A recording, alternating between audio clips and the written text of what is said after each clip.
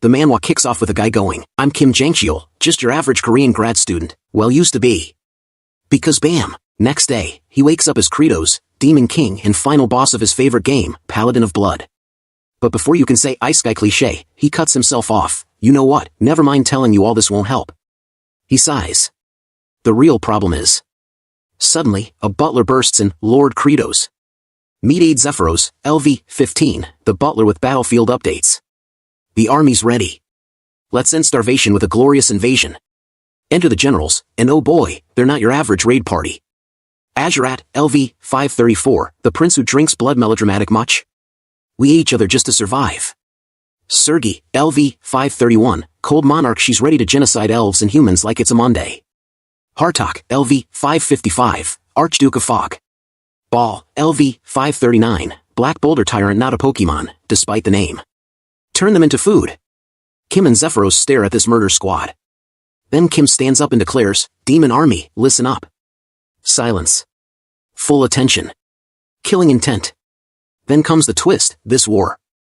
I, Kratos, order all demon folk. Dramatic pause, air tense, swords shaking in excitement. To stop the attack and start farming.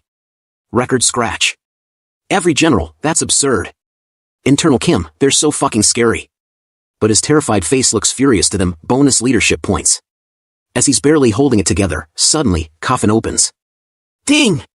System notification, you have started your 20th playthrough. A familiar figure appears, playable character, aged Kimchi, LV, 9990. Yeah, that name stinks of death. Kim goes pale, I'm definitely dying to that guy again. Flashback time, turns out in his original life, Kim studied farming at Korea University. Why? Because he dreamed of becoming a rich farmer, yeah, the tractor-chasing kind of dream. He was so sharp, he basically became the veiled dictator of vegetables, the plow prince, the top of his crop. Long story short, he wasn't just farming potatoes, he was the potato god. Back in his normal life, Kim was the Einstein of agriculture. Professors swarmed him like flies on fertilizer. Oh my, Jang-Cheol, you're so clever. Write my thesis too. Help me with this research project, oh you're very good at it. Oi. Jang-Cheol. Go plow the fields. And just like that, Mr. Genius Farmer became #1 slave. Dead inside, he thought, why am I doing all the work while they get the credit? All those fuckers. I'll kill them all. His dopamine was running on empty. There was only one cure: hardcore gaming. And not just any game, Paladin of Blood. A nightmare of a game where no one had cleared it 19 times. So naturally, Kim skipped sleep, skipped meals, probably skipped showers, and kept grinding. He stared at the screen, eyes dead, smile deranged. He. I'm the strongest. He. The 20th playthrough will be hell. I need to prepare. Level up. Finally, he hit max level, 9,990. How many years did that take? Who cares? He. Now came the final boss move. Yes to the 20th playthrough. Click. TV goes full Kamehameha, blinding light. Kim blinked. Huh? What's happening? Then, his soul eats right out of his body. He zooms through the void like a blue comet. Panic sets in, holy shit, what is all this? Calm down, I'm clever. Looks at himself, okay, I'm blue. Must be my soul. Probably won't die, probably. He sees landmarks, Tower of Life. Tomb of the Paladin. Yes. That means I'm in the game. I'm gonna possess my character, aged Kimchi. I'm gonna be invincible. Ha ha ha. Then pauses. Wait. Do I really want to turn into that? And then, whoosh. He's suddenly redirected. Huh? What? Where am I going? That's the wrong way. Hey, I said an O. No stop. Present time. Kim, now Demon Lord Kratos, is having a mental breakdown. Sigh, this is driving me nuts. If I hadn't thought that stupid thing when I saw aged Kimchi, I could have been the most OP character ever. I'm such an idiot, such a gigabrainless. Meanwhile, down the hallway, Aid Zephyros hears some spicy demon gossip. Azurat, Kratos got weaker. That's why he called off the war. Let's team up and chop his head off, then split the throne. Sharing is caring, unless it's a decapitation plot. Someone chimes in, didn't Kratos become king by beheading the last demon lord? Ah yes, royal succession via decapitation, classic demon politics. Hartok plays the voice of reason. If he didn't get weaker, 2 of us are getting body bags. Maybe more. Sergei turns to Azurat. If you be the shield, we'll give it a try. Azure, what? You wanna die first or something? Ball, meanwhile, is in his own world. I'm hungry. Dude's planning dinner, not a coup. Then Azure pulls a wild card, fine. What if there's proof that Kratos is weaker, huh? Then what? All the demons pause. Then we kill him. Smile included, very HR friendly. Ball, still thinking, I'm hungry. Aid Zephyros? Dead silent processing, probably reconsidering his career path. Aid, reporting, morale has hit rock bottom. Demons are eating each other, literally, and some have straight up packed their bags and left. Also, the 4 great demon generals, they think you've gone soft. They're planning a group decapitation. Kim, outside, stone cold expression. Inside, if they attack together, I'm dead. If I act weak, I die. If I stay still, I die. If I breathe, die. Suddenly, light bulb moment. Wait! Aged kimchi. If I didn't possess it, maybe it's just a corpse? Maybe I can blitz into the human world before it wakes up? Aid pulls out a glowing orb. Here. General Ogmia sent this footage from the tomb of the paladin. Cue the video, aged kimchi absolutely brutalizing General Ogmia like a Dark Souls boss. Ogmia screaming, wait, and oh, my eyes. Kim instantly starts sweating bullets, shielding his face. Nope. Never mind. Aged kimchi looks like a cracked psychopath. I'm staying right here, thank you very much. He slumps, crushed by reality. If I stay, I die. If I go, I die even worse. Why the hell did I come into this game world? There's no happiness. Not even tutorial-level joy. But then, a spark. He stands. Eyes burning with fake determination, I'll resolve the food crisis. If everyone eats, no one eats each other. Farming, yes. Farming will save me. Aid blinks, Lord Kratos, where are you going? Kim, pardon? Just looking at some farmland. Aid, pardon? Then the roast begins. You, saying pardon? Lord Kratos? The narcissistic, rude tyrant? That's horrifying. Please never do that again. Kim stares at him, what's his deal? Is he always like this? Is this new game plus sass mode? He recalls, Zephyros only showed up once before the final boss fight. No backstory, no context. But somehow fans loved him. Flashback to the game. Aid bows and says, oh great paladin. The demon lord no longer wishes to fight. Please leave. Hero responds with a one-punch KO. Aid's final words. Demon lord, forgive me, for being too weak to protect you. Kim's inner voice, was he loyal, or just a simp? Aid now, calmly noting everything. Your blunder this time? Unprecedented. I've never seen a demon lord lose this much trust. Kim grits his teeth, he's really fucking annoying. Aid continues, smugly. Farming in the demon lands? Didn't know your memory had a 3-second limit, my lord. Kim finally explodes, seriously. I'm the demon lord. Don't push it.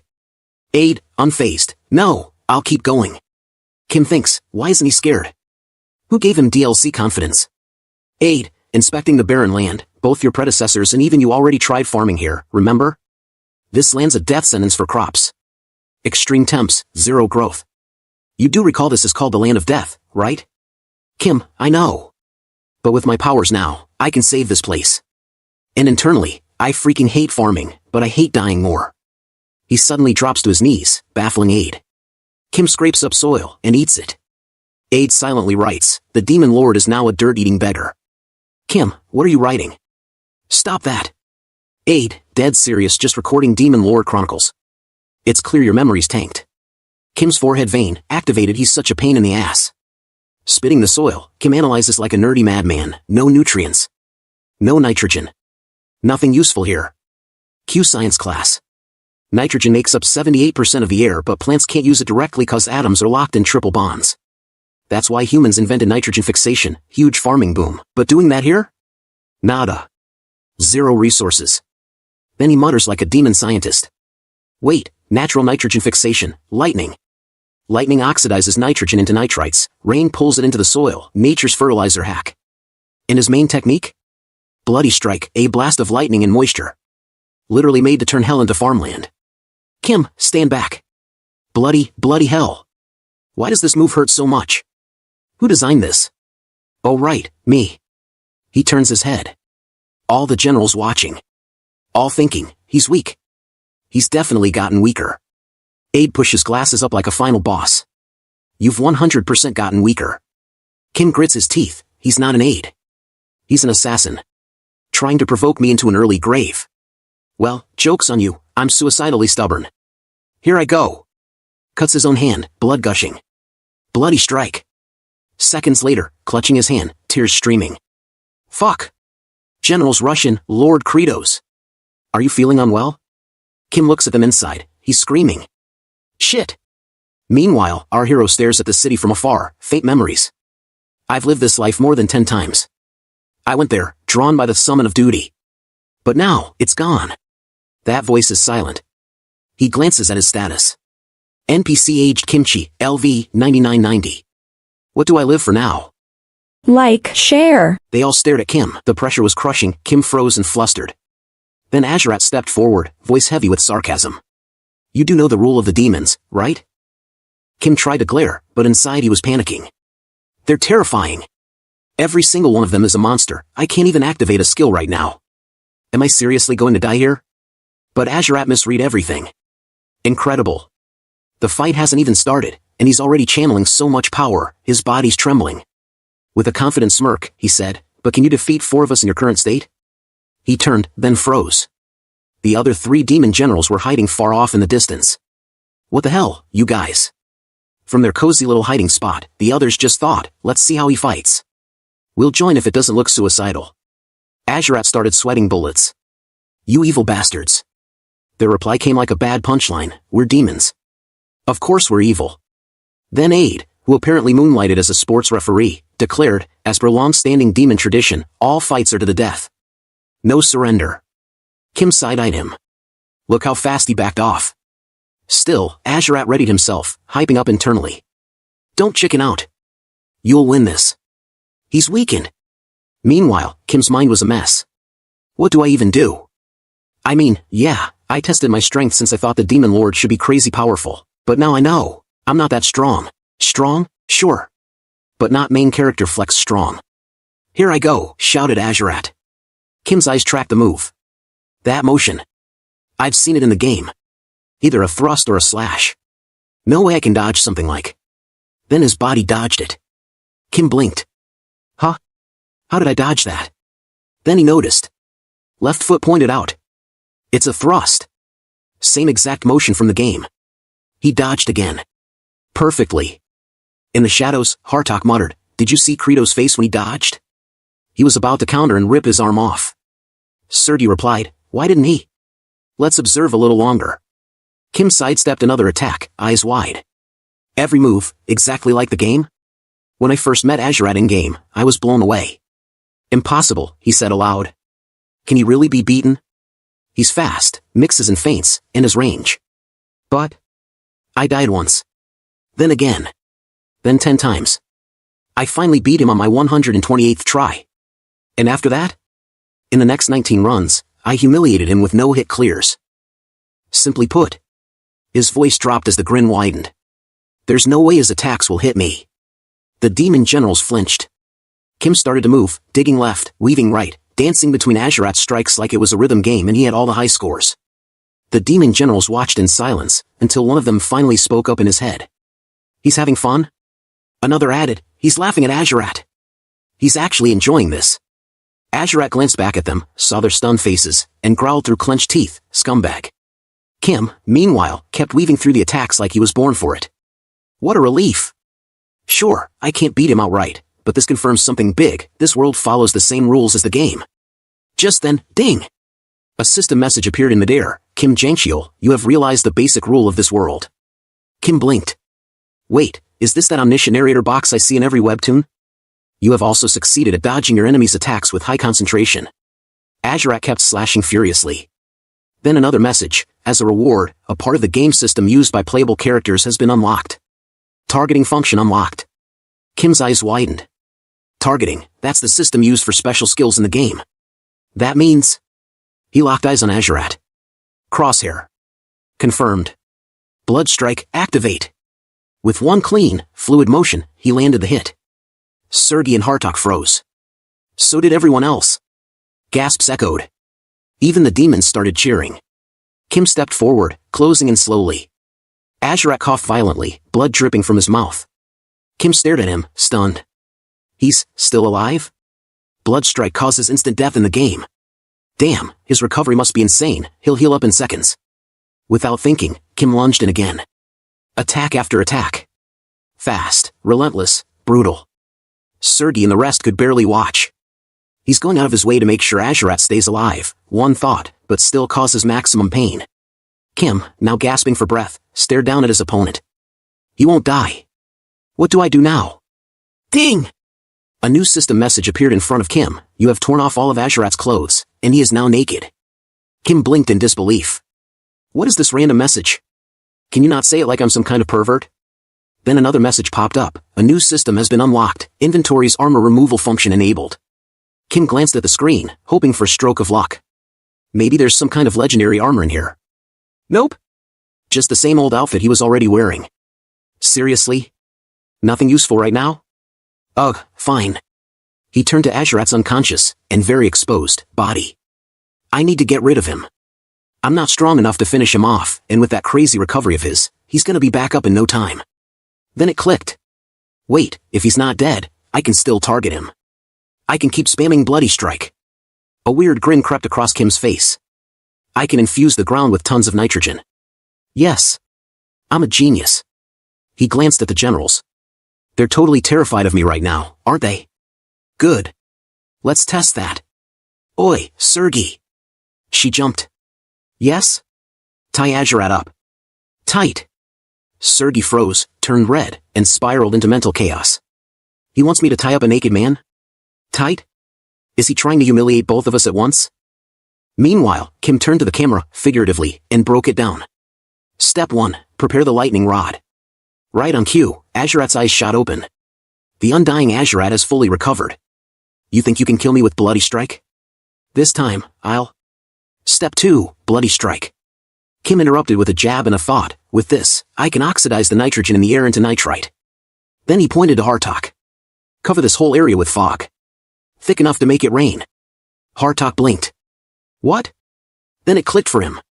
He's going to drench the entire field to make his lightning more painful. What a creative form of torture. I've learned something new today.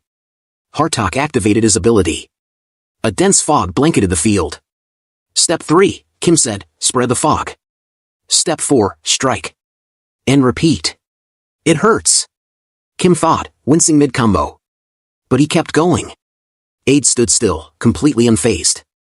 Sergei and Ball, on the other hand, looked like they'd just seen a ghost. ARA'S, drenched and twitching, took the hits non-stop. Kim, nearly manic, had one final thought. This is amazing. The nitrogen will make the soil super fertile. What if I get a bountiful harvest? Ha ha ha.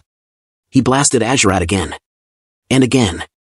After spending the whole morning electrocuting ARA'S into a twitchy pile of steaming fertilizer, Kim finally crouched down and poked at the dirt like a curious farmer. Good, he thought, if I keep infusing nitrogen like this, I can turn this battlefield into prime farmland. Then, mid-thought, the narration kicked in like a YouTube farming tutorial. This loose, monovalent structured soil neither allows oxygen to enter nor drains water well. For farming, crumbly, granular structured soil is ideal. Kim slowly stood up, cracking his back. Which means the next thing I need to create is... He took a breath, turned to the others, and shouted, manure. All of you, get me shit. Silence. The generals froze. Hartok's jaw dropped. After roasting him like a barbecue and then using him as a lightning rod, now he wants to smear ARA'S with poop? That's so cruel. So unbelievably cruel. Meanwhile, far from this madness, another thread picked up. Aged Kimchi, yes, the older, more mysterious version of Kim, was heading toward town. His vibe? Grim Reaper meets confused grandpa. Then, a cry for help cut through the forest. He turned toward the sound and found two travelers, Lloyd and Javier, looking beat up and panicked. We got attacked by goblins. Lloyd cried. Please help us. Javier added, if you do, we'll compensate you. Aged Kimchi stepped out of the shadows with a face that could curdle milk. Fear not, he said. I'm not suspicious. Lloyd, he looks so fucking suspicious. Javier, he looks horrifyingly suspicious. Aged Kimchi looked at Javier, noticed his injury, and without asking, scooped him up onto his shoulder like a sack of potatoes. You hurt your leg, he said plainly. Then turned to Lloyd. Please, lead the way. Okay, Lloyd said, confused but compliant. You're really strong, Javier muttered from over his shoulder. I'm Envoy Javier. The one behind us is my servant, Lloyd. May I know who you are? Aged Kimchi glanced ahead. Starting from now, that's what I need to find out. And with that, they entered the town. Like, share. Back at the castle, silence hung thick in the air. 3 demons sat around a table, each mentally wrestling with the most absurd mission they'd ever received. Finally, Hartok broke the tension. How are we supposed to just bring poop? Like, do we make them on the spot or something? Sergei, casually gnawing on her nails, muttered with a grimace, this is crazy. It's gross. Disgusting. Then Ball chimed in innocently, it has been a while. Ball last ate. I cannot poop. Sergei does not poop either. Sergei instantly snapped to her feet, face red, voice sharp. Don't talk about my poop, you idiot. Hartok grunted, clearly annoyed. Even if we can poop, I'm not handing mine over. Screw that. Let's just beat up the low-ranking demons and make them start pooping. Smash cut to a humble demon's house. Screams could be heard from inside, please. Please don't do this. I beg you. Inside, a frazzled demon trembled on the toilet, clutching his stomach. If all of you are watching like that, I can't poop. Please wait outside, at least. A soldier outside the door shrugged. The others said the same thing. None of them managed to poop either. Hartok, impatient, stomped toward the door. What's taking so long? He opened it and glared down at the poor demon. So you can't provide, no matter how hard you try? The demon pleaded, Lord Hartok. I haven't eaten in a while. Let me just scrape together something. But Hartok was done waiting. He grabbed the demon by the neck and lifted him up. Thank you. That's a great idea. The demon shut his eyes, convinced this was the end. But just as Hartok's grip tightened, Ball gently grabbed his wrist. What is it? Hartok asked. Ball, calmly, like he was giving gardening advice, said, pierce his stomach, he dies. That means no poop from him. Poop? They need to poop more so we can collect more. Hartok paused. Then chuckled darkly. That's smart. Considering it's you. Then he cracked a smile, but it wasn't a nice one. If I feed them your meat, maybe they'll start defecating. Bale's aura flared, dark and heavy. Oh? Then let's see who's digestible. The air thickened. The poor demon, caught between a carnivorous cook-off, trembled uncontrollably as the 2 demons clashed, one aiming to kill, the other to harvest poop, by any means necessary. Just as Hartok and Ball were about to turn one poor demon into literal fertilizer, Kim suddenly appeared like divine wrath wrapped in sarcasm and a blood strike. What the hell are you all doing? He shouted, blasting both of them flat. While they groaned on the ground, Kim scolded them like a frustrated biology teacher. Humans aren't the only animals that can defecate. And useless poop? That's no good. We need nutrient-rich feces, actual manure. Aide blinked. Manure? Yes, Kim said, still fuming. The ingredient that feeds crops and makes the soil fertile. Internally, Kim switched to analysis mode. Normally, manure is made from wooden ashes, weeds, soil, eggshells, and chicken poop. The ashes and weeds are easy, those burned-down villages will do. But the eggshells and chicken feces, Then it clicked. Oh! He turned, calling, Zephyros. Bring me the map of our land. Yes, your majesty. Map unrolled, Kim traced the terrain with a glint in his eye. As expected. It's the exact same layout as in the game. His finger landed on a cliffside. And right here, should be the habitat of the demon seagulls. He explained like a proud farmer on a demon-themed TED Talk. In the game, demon seagulls swarm that area. That means they're thriving off the nutrients in the human lands. They eat. They poop. They lay eggs. Jackpot. That cliff is nature's compost bin.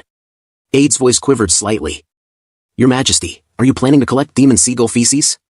Kim smirked. Oh, you catch 'em fast. That area is known as the cliff from which one cannot return. It's unstable. One wrong step and you'll be swept away by the waves. Kim shrugged. Yeah, I know. He thought to himself, that place isn't even accessible in the game. It's just background scenery. But here, I can climb it. As the generals gathered, none of them could hide their concern. What is he thinking? That cliff's killed dozens. Everyone who's tried to hunt seagulls there has been washed away. But Kim stood firm.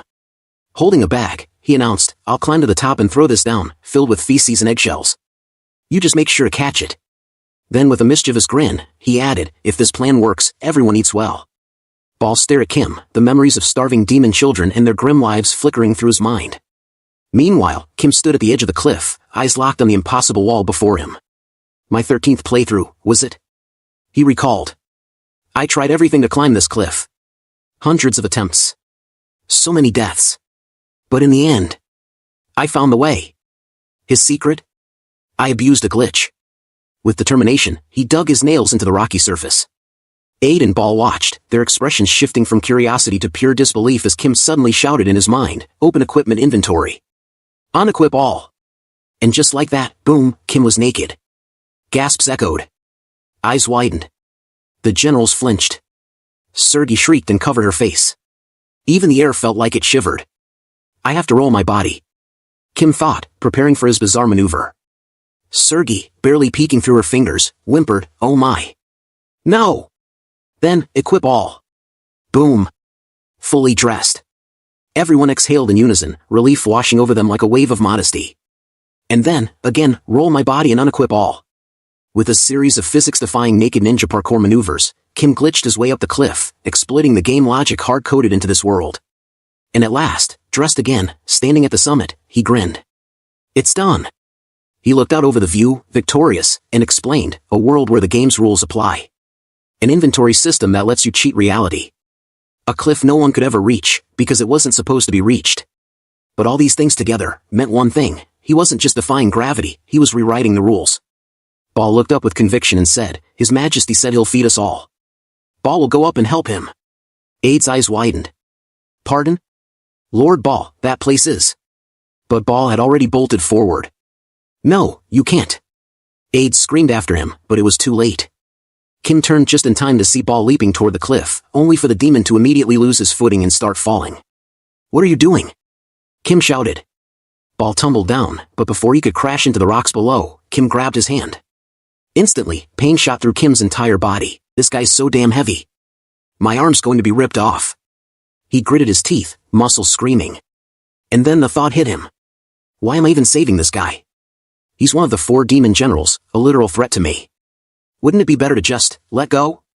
He looked at Bale's terrified face and hesitated. Suddenly, a memory surfaced. A desperate junior, clinging to hope.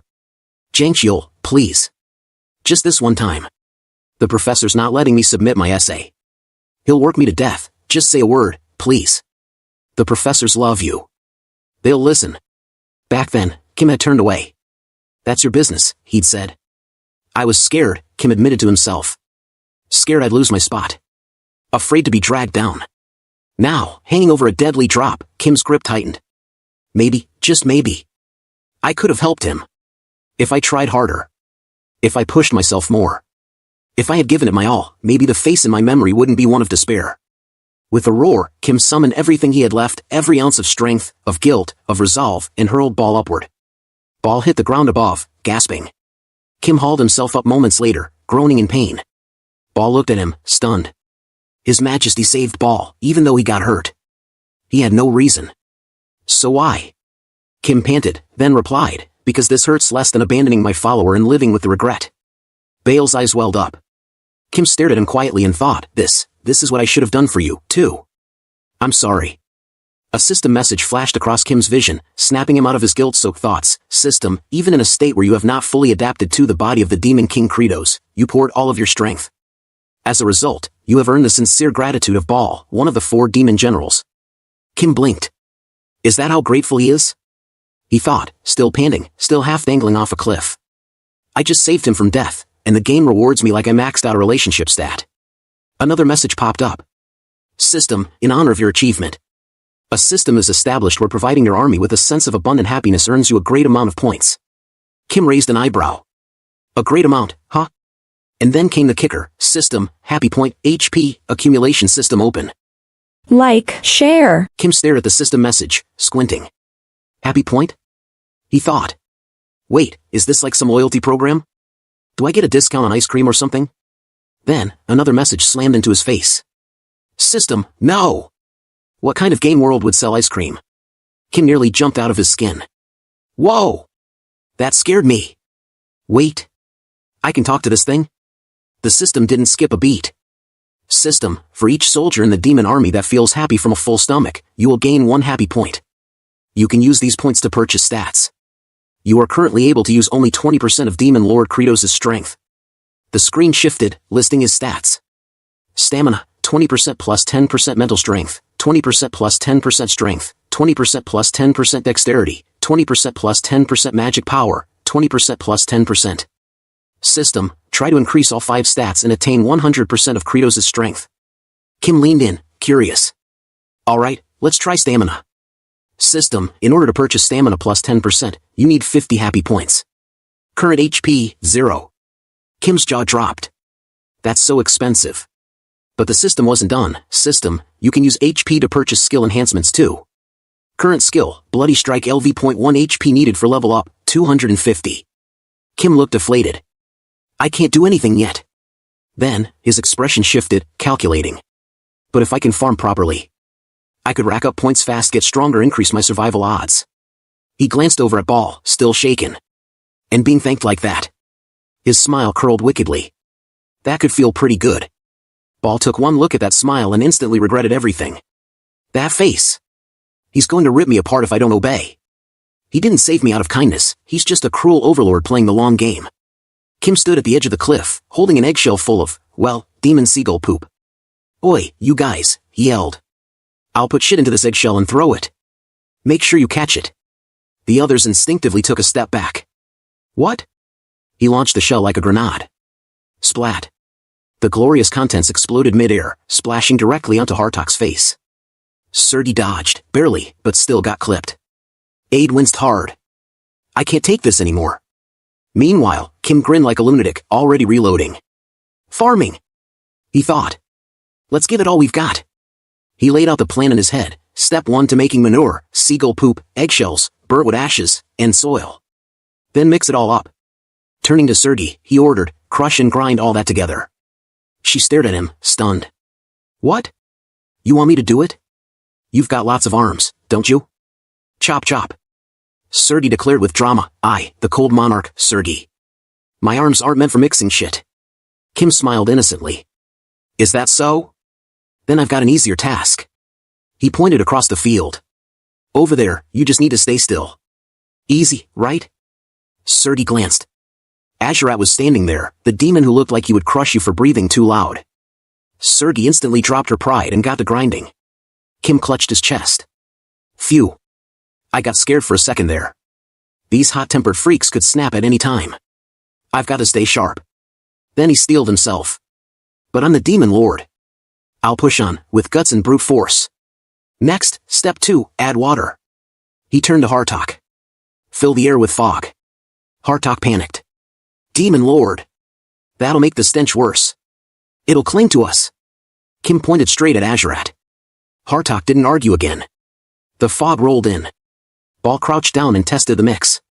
It's soft now. Just like you said. Kim nodded. Step 3, dry it out and cover it with seagull feathers. Then reality hit. Even making this tiny bit took forever. I need enough manure to cover this entire field. His eyes sharpened. I've got no choice but to mobilize all the demons. There's something that bothers me, but it has to be done. With resolve flaring in his chest, Kim raised his chin. I'll push ahead with the authority of the demon lord. Inside a dim, crumbling demon house, a small voice broke the silence. Dad, he rushed to his daughter's side. Flute, what's the matter? She looked lifeless, eyes dim, tears sliding down her face. Please, eat me. His heart shattered. Flute. I told you not to say things like that. But she whispered, I miss Mom. His eyes widened. The memory stabbed deep. That night, Flute, barely a child, standing frozen as a hulking demon lunged. Her mother had leapt in front of her, locking eyes with Flute for one final moment. And then, gone. Devoured. Flute had screamed, Mom. Back in the present, he whispered brokenly, if you weren't here, what reason would I even have to live on for? He turned, startled to find a figure standing at the doorway. Kim. Deadpan, arms crossed. He still got strength to shout. Huh. Take him. Wait. What about Flute? If I'm gone, the high-ranked demons will eat her up. But it was too late, Ball took him away. Flute reached out weakly, Dad. No. Flute. Kim didn't flinch. How many do we have so far?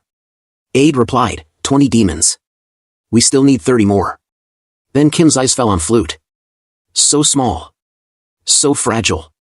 He remembered this exact scene. In the game, he had killed her without hesitation. Just another mob to wipe off the map. But now, seeing her starving and alone, he turned his head away. Then, loudly, clearly, stop all illegal acts of eating our own kind. He barked new orders.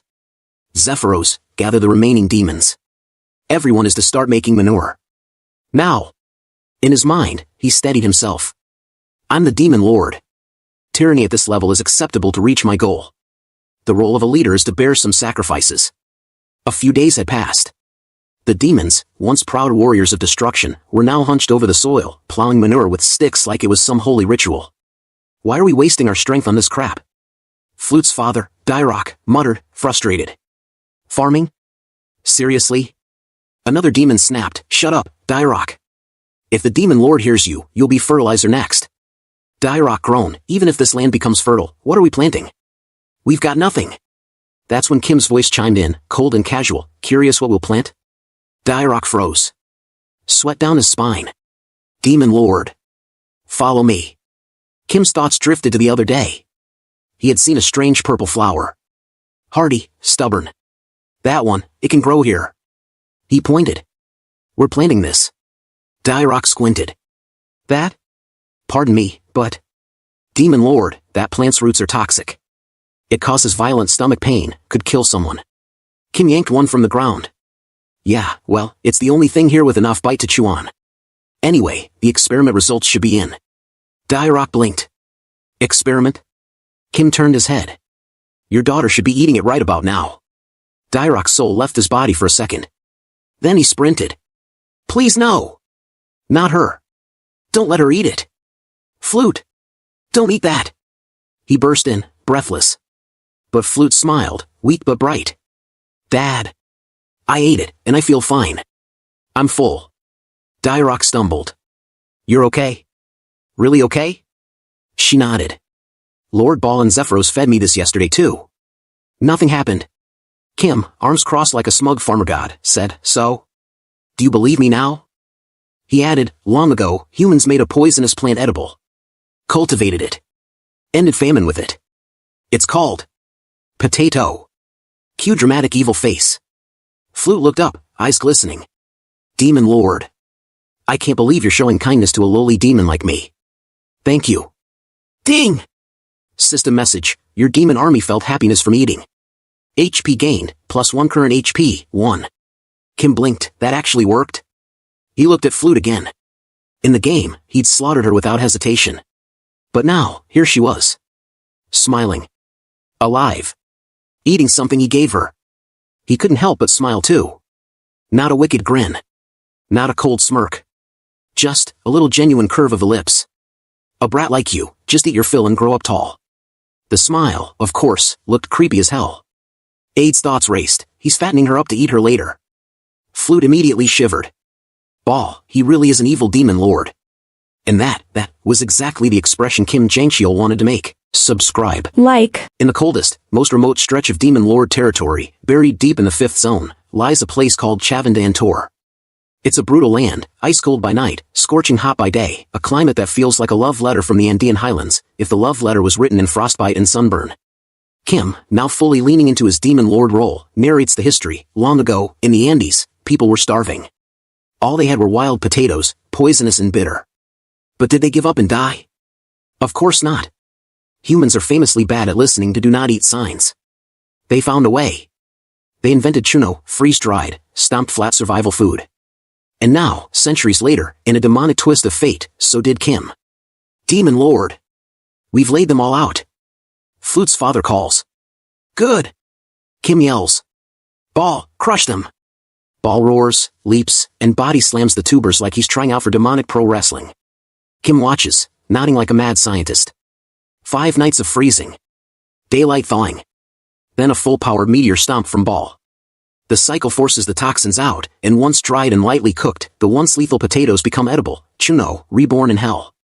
Kim turns to his aide. Gather the manure squad, it's snack time. Only 2 per demon. Rations are tight. Sure, there are still some left, but Kim knows they won't last. We obviously have to plant the rest, he says, eyes gleaming. And grow them 1,000-fold.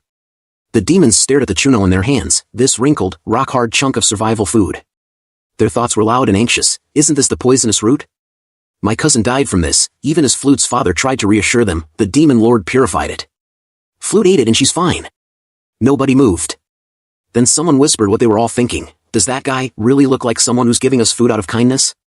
Kim, watching with that eerie grin, urged them like a vendor at a cursed carnival, eat them up quickly. Another demon muttered, he's waiting for us to keel over in agony. But then, Flute's father took a bite. Chewed. Swallowed. His eyes welled up with tears, of shock? Relief? Maybe both. And then he shouted, long live the demon lord. It was like watching someone taste actual hope for the first time. One by one, the rest followed. Carefully, nervously, then rapidly, hungrily. And as the chuno went down smoothly, the realization hit them all at once, he really gave us food that can be eaten. And suddenly, they were shouting, yes. Credos! Yes! Credos! Yes! Credos! A chant Kim immediately decided he hated. I'll fix that later, he muttered.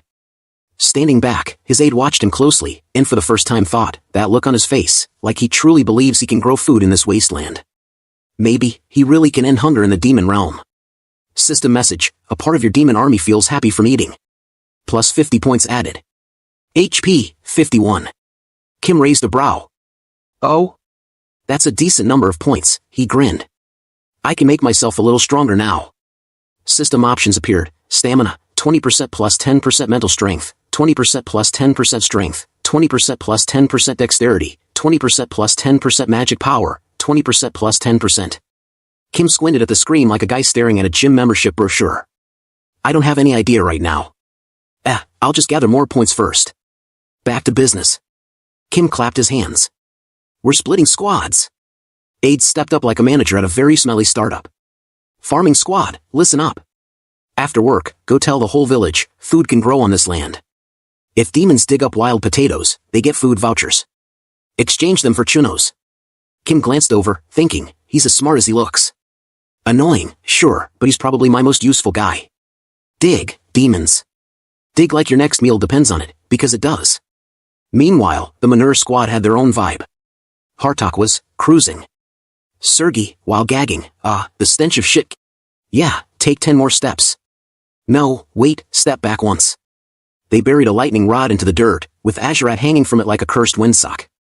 Then Kim, unfazed, activated Blood Strike. Internal monologue, time to produce nitrogen. There's enough manure now. We moved to the next step. But then reality hit, the field was huge. We need to spread this manure evenly, but there's too much land and too few chuno-powered demons. Azurat groaned from his new organic post, Credos, you bastard, just kill me. Kim didn't even glance. Another blood strike. And then he wondered. A great demon general who can function without food, without sleep, who never tires. Does such a being even exist? Or do I just have to wait until my army stops fainting after 3 potatoes and a poop shovel? Kim recalled a critical conversation with his aide. Did you really request more troops from the Star Masters? He asked. Aide nodded. Yes. I sent messengers to all 4 Star Masters, telling them to stop fighting and send reinforcements for farming. But? No replies. Kim frowned. Did the messengers collapse from hunger on the way? He looked out over the endless fields and the overworked, underfed demons spreading manure with the morale of a tired earthworm. This isn't sustainable. We really need more hands. Cut to the first star area, the Cliff of the Dead. A subordinate was reporting urgently. Based on scout reports, Demon Lord Credos is seriously farming. They've even made food. At the center sat the first Star Master, Saruthal, also known as the Father of the Dead. He sneered. Credos. He's farming to counter me. He knows I grow stronger with every demon that dies. So he's trying to cut off my food supply. Then, eyes narrowing like a vulture watching a salad bar, you eliminated the messengers to the 2nd, 3rd, and 4th star areas, right? Yes, my lord. The others are still unaware. Saruthal grinned coldly. Good. The demons must die of starvation. That's the only way they become mine. My food. My army. So, I'll kill Credos and take the Demon Lord's throne. Turning to his right-hand demon, Thakamer. Yes, Lord Saruthal. I want you to destroy everything Credos has done. Burn the farms. Salt the earth if you have to. Thakamer gave a grave nod. Night fell hard over the demon wastelands. The wind howled like it knew something was coming. Thakamer arrived, eyes glinting like a vulture circling a battlefield. He looked down at the broken, barely conscious Azurat. Kratos is really vicious, he said. Turned you into a breathing scarecrow to make a point. But don't worry, Lord Saruthal appreciates your bite. He'll welcome you once Kratos is dead. Then, with a dramatic sweep of his arm. Wraiths, rise. A surge of spectral warriors and illusion demons erupted around him, cloaking the night in a twisted fog of malice. Destroy this wasteland, until it can never be used again. The wraiths charged forward, not with swords, but with manure. One called out, Lord Fakamer. We found the fertilizer the scout mentioned. Fakamer grinned with maniacal delight. Toss it across the land. Mix it deep into the soil until there's not a single pile left. Bury it so deep they'll never find it again. Ha ha. And the wraiths did exactly that. Demonic ghosts, normally summoned to shred souls, were now enthusiastically flinging poop like they were in a cursed kindergarten. As Azurat watched in total disbelief, something clicked. He remembered Kim and Aid talking earlier. The manure has to be finely ground and mixed deep into the soil, Kim had said. It's tough work. The farming squad can't manage that alone. The wraiths cackled. It's over for you, Kratos. Fakamer bellowed with laughter, standing triumphantly in a field they had just unknowingly upgraded. Azurat, deadpan and defeated, could only think, what in the world are they trying to achieve here? Like, share. As dawn crept over the horizon, the wraiths, ghostly soldiers of sabotage, were exhausted. One let out a tired phew. There's no end to this, he muttered, wiping non-existent sweat off his spectral brow. Another barked, you over there. No slacking. If even a scrap of manure's left, Demon King Kratos will turn it into farmland. Wraith number 1341 turned to number 2718. You're working hard today. What's gotten into you? You're usually the king of loafing. Number 2718 hesitated. Then looked out across the now beautifully mixed and tilled land. I dunno, looking at all this, I feel proud. Like, I actually accomplished something. Silence. Then a heavy sigh. What an idiot. Another voice chimed in, then I'll be an idiot too. Me too. We're really good at this, huh? And just when morale hit its accidental peak. Huh? It's the sun. Panic. I lost track of time from working too hard. We're gonna burn up. But then, a pause. Dying like this, after doing something meaningful, doesn't feel so bad. Up on a hill, Fakamer stood quietly under a black parasol. Watching them disappear in the morning light. A single tear slid down his cheek. You did it. Please, rest somewhere nice. Then his eyes narrowed. Now, let's see how Kratos reacts. At the warehouse, Kim examined the potato haul with a furrowed brow. Tilling the field took a while, but so did we. And now, all these potatoes are in a dormant state. Aid blinked. Dormant state? Kim nodded. Yeah. They won't sprout.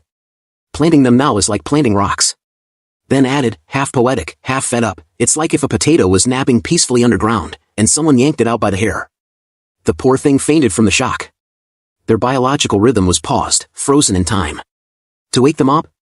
Kim knew the trick, store them at around 4 degrees Celsius for a few weeks, then hit them with a sudden warm, dark environment. Instant potato CPR. His first idea? Sergei could chill them with her cold energy, but she's furious at me right now. Why? Don't ask. Hartok clearly scheming something, he was caught in a supernatural workplace drama with apocalyptic stakes. He couldn't take both of them at once, so his brilliant plan C? Warm up the storage room to 23 degrees Celsius using the most renewable heat source he had, farmer soldiers doing squats. Spoiler, they got tired. Fast. The plan flopped harder than a soggy scarecrow. So Kim ditched that idea, grabbed Zephyros, and headed to the fields, determined to at least pump some nitrogen into the soil. But the moment he arrived, he froze. What? The dirt was already perfectly tilled. The air smelled like rot and readiness. The whole field was prepped. Like, miracle level prepped. It's all ready for planting. What kind of miracle is this? Fakamer was having a proud moment, laughing to himself, basking in the chaos he'd caused. Ball calmly walked up behind him, grabbed him by the collar, hoisted him into the air, and outed him on the spot. He was hiding and laughing like a fool. Fakamer struggled. Let me go. Kim squinted. That face was familiar. Wait, that's Fakamer. One of the bosses from the Cliff of the Dead? Did he seriously come all the way here, alone, because he thought we called for backup? Trying not to waste time, Kim marched over and demanded, what are you doing here? Fakamer froze. That's... Wham. Kim clocked him before he could finish. No hesitation. Aid, flabbergasted, stepped in. Why are you hitting him before he even has the chance to answer? Kim, already flexing for round 2, said, he looked like he was hiding something. And hitting people is the most efficient way to deal with that. Thakamer groaned, as expected, of the Demon King. However, I, Thakamer, will not speak so easily. Kim didn't wait for speeches. The beatdown continued. Eventually, Kim slumped down like a worn-out uncle after yard work, muttering, "Oh, man. I'm tired." Just as Kim was catching his breath after the relentless interrogation via fist, a glowing system message popped up. Use HP to purchase various stats. Then it showed Kim's current status. Possessed HP, 51. Without hesitation, because logic is for people who aren't mid-pummeling, he dumped 50 HP into stamina. You used 50 HP to upgrade your stamina. Stamina, 20%, 30%. Like a gamer downing a Red Bull, Kim sprang back into action with his new energy boost, fists flying again like a workout montage gone wrong. Ball, still holding Thakamer up like a ragdoll on a meat hook, just let him take the hits like it was his job. Thakamer finally cracked under the renewed assault. Wait. I'll talk. Through groans and regret, he confessed. To be honest, I was ordered to mess the farmland up, to starve you all. Kim? Still beating him. Back at the castle, Aid laid it out straight. Saruthal was the one who blocked the reinforcements. Why? Because his twisted power grows stronger the more demons are starving. Real team player. Kim nodded, he got it. But this wasn't just politics, it was sabotage. Aid framed it perfectly, this is an act of revolution. And if Kim could take down Saruthal, the first Star Master, it would be a clear message to the rest of the demon elite whining about the suspended war campaigns. Kim mulled it over. Even if this wasn't about power struggles, Saruthal was getting in the way of his true calling, farming. And if pests keep crawling out of the shadows, you don't wait, you drag them out by the roots. There was just one problem, Saruthal could ghost through attacks, literally. In the game, he was like a mosquito in a fog machine, slippery, impossible to pin down, and deeply annoying. His stronghold, the Cliff of the Dead, was a maze on its own. Trying to fight him there was like playing hide-and-seek while blindfolded and bleeding.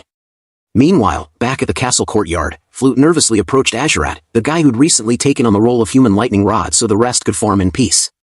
Flute bowed respectfully, thanking him for the sacrifice. Azurat did not take it well. How dare you mock me, Azurat? I'm going to kill you, you damned kid. Flute screamed and ran for his life, while Azurat stewed, plotting revenge on Kratos for sticking him with the world's worst job title. Then, a chant echoed from afar. What a joy! What a joy! And a massive banner unfurled in the distance. Congrats! Second lightning rod in the office. Kim and his crew were celebrating. Azurat blinked. Wait, second. Am I free now? Tears welled in his eyes. No more rotisserie chicken days? But just as hope bloomed, zap. Kim unleashed Blood Strike. Lightning cracked. Azurat sighed in bliss. Oh, he just meant now there are two of us. Right beside him, Thakamer was already buried, sparking quietly like a campfire gone wrong. Far away, Saruthal stared at his orb, eyes wide, voice trembling, my confidant. Thakamer. Subscribe. Like. Kim's Blood Strike hit like thunder, and Thakamer, still held like a chew toy, took it head on. Again. Watching through a magical orb, Saruthal, demonic warlord and emotional wreck, wailed in agony like someone watching their favorite K-drama get cancelled. Thakamer. How painful must that be? Kim didn't flinch. He just hit him with another Blood Strike. Thakamer? Still tanking it. Smoking a little. Maybe developing a light twitch. Saruthal lost it. Stop! Stop it! Tears, screams, probably writing a Yelp review on cruelty. But Kim just glanced sideways and narrowed his eyes. A reconnaissance wraith, just like in the game. So they were watching. He clenched his fists, a vein bulging on his temple like it was trying to punch something too. You dare mess with my harvest? I'll make you regret it completely. Because to Kim, farming wasn't just survival. It was sacred. You mess with his crops, you get the full course beatdown. Next morning, the battlefield was quiet. Instead of screams, there was shoveling. Flute, tiny, energetic, low-ranking demon, was working the soil with everything she had. Azurat stared at her, baffled. Brat, what are you doing? She glanced back with a shy smile and said, Well, the Demon King and the 4 heavenly generals are all working hard on farming, so I wanted to help too. Azurat scoffed. Stupid low-ranked demon brat. This idiot beside me already plowed the field. Do something useful. But Flute lit up like she'd just won a prize. Really? Thank you. You plowed the field and became a lightning rod for us too. Thakamer, still charred around the edges, smiled like a proud uncle. What? Oh my, you're such a cutie. You made all that hard work worth it. Azarat groaned. This guy's already lost it. Then, glaring at the rocky wasteland, he grumbled, what's the big deal about plowing some field? Farming here? You think that's gonna work? That dumb potato or whatever, it hasn't even sprouted. And even if you keep the storage warm, sure, maybe they sprout faster, but you're all gonna starve anyway. Flute, still walking off, yelled back cheerfully. Thank you. Potato sprout. Azarat blinked. Hey, brat. But she was already gone, beaming like she'd just solved world hunger. Azarat snorted. Pfft. What can a low-ranking demon do? But even he had to admit, that brat had more spirit than half the army. Back at the castle, Aid looked worried. I have a slight concern about the Demon King's plan. Saruthel must know this is a trap. Will he really come to rescue Fakamer? Kim, calm as ever, replied, of course not. Aid blinked, confused. Huh? Kim broke it down like he was teaching farming tactics to a kindergartner. First, he'll send his underlings. If we want that idiot Saruthel to show up himself, we'll need to wipe out every single subordinate he has. No survivors. 0. Cut to Ball, standing over a beaten Fakamer like a beefy babysitter, while reconnaissance birds circled overhead, streaming the action via magical orb. Watching the feed, Saruthel sneered. Kratos, that fool. He really thinks standing around looking scary will draw out my troops? Please. He shrugged. While it's unfortunate for Fakamer, my goal's simple, ruin the harvest. He snapped his fingers.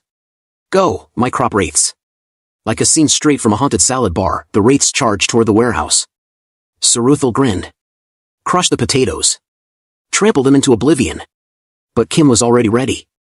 Just as expected. The wraiths froze. This wasn't supposed to be a warm welcome. I knew the crop wraiths would appear, Kim said, smiling like a man about to unleash pest control hell. Then came the internal monologue. The first time I fought these guys in the game, I knew despair. Saruthel's second elite force. They swarm. They age you. They copy your skills. They're the kind of enemy that makes you want to uninstall. But Kim had a plan, alright then. If pests hide, you smoke them out. And if they age things by touch, you hit them with lightning.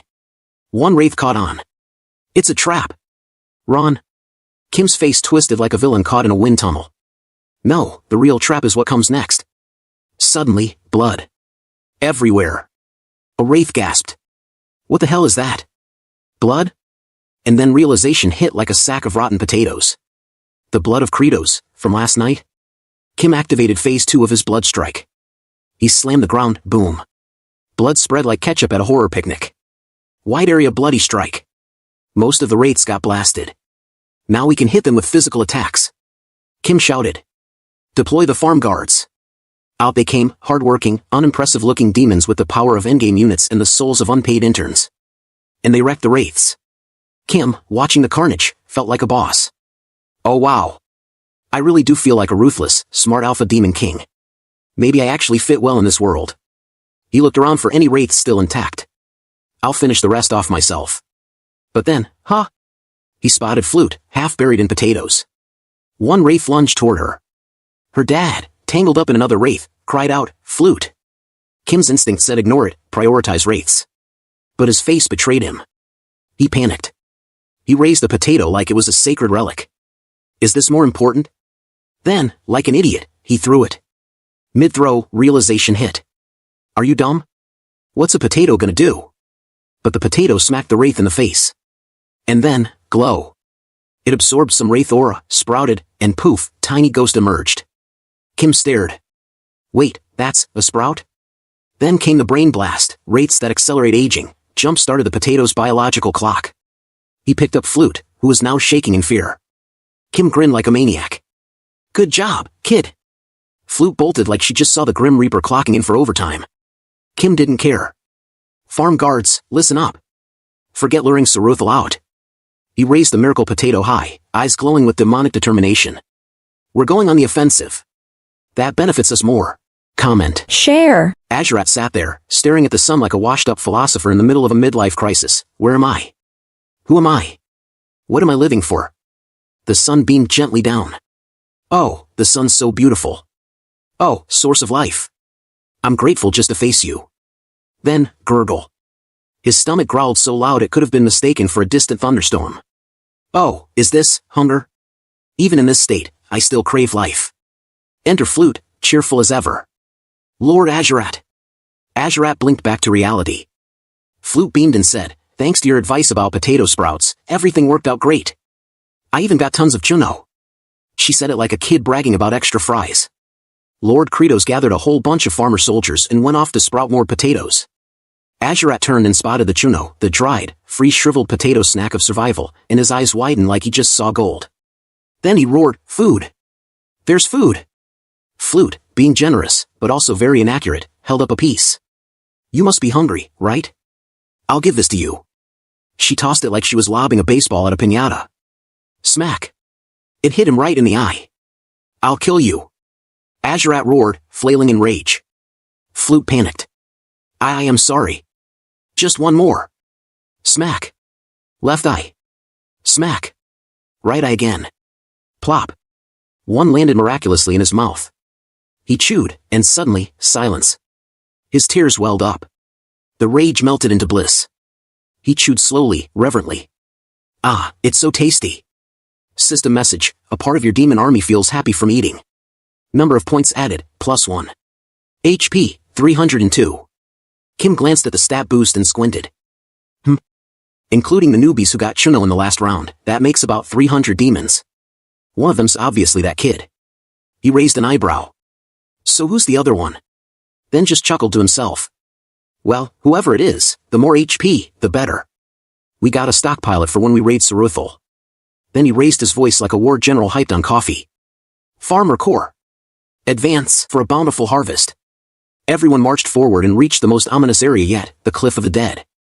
Two panicked wraiths were already there yelling, cut off the bridge. Chop! The rope bridge collapsed. One of them cackled, hee. What will you do now without a bridge? Kim immediately leaped across like an action hero, but missed the grab. Bah! Kratos, that fool, one wraith laughed. Another was holding his sides, he just jumped down like a moron. So stupid. But then, freeze. Both wraiths turned beet red. Kim, somehow naked and clinging to the cliff like a bugged-out character, was glitching up the wall. The wraiths screamed, so gross, disgusting, scary, scary. Kim pointed at his aide and thought, just as planned. The aide nodded. Then Kim started sprinting and thinking. According to my brilliant strategy, the food wraiths should be terrified of potatoes. But if I charge in unarmed and alone? Far off, Saruthal smirked. He's alone and has no cursed potatoes. Go, food wraiths! The wraiths charged. Even just grazing him means victory for us. But Kim's eyes flared. Secret technique. He jumped like a glitchy kangaroo. Quantum leap move. He straight up vanished.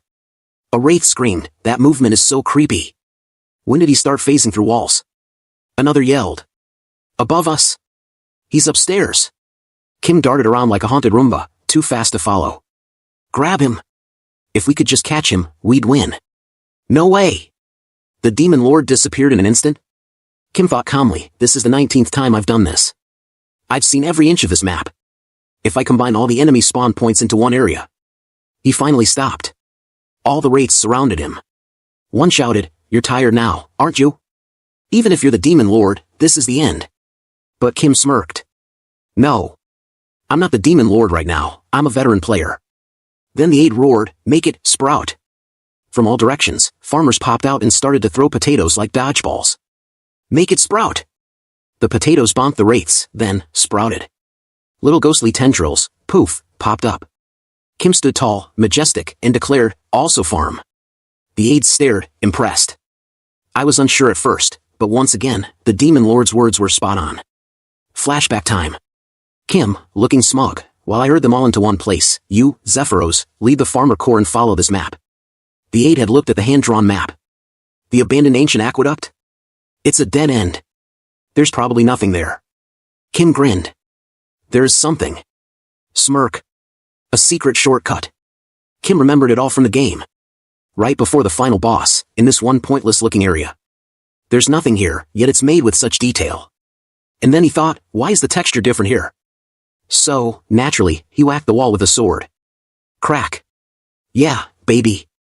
That was the secret, a hidden tunnel connecting the first battlefield with Saruthal, and it led to one special item. The Elixir of Metamorphosis. He introduced it like a TV commercial, Elixir of Metamorphosis, the compressed soul of countless dead meat piles. Can only be consumed once, but who knows what might happen. Drink responsibly, or recklessly, we're not judging. Flute's dad clutched a small potato sprout like it was a newborn child. It's a sprout, he cried out, joy pouring from his face. We can plant it now. Tears welled up in his eyes. Wait for me, Flute. We can finally live, and eat our fill. His buddy gave his shoulder a soft pat, silently sharing in the miracle that was potato farming. Meanwhile, Kim, aka Demon Lord Credos, had a flashback. A warm voice, from a time long gone, you've been starving so much, Jang-Hyeol. Granny promises you'll have a full dinner tonight. Just wait a bit more, then, silence. Granny had passed. Back in the present, that memory hit Kim like a shovel to the gut. His expression tightened, sorrow peeking through his usual bravado. He muttered, not to anyone in particular, more like a vow, anyone who tries to get in the way of us finally eating, his eyes hardened, will be completely wrecked. Then, Ball entered like a loyal golden retriever with horns. Demon Lord, he barked, wide-eyed. Kim turned his head slightly. Saruthal is strong, Ball warned. I will help too. But Kim didn't miss a beat. You just carry the potatoes. Then cracked his knuckles. This is a job for the boss. Meanwhile, Saruthal was mid-evil anime chant. Oh, great heart of ice spirit, he cried, arms flailing with flair. Bind and defeat more spirits with your mighty cold. Grant me more troops and power. And then, wham! A flying kick from Kim connected with Saruthal's face like divine judgment. Saruthal grabbed his nose, completely thrown off. Credos? How did you know to come here? Kim, completely unfazed, dusted his hands off and gave the coolest possible answer. That's none of your business.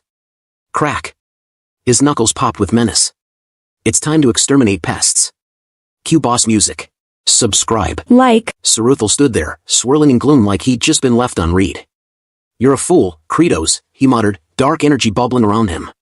Did you come alone, thinking you could defeat me? Then, boom, transformation time, the classic villain glow up. His voice deepened, you haven't seen my true power. But Kim didn't flinch.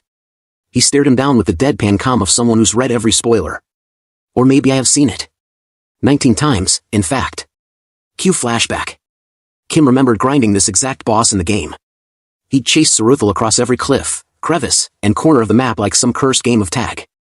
By the time he reached this very room, Saruthal had nowhere left to run. The boss would make his last stand at the altar of the Heart of Ice Spirit, some ancient, horrifying artifact made by a dying dragon. It freezes souls. It traps the dead. It's basically the fantasy version of a printer that still doesn't work after you fix it. Anyway, it's here where Saruthal always used his real power, and the paladin would arrive just in time to help you finish him off. But now, there's no paladin. Just Kim. Saruthal's voice echoed, dramatic as ever, you're strong, Credos. Which is why transformation intensifies, we'll win this battle. And then, plot twist, he morphed into Kim. Same clothes, same face, same smug energy. But instead in blue. Kim deadpan thought, copycat mode. Because yeah, Saruthal's final gimmick was this busted skill, he perfectly copies the opponent's current stats, which would have been terrifying, except. Kim laughed. Too bad he copied me, and not my past save file. Saruthal, none the wiser, charged in, confident with his fake stats. Kim popped open his system panel mid-fight like someone browsing Amazon during a brawl. Use HP to purchase various stat upgrades? Yes, please. He dropped 50 HP like a baller and upgraded dexterity from 20% to 30%. Whoosh! Kim sidestepped the attack like it was in slow motions. Then bam, socked Saruthal in the gut so hard, the man teared up like he just cut onions while watching a breakup scene. Saruthal reeled back, tried to counterpunch. Used 50 HP to upgrade physical strength. Strength, 20% to 30%. Kim's punch collided with Saruthal's like a thunderclap. Saruthal backed off, clutching his hand, screaming, it hurts. Why? Why are you still perfectly fine? Kim casually pointed at his head. Farming requires brains too. A true intellectual flex. System panel lit up again, used 50 HP to upgrade magic power. Magic power, 30%. Used 50 HP to upgrade mental strength. Mental strength, 30%. Saruthal tried to shout something, strike. But Kim was already waving his hand. Boom. A bloody strike blasted out and splashed Saruthal into a puddle of villain soup. No witty comeback. Just liquidated. Kim stared at the mess, face unreadable. System message popped up, you have used HP to upgrade all stats by 1 tier. Then the updated stats flashed like a gamer flex montage, stamina, 30%, mental strength, 30%, physical strength, 30%, dexterity, 30%, magic power, 30%. Kim stood there, and confused. System pinged like a gotcha jackpot, growth quest, level up all stats. Achieved. New skill unlocked, summon Farmer's Throne. Unlock cost, 100 HP. Then came the glorious description, the throne of the Farmer King. Equipped with a variety of sturdy farming tools. Kim scratched his chin. Oh, nice. I did need some new gear. Can't farm demons with just fists forever. But before he could even decide what to do with this majestic lawn chair from hell, Saruthel, still alive somehow, groaned. Credos. Kim glanced lazily. Did you think it was over? Kim raised an eyebrow, unfazed. Nope. There's always a phase 2. It's like the #1 rule of bosses who talk too much. Boom. Saruthel's body erupted with ancient power, transforming into a giant evil dragon. He roared, "This is my origin." The form of the ancient evil dragon. Kim blinked, actually impressed. Whoa. That's sick. Seeing it in person is way cooler than fighting it in-game. That HP bar is longer than a university group project. But then, Kim's grin widened. But you know what? Bam! The door behind them exploded open. Ball charged him like a linebacker, eyes wild. Kim, smirking like a villain caught in 4K, said, I just came from the final boss zone myself. So what now, huh? Saruthel froze mid-dragon pose, sweat dripping. Hold on. Let's talk this out, yeah? The fear was palpable. Too late. The whole squad of ragtag farmers stormed in like a hunger-powered army. They all shouted in unison, like a cult with pitchforks, "Good harvest." One of them yelled, "You dare interfere with our farming?" Another screamed, "Die!" Saruthel, mid-roar, suddenly sounded like a squealing pig at a barbecue. "Please spare me."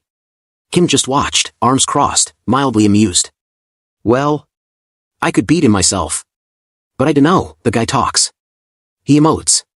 Feels a little wrong to just bash him solo. Then he looked around. Although, everyone here is still starving and ready to eat the concept of revenge. We've been wailing on this guy for 5 minutes and he still won't go down.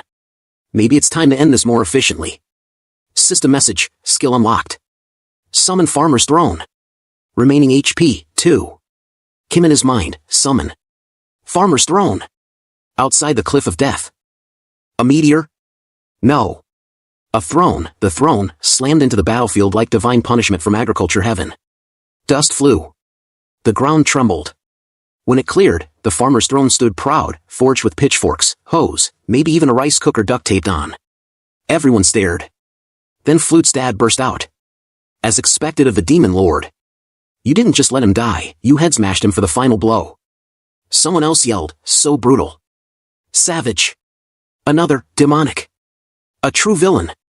Another, that's what a demon king does. Small fries like us could never imitate that. And suddenly, the crowd started chanting like this was a concert. That's right, credos. Yes. Credos. Kim just stood there, silent at first. Then he thought, whatever. And threw his arms up, shouting right back, yeah. Farmer King energy, activated.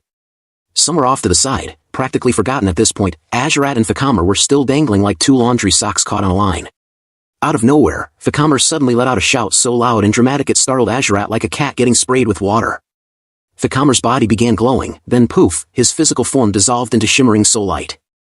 I'm ascending, voice echoing. Azurat just blinked. What? Kim, meanwhile, thought all the fields are plowed. The potato sprouts have emerged. And I've taken care of all the pests. He turned, cloak fluttering, anime style. Now then, it's time to plant the potatoes. The crew began to walk away. But then, the ground trembled. The heart of ice spirit suddenly shuddered. Like, literally shook. Everyone turned. System message, mission, defeat Saruthel on the Cliff of the Dead, 20 attempts completed. Kim's brain hit rewind. Wait. Did I just resume from one of my 19 game attempts? This is that save file, isn't it? Another system message, as a reward, a hidden event has been triggered. A sealed origin trapped within the heart of ice spirit has awakened from misuse. The heart of ice spirit cracked like an overfrozen soda can. Fog spread out across its surface. Crack! Crack! Boom! The top blew off like a cork, and from the icy mist, emerged a tiny, round, baby dragon. Tilted its head. Looked right at Kim. And then, in the most innocent voice you can imagine, said, T-bone. Like, share. Kim's froze. What the fuck? A dragon? Kim strode forward with calm authority, boots crunching on frostbitten stone. The baby dragon looked at him, its big, watery eyes full of curiosity and hope. Is this creature daddy? It wondered, heart fluttering like a leaf in the wind. Then Kim reached out, gently picking the little thing up like he was harvesting a rare herb. Then it thought I hatched from my egg, and it was dark all around me, the dragon thought with a tiny sniffle. I was so scared. But now, Daddy finally found me. A slow grin spread across Kim's face. He tilted his head, and in a deep, amused voice said, "How cute." The baby dragon froze. "Dad," it squeaked, shivering slightly. "Then, let's eat it." Chomp chomp. Munch munch. The farmers had arrived. Dozens of burly, armored, overworked maniacs yelling like they'd just found a rare beast drop made of steak. Kim, still holding the baby dragon, walked forward unfazed, like a dark king surveying his crops. The dragon, meanwhile, was spiraling into full panic mode. "Wait. Let's eat. Eat? Daddy's going to eat me? Is this what family means?" Tears welled up. Its tail curled tightly. But Kim suddenly raised his voice. "You fools. You have to raise it first to get more out of it." The baby dragon, however, was now emotionally broken. "Raise me too. Eat me later," it thought in horror. Just then, a wave of familiar voices called out, "Daddy." The farm corps have returned. "Look! Potato sprouts everywhere. Great work, everyone. Thank you for your efforts." Flute leapt into her father's arms, laughter and joy spreading like spring rain. The baby dragon looked around, wide-eyed. "Huh? I can feel warm energy from everyone," it thought, blinking slowly. Then it looked back at Kim. Kim was smiling. Wait, no. Wait. That wasn't a smile. That was the face of a man trying to calculate taxes in his head while being yelled at by 10 villagers. I take it back. They're totally terrifying. Later, at the castle, the baby dragon sat curled up in a dark corner, occasionally peeking out. Kim's face twisted in the expression of someone who'd just opened a treasure chest only to find 10 bent forks in a single boot. The baby dragon, watching from the shadows, trembled harder. "They're just waiting for me to grow up. Then I'm gonna be extra crispy. What should I feed it?"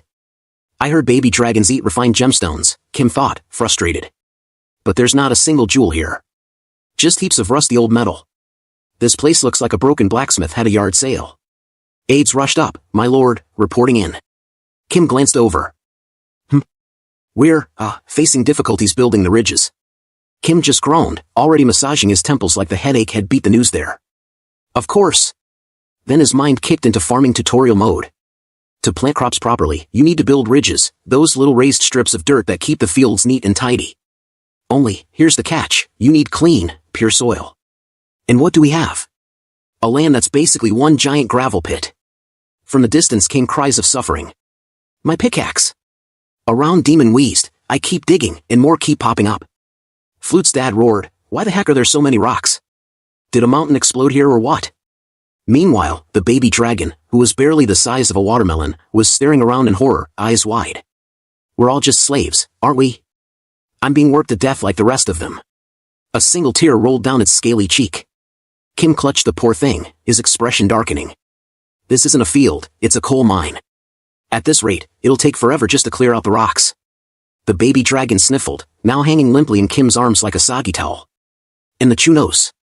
Kim thought grimly. "The daily work rewards we prepared for the demons, they're vanishing fast. If we keep burning manpower like this, we'll run out of incentives in days.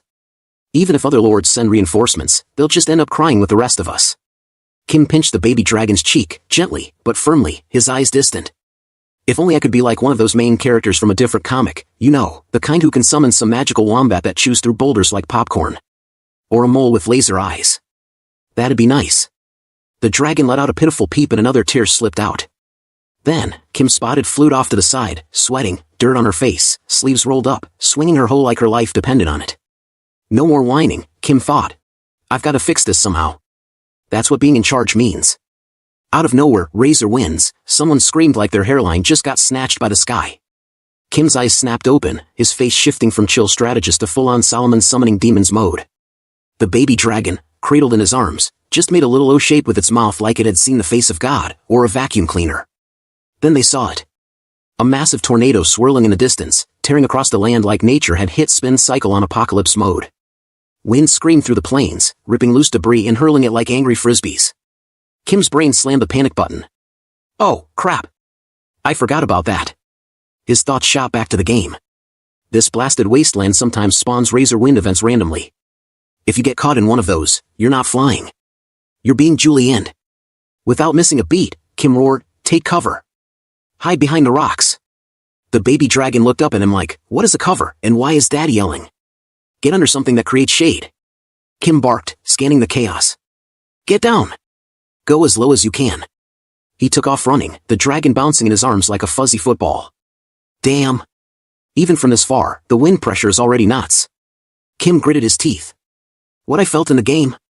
That was just a gentle breeze compared to this nightmare. This wasn't a weather event anymore. This was nature going full boss fight.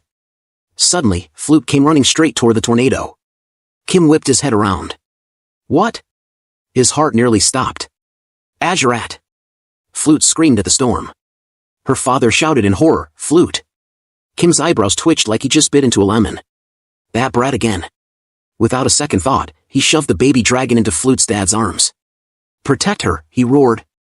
I'll kill anyone who follows me. Behind him, Ball yelled, Demon Lord. It's too dangerous.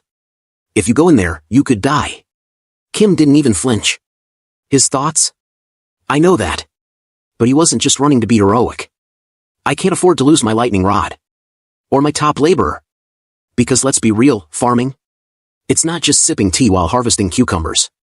No. Farming is war. Then, inside the chaos, ARA'S barked, you think you know anything? Get out of the way. Flute, trembling, tried to pull the rod. Kim's eyes locked on her. To farm is. To live is. To go to war. Out of the way, kid, he roared. Demon Lord. Flute cried out, but it was too late. Kim drop-kicked the rod anchoring ARA'S. It was a clean hit. ARA'S' face planted into the dirt like a sack of regret. Kim paused, surprised because Flute was still fiddling with the rope. Ha! ARA'S snapped. That's a binding not even one of the 4 heavenly kings can undo, you idiot. You'll never unbind that. Just go. He scooped Flute up in one arm, the rod in the other, like a true multitasking legend. Watching all this, the baby dragon stared, awestruck. I can feel this creature's strength. Daddy's not even that sturdy. And yet, he still goes that far to help people. Kim ran with everything he had, wind slicing at his skin like razors. Just as they were about to clear the danger zone, whack. Something slammed into his head. He hit the ground hard, wrapping Flute in his arms to shield her. The baby dragon saw it happen. That was the final straw. My daddy is a kind creature. It puffed its little cheeks, charged forward, and sucked in a massive breath like a vacuum turned to max. Then, boom! The baby dragon exhaled a freezing gust straight at the tornado. The air cracked, the storm shuddered, the updrafts weakened. Kim, dazed but still conscious, watched with one cracked eye. The razor winds, they've weakened. Did he use cold energy to suppress the updrafts? But the dragon was wobbling now. Its little legs shaking. Kim's eyes slowly closed. No, this is too much, for a baby dragon. Flute was slumped in her aide's arms, barely conscious but still managing to mutter, did we save the ARA'S? Meanwhile, her dad, muscle shaking and back hunched, had Kim slung over his shoulder like a sack of half-cooked rice. Kim, for his part, was completely out cold, but still somehow scowling like taxes were due. And then there was the baby dragon, flapping desperately beside them. Its tiny wings were going whap whap whap like an overworked ceiling fan. Trailing just behind them was Ball, looking every bit like a stressed-out intern holding onto the legendary lightning rod ARA'S like it was his boss's laptop during a storm. Share. Night fell over the wasteland like a heavy blanket, quiet, still, peaceful. Well, mostly peaceful. Inside the castle, Kim was fast asleep. Or at least, that's what it looked like. Enter Hartok and Sergei, creeping down the hall like 2 shady raccoons on a mission.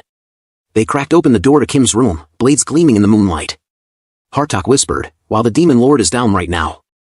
I'll cut off his head. Sergei added, then we take out those idiots Baal and ARA'S. One of us becomes the new demon lord.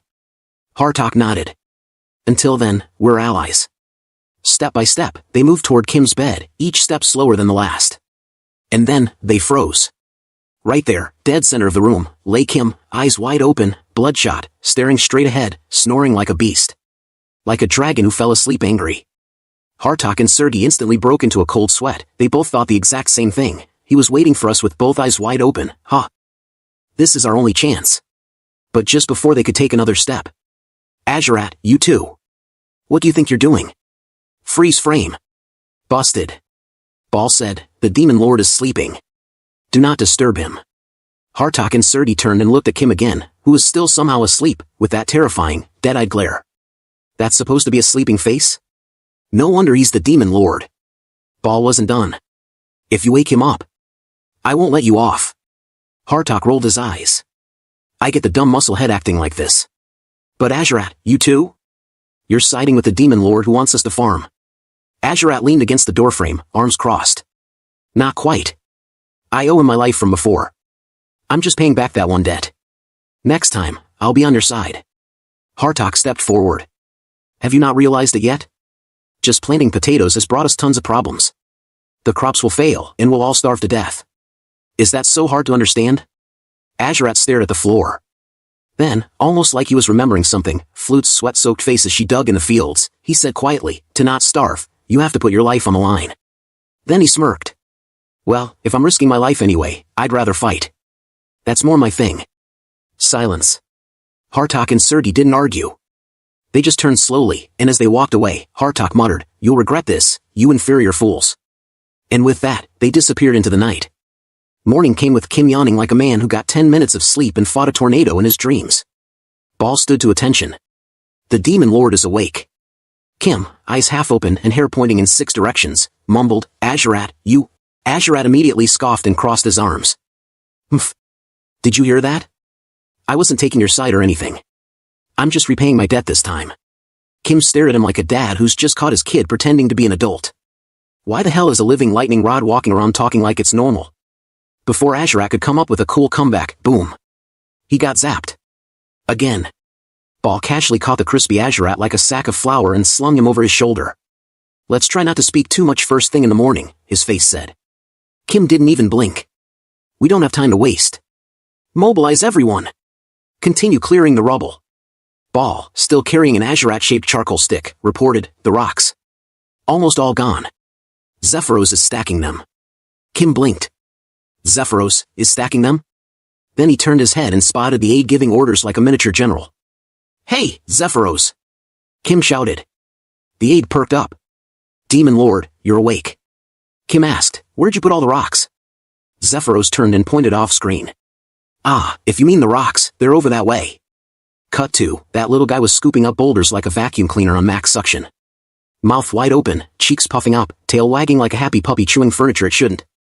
He thought to himself, I was too small to block the razor wind, but I ate everything without being picky, so now I'll grow faster. Suddenly, Kim shouted, T-Bone, Dad. He thought, all sparkly-eyed and tail-waggy. Kim rubbing the little guy's head with that infamous demonic grin plastered across his face. Ha. Oh, my sweet baby. T-Bone, yes, that's the name now, giggled like a squeaky toy, soaking up the head pats like sunlight. But while the mood was all sunshine and sparkles, Kim's brain was in full-on strategy mode. Razor winds don't come often. They take time to build up, he thought. If T-Bone keeps watch from the sky and blasts cold air at just the right time, we can neutralize them before they even form. Now it's time to take care of the potatoes. Aide stepped in, looking concerned. The reward stockpile of chuno is running low. Should we make more? Kim shook his head. No need. Internally, he thought, the first enemy of farming is natural disaster. The second is costs. Their walls will have to overcome. We cut to Surdy's room and hold up. She lifts off her helmet and, boom, turns out she's gorgeous. Like, romance novel cover but can still kick your butt gorgeous. But despite the looks, she's not loving the situation. She murmurs, this manure stench, even after days of not going out to the field, it still hasn't gone away. Then, knock knock, Kim's voice comes from behind the door, Surdy, I need to speak with you. Surdy blinks. Huh? The demon lord. He's never come to my room before, she plays it cool, though, what is it? I have nothing to talk about. Kim's still out there, persistent, I really need your help. Please, open the door. Now she's annoyed, let's avoid saying anything misleading, Kim fires back, full wise old farmer mode, not seeing each other's faces is how misunderstandings arise. Surdy's had enough, please go back, and Kim? No, I'm coming in. She whips her head around, about to give him a piece of her mind, and lets out a full-on scream. Because Kim just phased him like he pressed X to glitch through the door. Man skipped knocking and went straight ghost mode. Oh my god, are you crazy? She yells. Who just barges into a lady's room like that? And then, plot twist. Kim drops to one knee. Sergey's voice wavers. The hell is this? Kim stays bowed, dead serious. Sergey, without you, I can't do anything. A blush creeps across her face, hair twirl activated. Romantic BGM fades in. If you say that, then, fine. I'll at least listen to what you want to say. Meanwhile, Kim's inner monologue is pure budget anxiety. If it means saving costs, I'll kneel all you want. Right now, I need her sharp and precise blade. So where does he take her after that heart-thumping confession? The warehouse. He stops, turns to her, deadpan serious. Cut up the potatoes for me. We have to cut them in half to plant them. Sergey freezes. The blush vanishes. A vein pops. She's absolutely livid. This jerk just played me. You damn demon lord. She went from blushing bride to betrayed sous chef in under 60 seconds. Share. Kim is in full-on potato general mode. He holds one up like it's an ancient artifact and gives Sergey the rundown. The task is simple. Don't cut it if it has 3 or fewer sprouts. If it's got more than 4, then you can cut it. Just make sure the sprouts are evenly divided. Sergey, completely unimpressed, huffs, I never said I would do it. Kim? Doesn't miss a beat. He just tosses her a potato. Chop! And oh boy, Sergey goes full Roronoa Zoro. She whips out her swords, no hesitation, and slices through all the potatoes like she's in a shonen anime opening. Kim's jaw practically hits the dirt floor. That's insane. How do you cut it so precisely? He stares at her like she's the chosen one, then says with full sincerity. As expected. There's no one but you. Sergey blushes. Immediately shifts into flustered rage mode. You think I'll fall for that smooth talk? You liar. Villain. Fraud. Then Kim suddenly stands up like he's about to do something dramatic. Sergey panics. What are you doing? He gently grabs her hand and starts wiping her sword. Dead serious, gentle, focused. Potato juice, got on you. Of course I have to wipe it off. Sergey is now having a full emotional system error. Internally, she's spiraling. You've gone crazy. Seriously, what's with that look? Why is it so sincere, gentle, and intense? What is happening? Meanwhile, Kim is just cleaning the blade like it's a sacred duty. They're all clean. Feels nice. If you don't clean the blade properly, the potatoes might infect each other. You have to clean it with care and sincerity. He's talking about potato hygiene like it's a love letter. Then he turns to her, eyes soft, and says, once more, I'm asking you. There's only you. And then thinks to himself, the only demon who can cut potatoes while saving Chunyo. Sergey blushes again, lets out a humph, and mutters, well. I'll help just this once, sigh. I'll let it slide. You're a dumb demon lord who can't do anything without me. And then Kim, like a man who just got handed the Excalibur of food prep, sprints off, alright. I'll go get boiling water and more cloth. Tonight, we'll stay up slicing together. Sergey watches him go, muttering. What's he so excited for? Idiot. Total idiot. And with that, the chopping begins again.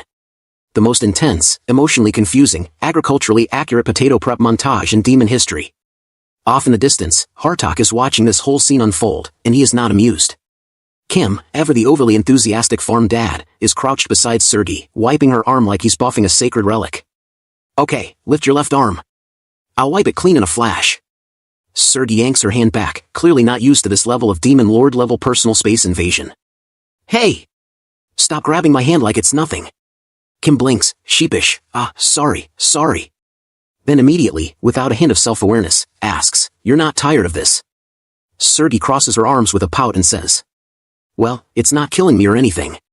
Which, from Sergey, is basically I'm having the time of my life but I refuse to admit it. Kim claps his hands. There's a song for moments like this. To keep your spirits up. And right then and there, he launches into a farming-themed anthem, all dramatic and full of heart. The potato sprouted. Leaves came out. Then it bloomed a flower. Now cut to Hartok, watching this musical potato montage like he's witnessing a car crash in slow motion. He stares at Sergey, who was once a terrifying blade-wielding demon commander, and mutters bitterly to himself. Sergey. You were one of the dumb and inferior ones too. Then adds, with the emotional subtlety of a sledgehammer, volunteering to be a slave for a few compliments. Somewhere in the sun, lying flat like a worn-out solar panel, ARA'S is deep in thought. And when I say deep, I mean philosopher mode activated. What is the definition of life? What does it mean to live? What does a lightning rod live for? Is a life of suffering really a life? Suddenly, enter flute, Lord Azurat, The adults saved up some chunyo. Let's play chunyo toss. Azarat barely lifts his head, speaking like someone who's both retired from war and existence. This damn brat. You think I, Azarat of the 4 heavenly kings, would play around with a low-class demon like you? Just come down here. I'll chew you up first thing. And of course, Flute, unbothered, undefeated, tosses a chunyo anyway. Misses by a mile. Azarat sighs like a disappointed gym teacher. Dumb thing can't even throw right. Over here. Can't you do it properly? I'm gonna kill you. From a distance, Hartok is watching this, and he's disgusted that Azarat guy is totally done for. Got taken down like a fool, he's a complete wreck now. Then, cue the sudden energy shift. Kim's voice booms like he's addressing a battlefield. Agri squad, attention. Here are the cut and dried seed potatoes. Kim follows it up with a rally cry. At last, we're planting potatoes in our field. Flute and the rest of the kids rush toward him.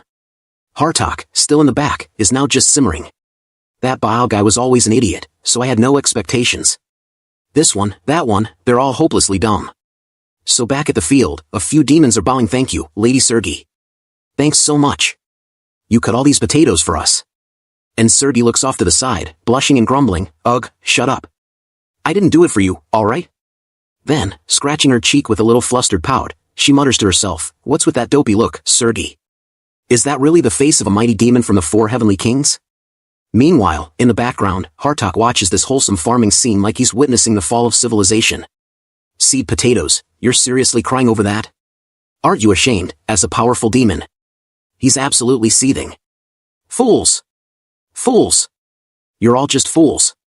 I, Hartok, the intellect of the demons, will definitely take the demon lord's throne. Then the camera snaps to Kim, keep planting and listen up. Soon, the potato sprouts will push through the soil. When that happens, we need to do the eye pinching. And Ball, completely misunderstanding the assignment, jumps in like a delinquent. Ball's good at eye pinching. Whose eyes do we poke out?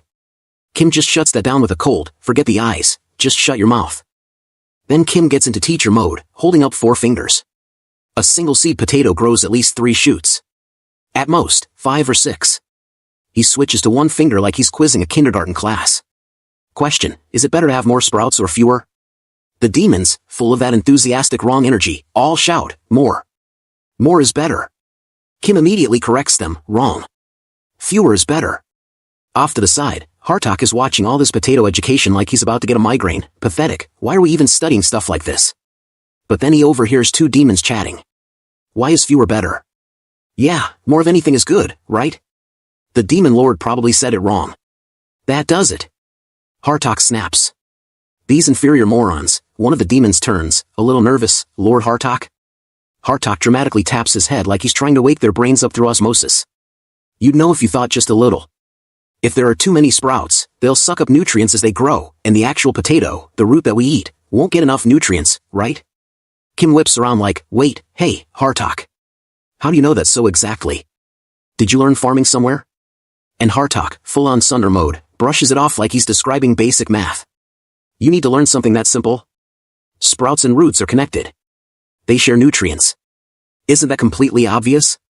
He says it like everyone should have been born knowing how potatoes work. But Kim, clearly impressed, pushes further. Then, how many sprouts is ideal? And Hartok doesn't even pause, obviously about 2. Why even ask? Then he goes full lecture mode, if you only consider nutrient efficiency, you might assume 1 is best. But if that 1 breaks by accident, the root dies. You didn't think of that, huh? And Kim's just standing there like, whoa. This dude is on another level. Then Kim tries to take it up a notch, then after eye pinching, there's probably another step. What do you think it is? Hartok squints at the soil like he's about to duel it. This is specially prepared soil, right? With compost, good airflow? Then boom, he nails it. So it's not just good for potatoes, it's also great for weeds. Which means we have to get rid of them. You'd figure that out with just a little thought. Even the 8 is stunned. Ball looks like someone asked him to solve quantum physics using finger puppets. Sergi? Completely blindsided. Kim? Mind blown. Then, out of nowhere, Kim points dramatically at Hartok like he's declaring a prophecy. Applause. Applause. This is insane. He's a genius. Applause for the farming genius, Hartok. The crowd erupts. Genius. Genius. It's like he just won Demon Idol. Hartok, still pretending to be all cool and grumpy, is trying to keep his composure. But inside? The poor guy's melting.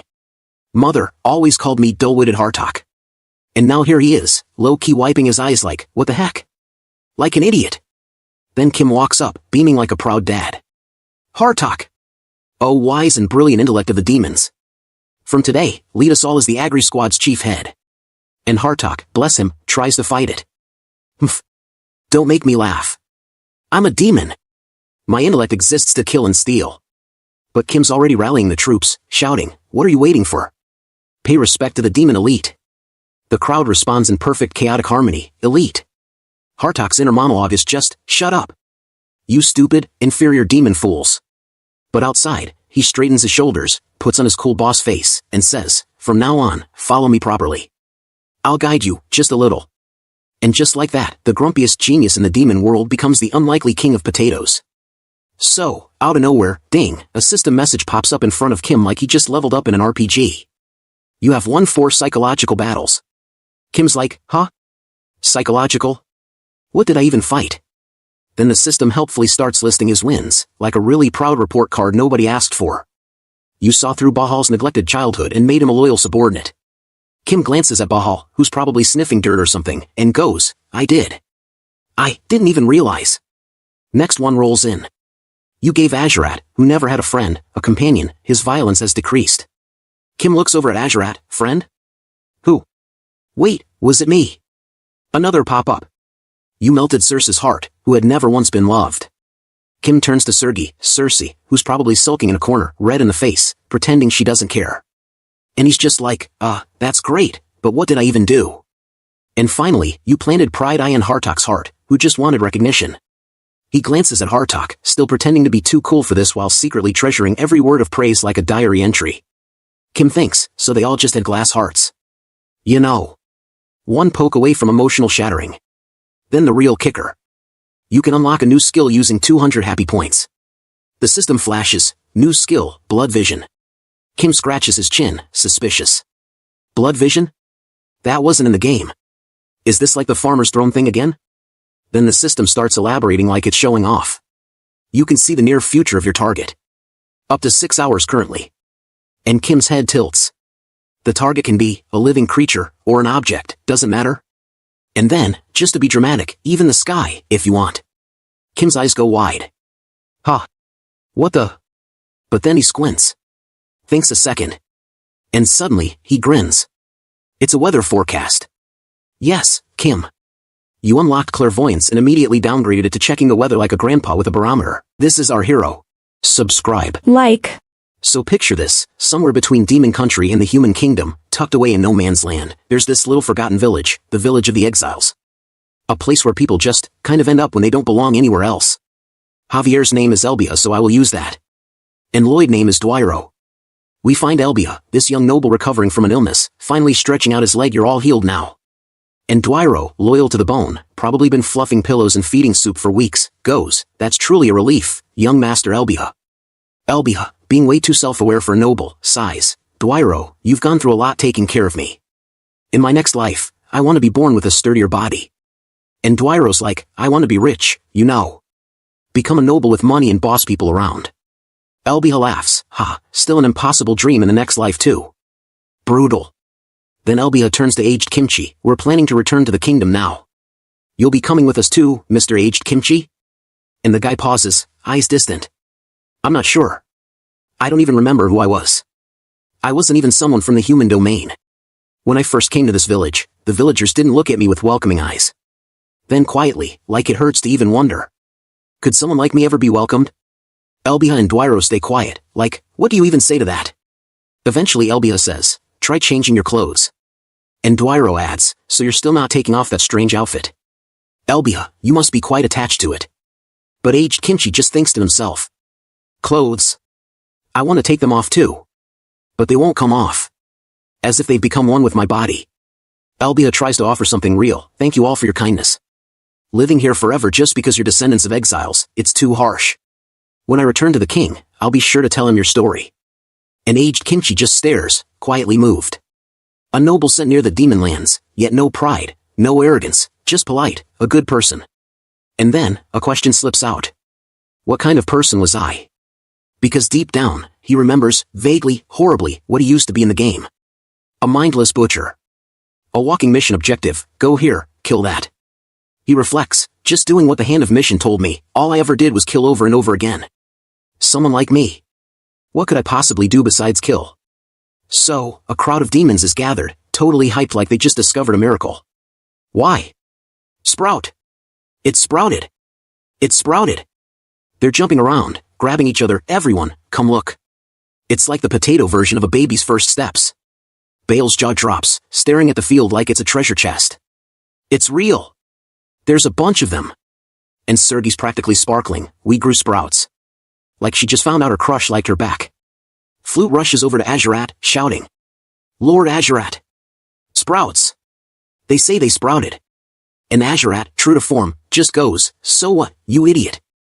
Emotionally constipated as always. Kim steps up like a foreman on a mission. Agri squad, listen up. Next step is healing. Genius Chief Head Hartok. Explain it. Hartok, absolutely thriving on the title, steps forward, lifts his chin like a professor. Healing means gently covering the base of the sprout stems with soil. Then shifts into full TED Talk mode. It stops the potatoes from being exposed to sunlight. If they are, the color changes, the taste suffers, and sometimes, a poison forms. Even useless for Chunyeo. He pauses dramatically, yes. It's basically potato corruption. Kim? Applauding. T-Bone? Also applauding. Hartok? Back straight as a ruler, soaking up the praise like he's never known sunlight himself. Then Kim's like, alright, time to check the weather. He drops 200 happy points like he's at a vending machine, and system, blood vision has bloomed. Activation condition, stare without blinking for 200 seconds. Kim's immediately tearing up, thinking. This is so freaking hard, but the other demons? Completely misreading the situation. One whispers, look, the demon lord is crying. Another nods solemnly. I guess even the demon lord is happy about the sprouts. Wholesome misunderstanding. System, using blood vision to view the sky's future. Result? For the next 6 hours, mostly clear and dry. You may want to put away the humidifier. Then Kim, casually, hands some Chunyeo over to T-Bone like it's a treat. T-Bone munches happily and grins. Good, no blade wind today either. Rest well, T-Bone. Then the aide comes rushing in, a bit breathless. Demon Lord, I have something urgent to report. Kim glances back. A subordinate of the second lord, Planus, has come. So back at the castle, a demon shows up and declares, I am LaFlo, loyal aide to the second lord, Planus. I'm here to meet the demon lord. Explains, right after we received your ceasefire order and your farming announcement, the third lord, Raster, launched a full-scale attack. The demon lord is weakened, so I'll become the next one. Kim, meanwhile, face-palming so hard he's about to bruise his own dignity. Ugh. These demon bastards really are all the same. Then the aide drops the real threat. If Raster defeats the second lord and they join forces, we'll have a hard time holding them back too. Kim thinks, yeah, that's bad. That's real bad. And to make it worse, T-Bone is licking his face like an affectionate. Kim's brain kicks into strategy mode. They may be lower level, but they've got numbers. If the second lord falls, we'll be in big trouble. Wait, I can't leave the farm. What if the sprouts get sunburnt? This is critical agri-business. The location of the attack? The Swamp of Decay. Sounds pleasant. It's also at the very bottom of the Cliff of the Dead. Real estate value? Negative. And here's the kicker. In the game, you could teleport there. But in this world?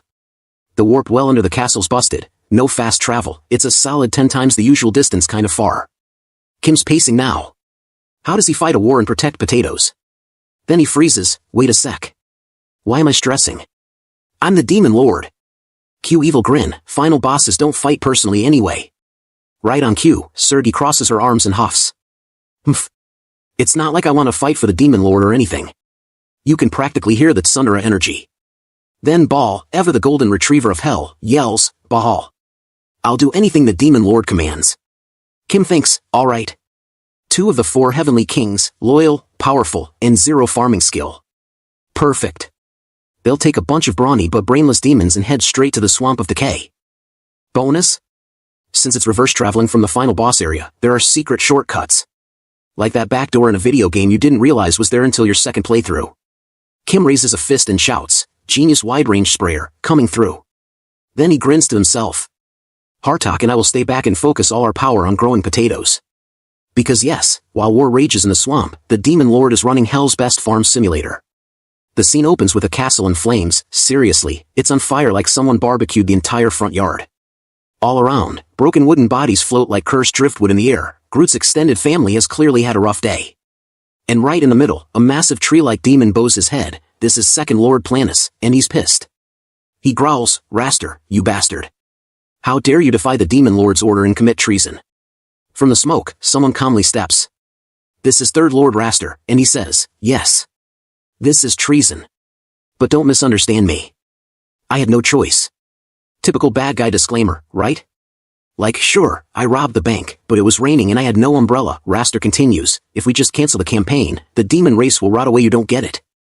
Planus fires back, "Didn't the Demon Lord say we could make the land fertile? That we didn't need to fight humans to feed ourselves anymore?" Raster isn't having it. That's not the point. We're warriors. Fighting is our history, our pride. Then he raises his staff toward Planus like he's about to lay down a very aggressive TED talk. But just as the tension peaks, clang! An axe flies in and knocks Raster's staff aside mid-swing. All eyes turn. Sergi and Ball have arrived. Raster, stunned, thinks, "The four heavenly kings." "Yeah, buddy. Boss fight time." Sergi steps forward, voice cold and steady. "You're right, Raster. We are a race of warriors. We love fighting. We used to take joy in killing." And then, cut to a kid demon, Flute, running full speed across the village. "Dad! Come to the field! Quick!" Meanwhile, Sergi's voice softens. "But when did we become this? When did killing become the only thing we were proud of?" The camera, if this were a movie, cuts to Flute dragging her father out into a field. Sergi continues, "Maybe now, even we can finally understand. Not killing someone, but saving someone, maybe that's what true pride looks like." And boom, there it is. A full, blooming potato field, swaying gently in the wind like nature just pressed the healing button. Demons who had spent centuries bathing in blood and fire are now on the verge of crying over potatoes. Even Azurat, the one who once headbutt mountains for fun, sheds a tear, and not because he's allergic to pollen. This is emotion. Hartok and Kim's aide just stand by quietly, taking it all in. And Kim? He looks out at his army of demons, jumping around, dancing like kids who just saw their first firework. No blood, no screaming, just laughter, joy, and potato blossoms in the breeze. Like, comment, share. And here comes Flute, running straight to Kim with sparkles in her eyes. "Demon Lord," she calls, racing across the field, practically floating on joy. She stops in front of him, breathless and beaming. "It's so beautiful. I've never seen anything like that in my life." Kim gives a soft smile, no sass, no punchline. Just a moment of peace. But then, Sergi's in the background doing zero peaceful things. She's wailing on Raster like she's trying to unlock a hidden combo. Ball appears out of nowhere and puts Raster in a demonic chokehold, like tap out or pass out. Meanwhile, Kim's still being poetic. "Yeah, the flowers bloomed, so many of them." The demons are still basking in the moment. But not Raster. Choking, bruised, and understandably annoyed, he shouts, "Wait, wait. Didn't you say there's no pride in killing? Why are you still beating me senseless?" Sergi actually pauses. "Ah, well, yeah, but, you know," and then she resumes the beatdown. "Some things have to die for others to live." Raster, now taking a hit to the head and the logic center of his brain, screams, "I don't understand a single thing you're saying." Cut back to Kim, who suddenly shifts tone with all the gravitas of a Shakespearean villain. He turns to the cheering crowd and says, "All right, pluck off the necks of those useless flowers. Proceed." Boom. A silence falls. Emotional devastation hits like a potato famine in reverse. Demons stare, eyes wide. Azurat roars out, tearing up, "Demon Lord, you cruel monster. I'll never forgive you." Hartok, calm as ever, wiping drool like it's just another Tuesday, adds, "Heh. You show no mercy even at a sight like this." As expected of the Demon Lord. And then bellows, "What are you waiting for? Start plucking the flowers now. Azurat, you bastard. You bastard." Flute's father, trembling like he's about to commit a holy sin, reaches out and gently picks the flower. The act alone feels like betraying a friend. Then, one round little demon, teary-eyed and shaking, slams his fists into the dirt. "I can't do it, Chief Head. We grew them. This is the first time something this pretty has bloomed on our land." But Hartok, ever the cold potato tactician, explains, "If we let them bloom, the sunlight goes into the flowers and seeds, not the tubers. Don't you get it? This is the Demon Lord's grand strategy. We're feeding the potatoes. And like that, 1,000 heartbroken demons start picking flowers with heavy hands and heavier hearts. And Kim? He bursts out into full supervillain mode, cackling, "Wah! I can hear the potatoes growing from here." Some demons stare at him in awe. One thinks to himself, truly, a demon lord who delights in destruction. So things have definitely taken a turn. Sergi walks in, dusting off her hands like she just took out the trash. Raster has been captured. Meanwhile, Kim is lounging on the throne like a guy who just beat level 99 without taking damage. He smirks. "See what happens when you start a rebellion? Even the First Lord is down. What could you possibly do?" Raster, now looking like he just lost his will to even argue, spits out, "Just kill me." A demon who's lost the pride of battle is as good as dead anyway. Kim nods like, "Sure, that's fair." And bam, blood strike. Raster, screaming in pain like someone stepped on a Lego barefoot. Then suddenly grins through the agony. "My body's made of carapace. That attack? Just a sting." Kim, caught off guard. "Ah, right. That's true. Barely does any damage." And quietly, in his own head. "Wait a minute, that's actually super useful." And just like that, boom, 3rd gen lightning rod unlocked. Raster doesn't even get a chance to finish processing when, blood strike again. "Raster, just kill me instead." Kim casually points across the room. "Hey! Someone come release this 1st gen lightning rod. His recovery's been trash lately, let's retire him." Cue a very confused Azarat. "What?" Someone unties him. He flops straight onto the floor like laundry out of a dryer. Flute, running over, panicked, "Lord Azarat." "But Azarat?" He suddenly turns to her with this wild-eyed Joker energy and growls, "An inferior demon like you's been mocking me all this time, huh? I'll start with you before I get to Credos." Flute freezes, like full horror movie freeze. The ground shakes with Azarat's demonic energy, and then he just faceplants. Flat on the ground. Flute covers her mouth, stunned. Meanwhile, Azarat groans internally. "Damn it, it's been too long since I touched the ground." Then Ball steps forward like a scientist at a wildlife documentary. Azarat has entered infant regression. "Azarat, don't throw around fancy words out of nowhere, you lunatic." But Bale's already scooping him up, princess style. "Azarat, stop that. What the hell are you doing? Don't carry me like a princess." So Ball switches to the baby backpack carry, like a hiker lugging a toddler. Then looks over his shoulder and says flatly, "It's the Demon Lord's order. Stay like this for a while." Azarat, blushing so hard he might photosynthesize from shame, "Disgrace. I won't forget this." Kim stood there, watching his demon crew wobble away like exhausted extras from a farming simulator gone dark. He thought to himself, "Well, I was worried Azarat might go berserk again. But when I used blood vision earlier, yeah, that new eye thing I do, I saw he couldn't move for the next 6 hours. So I let him go." Then Kim thrust out his hand like he was directing traffic at a demonic roundabout. "Now! The harvest moment is near. Let's step on the gas." In his head, he was organizing the battlefield like a war general with a farming fetish. Sergi's ultra-fast weeding? Absolute godsend. She cleared those potato flowers so fast you'd think she had a personal grudge against nature. Hartok's Awakened Ultimate basically made watering a non-issue. The man could out-irrigate a rain god at this point. The Chunyo, whatever magical goo they were using as fertilizer, was almost out. Probably being hoarded by some greedy low-tier demon trying to make potato wine. And the labor pay, which seems to be paid in food or emotional trauma, was running dry too. Even though demons are famously resilient, survive off rage and caffeine, Kim could see it, they were tired, hungry. But Kim? He wasn't slowing down. He had a mission. He had a vision. He had potatoes to grow. Planus stands before Kim and says, "Demon Lord." Kim, a bit confused, squints at him like, "Huh. You're..." And Planus replies with the enthusiasm of a very awkward job interview, "Second Lord Planus, I've come to express my gratitude for saving us." Now you'd think Kim would be touched, right? Nah, his eyebrow twitches. His face shifts into serious fury mode. Planus freezes. Internally panicking. Why does he look mad? Meanwhile, Kim's inner monologue is just pure Korean uncle energy. This guy, came to thank me, with nothing in hand. Like, no ginseng, no drinks, not even a Costco veggie tray. Planus catches him fast, probably saw his life flash before his viney eyes, and blurts. "Ah. I'm currently rallying the Third Lord's troops. I'll send workers soon." Kim sighs, deeply soul-level sigh. Then thinks to himself, right, they don't even have food for themselves. I've gotten way too used to Korean customs. Then Kim's thoughts drift into wholesome mode. He stares out over the demon farm and goes, "Potatoes, they'll grow well, right? I want to harvest them soon, produce tons of chunyo, let everyone eat to their heart's content." The demon flower-plucking squad continues their grim agricultural duties in the background like it's both a harvest and a funeral. Then suddenly, Kim gets all philosophical. Huh? Why did I even start farming in the first place? Relatable.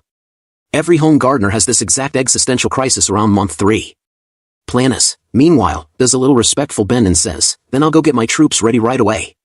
Kim snaps out of his daydream, like, huh? Oh, okay. Totally pretending he was listening. He was not listening. As Planis walks off, Kim eyes him and thinks, that guy was a super low difficulty boss with a boring backstory. Ouch. All he did was yell power is truth and obsess over credos. But hey, he's a plant, right? Maybe he'll be useful for farming. And then Planis, off on his own, is having his emotional anime monologue. He steps on the ground. Stops. This soil, it's fertile. His leafy eyes shimmer. It's full of nutrients I've never felt even once in the swamp of decay, ever since I was a sapling. Then suddenly he leaps off a ledge like a chlorophyll-fueled superhero and shouts, internally, on the land cultivated by Lord Credos, the Demon Lord. While falling, he twists in midair like a planty ninja and slams his vine arm into the earth. The vines spread fast across the hill, digging in like they're claiming real estate. And as he feels the soil's power, he thinks to himself, I can grow stronger here. I can become the Demon Lord. So, the sun rises on Demon Farm, and what does Kim do first thing in the morning? Not meditate, not scheme. He shouts at the top of his lungs, Demon morning exercise time. Start! He starts leading stretches like a slightly deranged gym instructor. Hands up. Now middle. Now down. Every demon's following along like obedient yoga students at a boot camp run by Satan himself. Even T-Bone trying his best. Kim looks over his army of stretching demons and thinks proudly, they were a mess at first, but now? Look at them. Moving exactly as I command, even when I throw out surprise signals. Then he barks, roll left. Boom. The whole field of demons tumbles left like dominoes. Now right. Boom. They roll right with military precision. Kim nods in approval, thinking, good stamina training. Soon they'll be able to farm without me micromanaging every hoe and shovel. But just as he's basking in his leadership glory, Demon Lord, something terrible has happened. It's Ball, running up like a soldier who just saw the crops texting his ex. Kim glances back, calm but curious. All the potato leaves have turned yellow. Out on the field, the dream team, Hartok, Sergei, and Zephyros, is already staring at the potatoes like they just failed a final exam. Zephyros sighs, I knew it, was it impossible after all? Sergei doesn't say a word, but the heart breaks all over her face. Hartok's trying to make sense of it. Was there not enough wind? Not enough water? Then to himself, bitterly, did I actually hope this farming thing would work? How foolish. Zephyros looks at Kim, voice full of doubt. Demon Lord. What's happening? Kim, ever calm, walks up and kneels beside the yellowed plants. He grips a stem. Pulls it up. And then, boom. Potato. Hartok's jaw drops. What? It's pale, but it's gigantic. 3 times bigger than the first batch. Kim smiles like a dad watching his kid's first school play and says, should I say the potatoes have awakened? They absorbed all the nutrients from the leaves while growing. That's why the tops turned yellow. Then, dramatically holding it up like he's presenting Simba to the sky, all so they could grow bigger and tastier. Great work. Hartok and Zephyros are floored. Sergei starts crying, but the happy kind, Ball and Azurat? Quiet. But heavy emotions under the surface. Kim, holding the massive potato, turns to them and says with deep sincerity, you all raised these. Hartok lets out a chuckle, part pride, part disbelief, sweat glistening on his forehead. Zephyros exhales hard, like he's been holding his breath for a month. Sergei's wiping her eyes with the back of her sleeve, smiling through the tears. Even Ball, the stoic wall of sarcasm, lets a single tear fall. And Azurat, who had previously threatened to tear people apart, just laughs softly. It's nighttime at the demon castle, and Kim's lying in bed, finally getting some rest after a full day of demon boot camp and agricultural miracles. He's staring at the ceiling, still thinking about those potatoes. You all raised these, he murmurs. But then, bam, his mind takes a detour to the past. Suddenly, he's a little kid again, standing in front of a pot with a cherry tomato plant. Little Kim, back then known as Jang-Cheol, grins and says, oh, my. The cherry tomatoes are growing nicely, too. His grandma, that sweet old lady with love and soil in her hands, gently smiles, my dear Jang-Cheol. You raised this one. Then flash, he's older. A teenager. An ambulance siren. His grandma being wheeled away. Kim shouting, panicking, helpless. And then, silence. Back in bed, he snaps out of it, turns to the side like he just flipped the channel in his brain. Bah! Pointless sentimentality. Because of course, he's gotta armor up emotionally like a true strategist. A calculating guy like me doesn't feel stuff like that. Totally believable, Kim. Totally. Then he immediately shifts to emergency planning mode like a demon lord / prepper hybrid. We'll have plenty of potatoes soon. Great. But we can't let our guard down. Why? Because he remembers history, Irish potato famine style. If we only depend on potatoes, we're doomed if a blight hits. Just like 1845 to 1852, boom, starvation buffet. He basically turns into Potato Batman. Potatoes are fine for now, but we need crop diversity. We need seeds. Fast. But before he can finish drafting his internal agriculture policy memo, boom. The castle suddenly shakes like someone hit it with a giant earthquake punch. Kim bolts upright. What the hell? Faulty construction? He's probably already mentally suing the demonic contractors. Then, crack. The ceiling splits open. And what pops out? A giant tree root. Yep. A root. Just casually crashing through the roof like it's breaking into a party it wasn't invited to. Kim barely dodges it, rolling to the side and landing with that kind of martial grace only a blood-fueled demon lord farmer can pull off. He looks up, eyes wide, and just yells. What the heck is this? So, it starts with Flute, our resident. She looks at the yellowing leaves and goes, "Ha. Wait a second. Didn't the demon lord say this was normal? That when potatoes grow big, the leaves die off?" She wants to believe it's all fine. But her gut's throwing red flags like it's a bad romance. So she starts digging. And what she finds? Disaster. She's tearing up, no. The potatoes. Our potatoes, she cries. She immediately bolts, I have to tell the adults. But as she runs, she skids to a halt. Because, the entire demon castle is now swallowed up by giant, monstrous tree roots. And standing at the center of this botanical nightmare? Planus. Yep. That leafy dude who once bent politely and said thanks. Now he's morphed into a literal villainous tree fortress. And inside the root tangle, we see Kim, our demon lord, completely bound up, struggling like he's caught in an evil salad. Planus leans in, smug and unrecognizable, and says, "Demon Lord Kratos, you're like a little bug." Kim's justifiably pissed. You? Planus? And Planus goes full anime betrayal monologue. Thanks to all the rich soil and nutrients you created, I was able to grow into this. Isn't that poetic? Kim, jaw dropped, stares at the ruined farmland, everything he and the demons worked for, just gone. And he snaps, "You bastard. What did you do to our food?" Planus doesn't even flinch. He grins, "Are you angry? But what can someone like you do?" And then, wham, he slams Kim into the ground. Blood spills from Kim's mouth. Cut to chaos. Hartok's yelling like a field captain. "Hurry up! Get out of here!" Bale's thrashing, refusing to retreat. "Let me go! We have to save the demon lord." Azurat grabs him with that seasoned warrior grip. "Are you insane?" Sergei, holding Bale's other arm, shouts. "Even if we escape, there's no way the demon lord's going down. Now move." But Ball won't stop. He roars back with something that cuts deep, and oh. The demon lord is weak. Ball, eyes burning, says, "I realized it when he pulled me up. He's incredibly fragile." Behind them, the castle collapses into rubble. And rising in its place? A massive, towering tree. Roots, branches, bark, it's all Planus now. Like if Treebeard joined a villain arc. And down beneath it all, buried in the wreckage of the rebellion, lies Kim. Silent, fallen. The battlefield was silent, then, all eyes locked onto the towering tree-shaped monster before them. Zephyros broke the stillness, voice trembling, "That's Planus." Even T-Bone, usually unfazed by anything that didn't involve snacks or naps, looked nervously in the direction where Kim had vanished. Then Planus, now a skyscraper made of rage and chlorophyll, looked down on the demons like they were nothing but ants crawling on mulch. His voice echoed, "Demons, listen up. Kratos is dead." That one sentence hit like a thunderclap. Azurat and Ball stood frozen, their usual bravado drained. Sergei and Hartok's eyes went wide, completely caught off guard. Zephyros could barely breathe. Even little T-Bone started tearing up. And Planus wasn't finished. Remember the ancient rules of the demon race, power comes from strength. From this moment on, I am the demon lord. Kneel before absolute power. Hartok squinted, he's absorbed all the land's nutrients, he thought grimly, with Kratos gone Planus really is the strongest now. With grim acceptance, Hartok stepped forward, dropped to one knee, and said the words that sealed it, "Demons, follow the power of overwhelming strength." One by one, they followed, Sergi, Ball, Azurat, all kneeling, voices unified. We offer our respects to the new demon lord of the land. Zephyros was left standing, mouth dry, heart racing. What are you doing, Zephyros?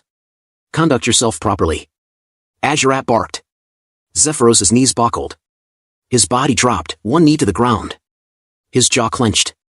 Tears began to fall, quiet and uninvited. Because even though he bowed, he wasn't kneeling for power, he was kneeling for the demon lord who once believed in potatoes. In the darkness, under the rubble of his fallen castle, Kim drifted somewhere between life and memory. A soft, warm voice reached him. Jang-cheol. His mother's voice. Then her laughter, gentle and loving. "Wanna play hide and seek with mommy?" Tiny, bright-eyed Kim, his past self, jumped up excitedly. Yeah, okay. Kim's heart ached. This is, that day. A dream. The memory kept playing. All right, she said. You're going to close your eyes tight and count from 1 to 10, then come find me, okay? Okay. Baby Kim squeaked joyfully, pressing his palms over his eyes. And there he was, counting with tiny fingers, high-pitched voice echoing, 5, 6, 7, 8, 9, 10. He opened his eyes.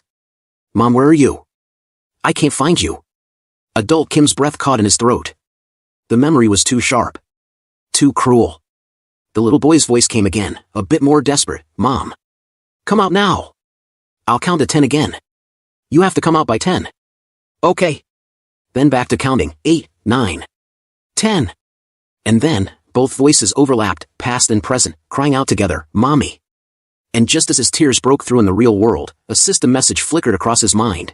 Kim Jang-cheol. Get a hold of yourself.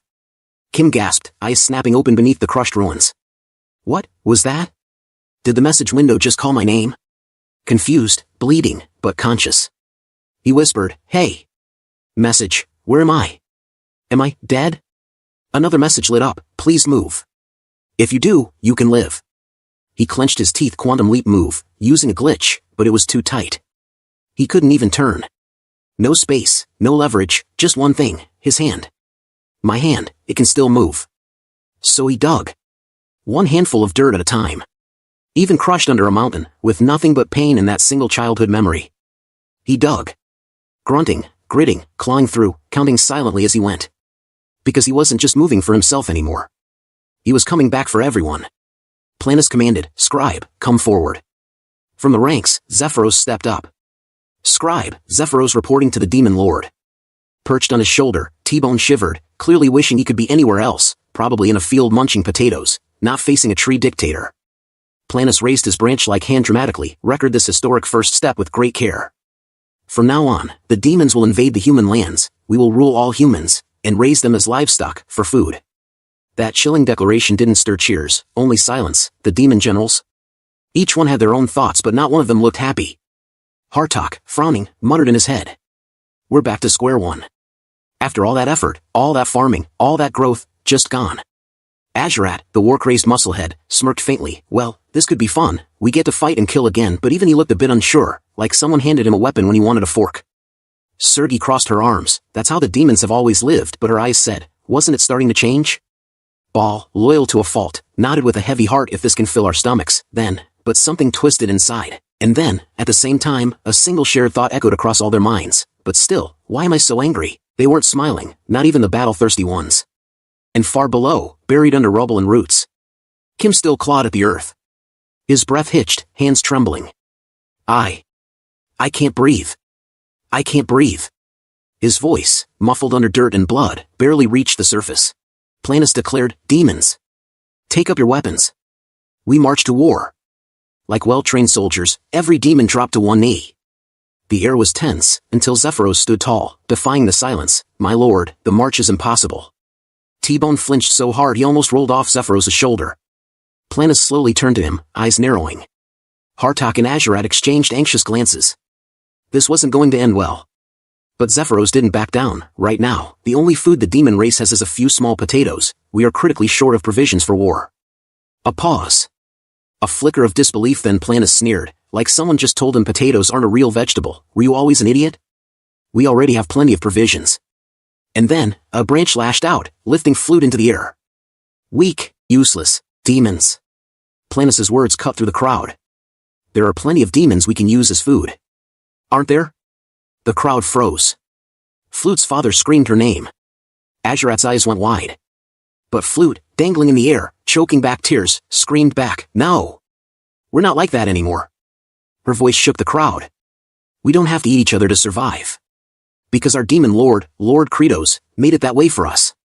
Planis stared coldly. Then released her. She plummeted. But Azurat caught her in his arms. Far beneath the ruins of the fallen castle. Kim clutched his chest. "My heart, it's stopping." The darkness was closing in. "If I die, they'll go hungry again."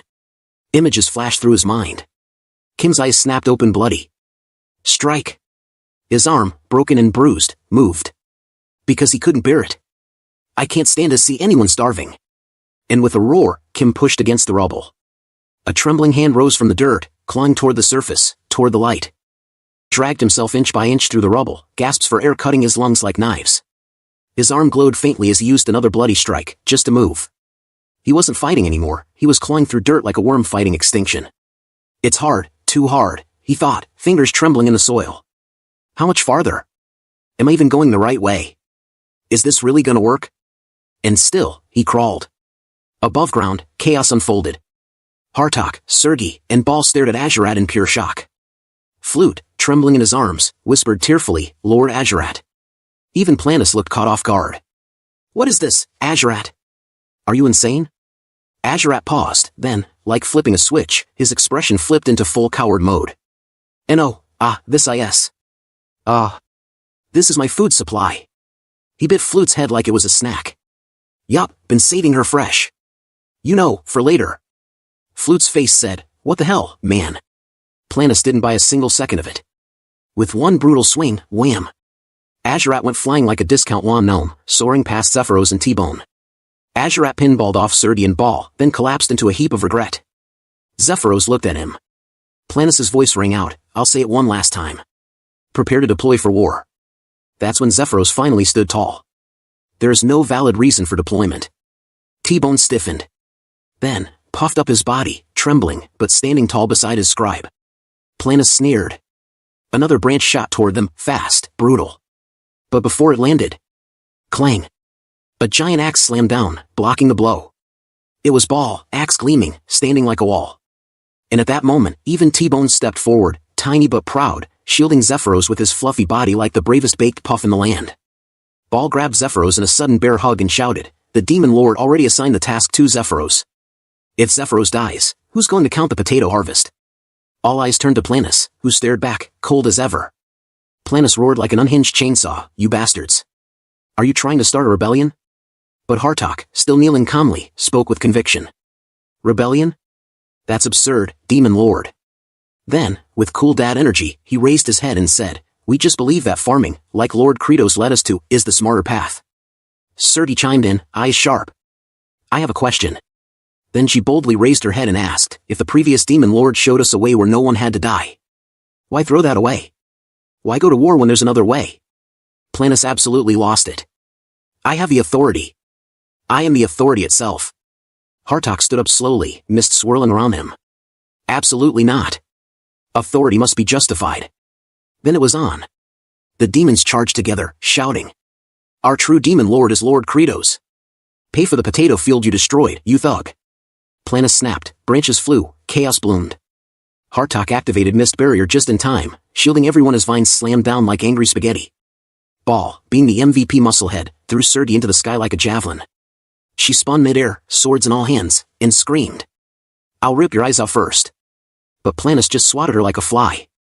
Ball tried to intervene but got tangled in vines and strung up like a demon-shaped ornament. Hartok got body slammed into the ground. Things looked very bad.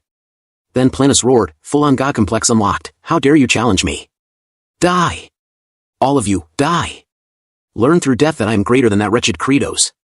Everyone got tossed like potatoes in a blender. Planis kept shouting, "Our Demon Lord, you say? The pathetic coward who died without resisting?" Cut to Hartok, crushed under a root, bleeding. Ball, hanging upside down, spinning like a weird fruit bat while T-Bone frantically circled him. Sergei, unconscious. Planis ranting, "What makes Kratos so special?" Zephyros, while holding flute, dodged left and right. Then, "Hey, why is your self-esteem so low?" Planis froze.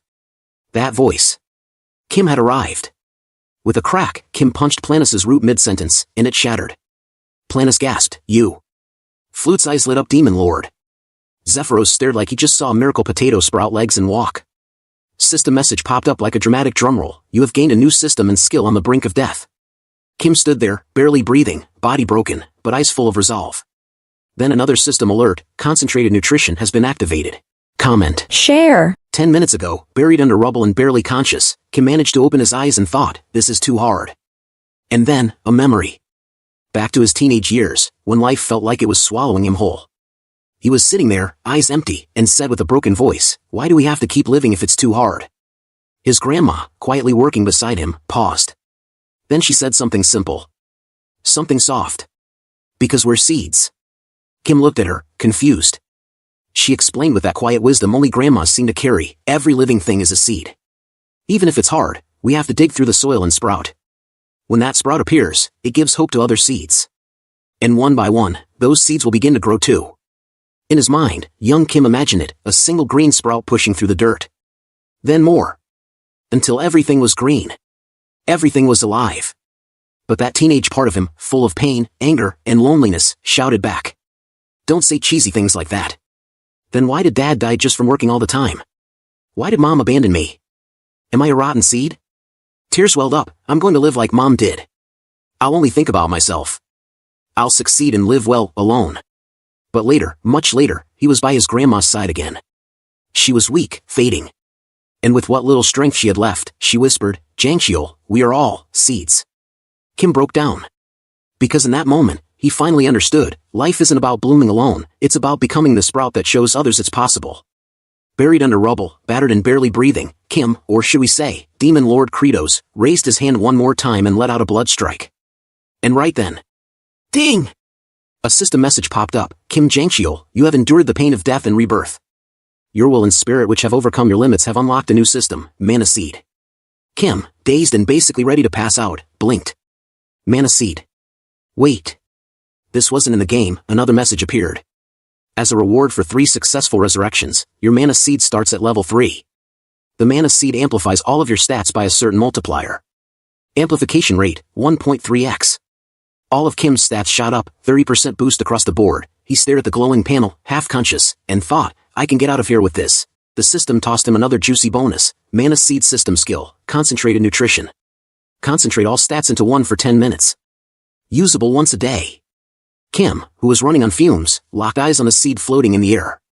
His stats appeared, stamina, mental, physical, dexterity. Magic, all of them at 30%. "All right," he muttered, his voice still shaky. "Activate Mana Seed." The tiny seed popped, and his stats went whoosh, bumping up to 39%. But then, concentrated nutrition. Everything! With a pulse of energy, it all went wild. Stamina, 21%, mental strength, 23%, physical strength, 98%, dexterity, 21%, magic power, 22%. Kim shouted like a gamer going all in, into physical strength. And boom! Stamina, mental, dexterity, magic at 10% except physical strength which is at 155%. He wasn't just crawling anymore, he exploded out of the ground like a potato on steroids. Above, Planis was wreaking havoc when suddenly, crack! The earth split. And Kim Jang-Hyeon, Lord Kratos, stood there, bloodied, cracked armor, but grinning like a devil who just respawned with all the cheat codes. Planis froze. "Kratos! You survived." Kim gave him a deadpan glare. "Why are you asking when I'm clearly standing here, you idiot?" One by one, the demon's eyes widened. Then came the gasps. Then the shouts. "Lord Kratos! He's alive! The Demon Lord has returned!" And like a revival anthem, the chant began, "Bountiful Harvest! Bountiful Harvest!" Even T-Bone, sweet, teary-eyed T-Bone, dashed through the crowd and threw himself into Kim's arms, hugging him like a tiny fuzzy missile, and just like that, the true Demon Lord was back. Hartok looked at Kim and thought, "Thank goodness," but... Sergi clenched her fists, "Right now. Planis's power is way too strong." And Ball, always the musclehead, grimaced, "The Demon Lord, can't beat him." Planis let out a smug, villain monologue straight from a bad RPG, "Actually. This is perfect. Kratos, right here, right now, I'll kill you and every last one of your underlings." "But Kim?" "Cool as ever, no," he said, "you won't be able to kill even a single one of us." Even T-Bone puffed his chest like, "You heard the boss. You're in big trouble now, Leaf Boy." Kim quickly assessed the battlefield like a pro gamer mid-raid. No matter how massive he is, he still moves in game-like patterns. If I treat his attacks like oversized versions from the game, I can dodge them all. Then it hit him. The farmer core. They train like lunatics with me. If anyone can pull this off, it's them. He shouted, "Everyone! Behind me! Group up! Let's begin the drills!" The demons fell in behind him like they were in a rhythm game. Jump left. Jump right. Get down. Roll left. Keep rolling. Roll, roll, roll. Back. Jump. It was less of a battle, more of a Zumba class for survival. Planis watched in disbelief. What the hell is this? Why are my attacks hitting? Kim grinned, perfect. Long recovery delay incoming, then came the cherry on top, turn. The entire group spun in sync, taunt. Now, if anyone saw this group of demons doing choreographed taunts, they'd probably feel secondhand embarrassment strong enough to punch themselves. But it worked. Planis snapped. He went berserk mode. Arms flailing, no aim, just rage. Kim's eyes gleamed. Here it is. He's entered the berserk pattern. Up till now, we fought using game logic, but now we end this with real-world logic. T-Bone, go! T-Bone, the MVP of this farm saga, charged ahead, cheeks puffed, and frost breath. A wave of icy air hit Planis straight in the trunk. Kim's thoughts clicked into place. Even with my boosted strength, hitting a walking tree 100 times won't work, but he's still a plant. Freeze him, low temp, cellular expansion, internal rupture botany 101 let's go. Planis roared, you damn fly, but then, crack. A hairline fracture. Then another. The massive body started to split. Kim looked up at his leafy foe, confident and cold. The one going berserk with that massive weight will self-destruct under the pressure. Like, share. Planis stared at his cracking bark in disbelief. What the? T-Bone returned to Kim, panting like he just ran 5 laps in Hell's Gym. Kim, battered but still the boss, smiled. Great job, T-Bone. He handed the brave little lizard over to Zephyros. I'll take it from here. Then he squatted and launched straight at Planis with a shout, final hit. As he soared through the air, Kim locked onto the one weak point every tree boss in every RPG has, the knot hole. With a full force punch, he slammed it. Bark flew, wood cracked, the hole caved in like a cheap piñata at a birthday party gone wrong. Kim went flying down in freefall as Planis roared, shaking the skies. Zephyros looked on, wide-eyed, the demon lord, he won. But then, system message, the time limit for concentrated nutrition has expired. Kim, free-falling and gasping, immediately felt the power leave his body like a phone dying at 2%. And as Planis staggered, he didn't crumble. He didn't vanish. He just dimmed. Then went still. Zephyros thought his face is gone. Is he dead? Kim's heart dropped. Something's wrong. In the game, his whole body would have shattered. But now, part of him is still there? Then he saw it. A sprout. Not just a sprout, some twisted, cursed, unnatural sapling, already pulsing with power. And from it, a human-sized tree grew, standing tall, roots like veins. Kim froze. What the hell is this? I can't even move. The demons all stared, grim and silent. Planis, reborn, stepped forward, voice steady but dark. I'm absorbing an insane amount of nutrients. I nearly died, but I concentrated my power into this form. I'm a seed that fell into a toxic swamp. I sprouted from cursed ground. And then, towering over Kim. Now that I've inherited the demon lord's power, my mission is clear. To flood the world with poison. Die, Credos. Kim stood there, barely holding himself up, said. We are seeds. And then Ball roared into action, his axe slicing through the air like a final prayer. It landed, smack, on Planis' neck. A clean hit. Planis turned his head slightly, unfazed, like he just got tapped on the shoulder. Ball? Eyes wide. And in the next second, whack, Planis slapped him away like a mosquito. But Kim didn't flinch, he just said it again. The other seeds. Surdy charged next, all her hands striking that same spot, bam, bam, bam, relentless. Planis growled, curled up his fist, and punched her gut. They're seeds that are watching. Then came Hartok, from behind. Straight for the neck. Planis screamed, swung, and slammed him into the dirt with rage. Damned bastards, he roared. Kim's breath caught in his throat, and their strength is rising. Planis froze, he was sweating, his massive neck starting to dangle. Then from behind the dust cloud. Azurat, quiet, calm, deadly. He leapt, spear raised, and declared, for a bountiful harvest. Slash. Planis' head flew. Kim blinked in disbelief. The mighty tree demon, headless, stood for a second, still twitching, then slowly disintegrated. His colossal body scattered into golden dust, glowing like fireflies in the night. The battlefield fell into silence. Kim, still catching his breath, muttered through clenched teeth, "That asshole, serves you right." One by one, his comrades stood. Hartok, Sergei, Ball, bloodied, bruised, but alive. Then Zephyros raised his pen like a sword. "I will account for those acts of treason, and the victory of the Demon Lord's army." "Yes! Credos!" Hartok yelled. "Yeah! Credos!" the crowd echoed. Even Sergei and Ball joined in, except for Azarat. Quiet, watching. "Stop it! Stop!" Kim's voice thundered. The crowd froze. He looked around. The once proud fields, trampled, destroyed, a muddy grave for dreams. Kim stared at the dirt. The fields are in a complete mess. "I can't believe we have to restart everything," he clenched his fists. "They'll have to starve again," his eyes trembled. "How can I ask them to farm after this? After all this pain?" His voice cracked inside. "No. I can't do something that cruel." Silence. Then, a faint glow. From the ashes of Planus, a small glowing bowl gently floated down and landed on the dry leaves. The light pulsed. Warm. Alive. Like. Comment. Zephyros looked at Kim, at his back, bent in frustration, and his heart stirred. But not just because of now, a memory hit him back in the day, a dingy cell. A bunch of demons huddled in fear. "I heard the Demon Lord changed a few days ago, so what? We're just livestock demons, doesn't matter who's in charge, we're still food." And then, the door creaked open. A green demon stepped in. Everyone in panic mode. Screaming, hiding, trembling. Except one. Little Zephyros sat there, completely still, totally blank. The green demon raised an eyebrow, confused. He walked up, picked the kid up by the scruff like a cat. Still no reaction. He swung his sword. But before it could fall, whack. A hand crushed the green demon's skull like a melon. It was Kim, calm, furious, and fast. "Hey, kid," he said. "Why didn't you beg for your life?" Zephyros, still dangling, answered like a boy 3 times his age, "Because I wasn't afraid. I thought, maybe it'd be a relief.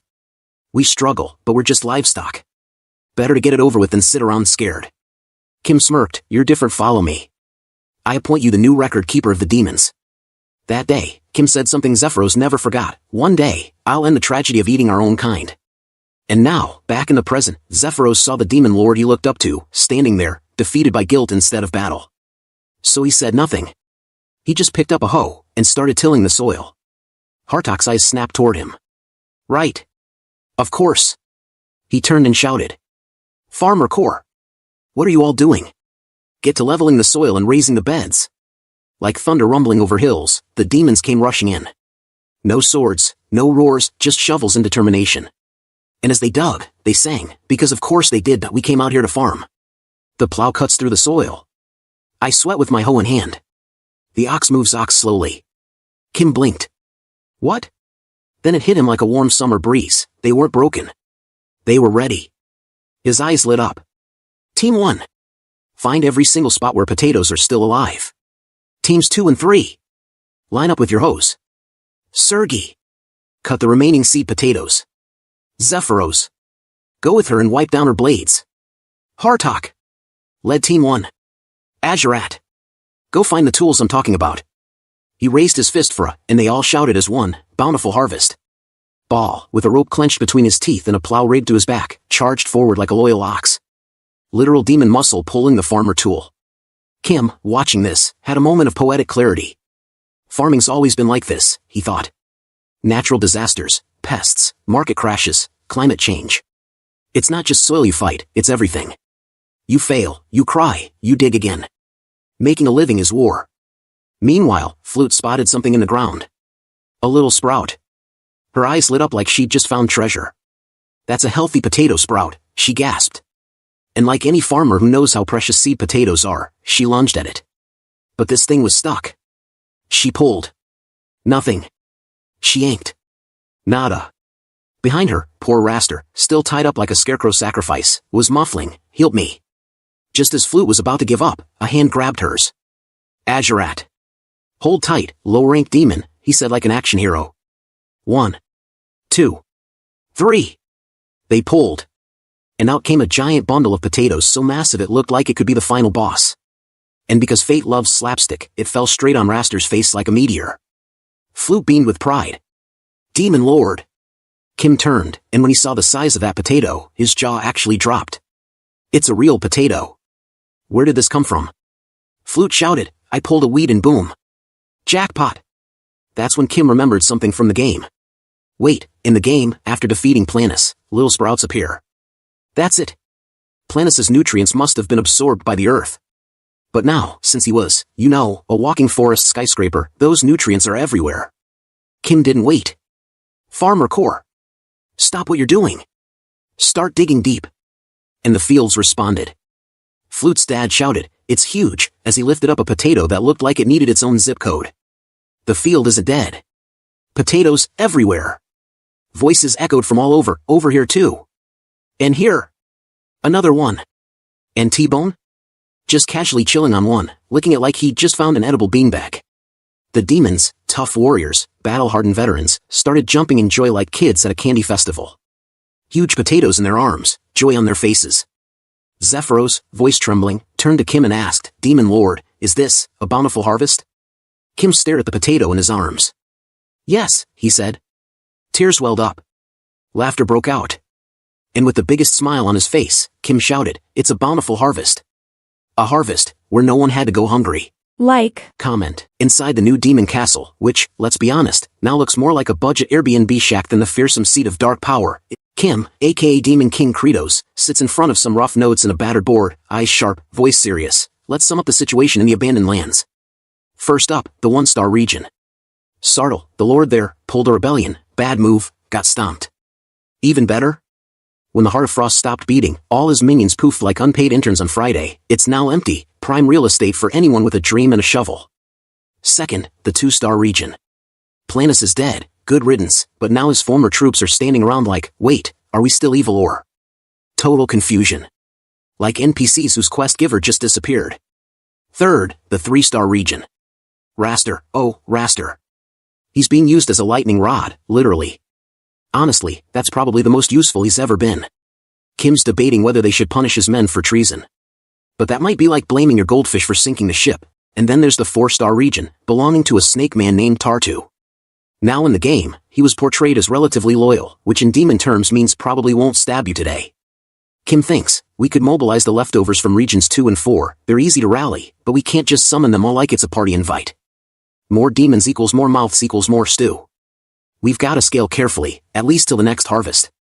Enter Zephyros, Demon King, we've started the large-scale stew prep, just like you ordered. Kim nods, managing a small smile. Good. Well done. Make sure the meal tickets are sorted. Just then, a demon storms in, Demon King. I've delivered the standby orders to each region. Kim's ears perk up, are they obeying? Pause. The four-star region isn't listening. Kim's eye twitches, damn it. Why aren't they listening again?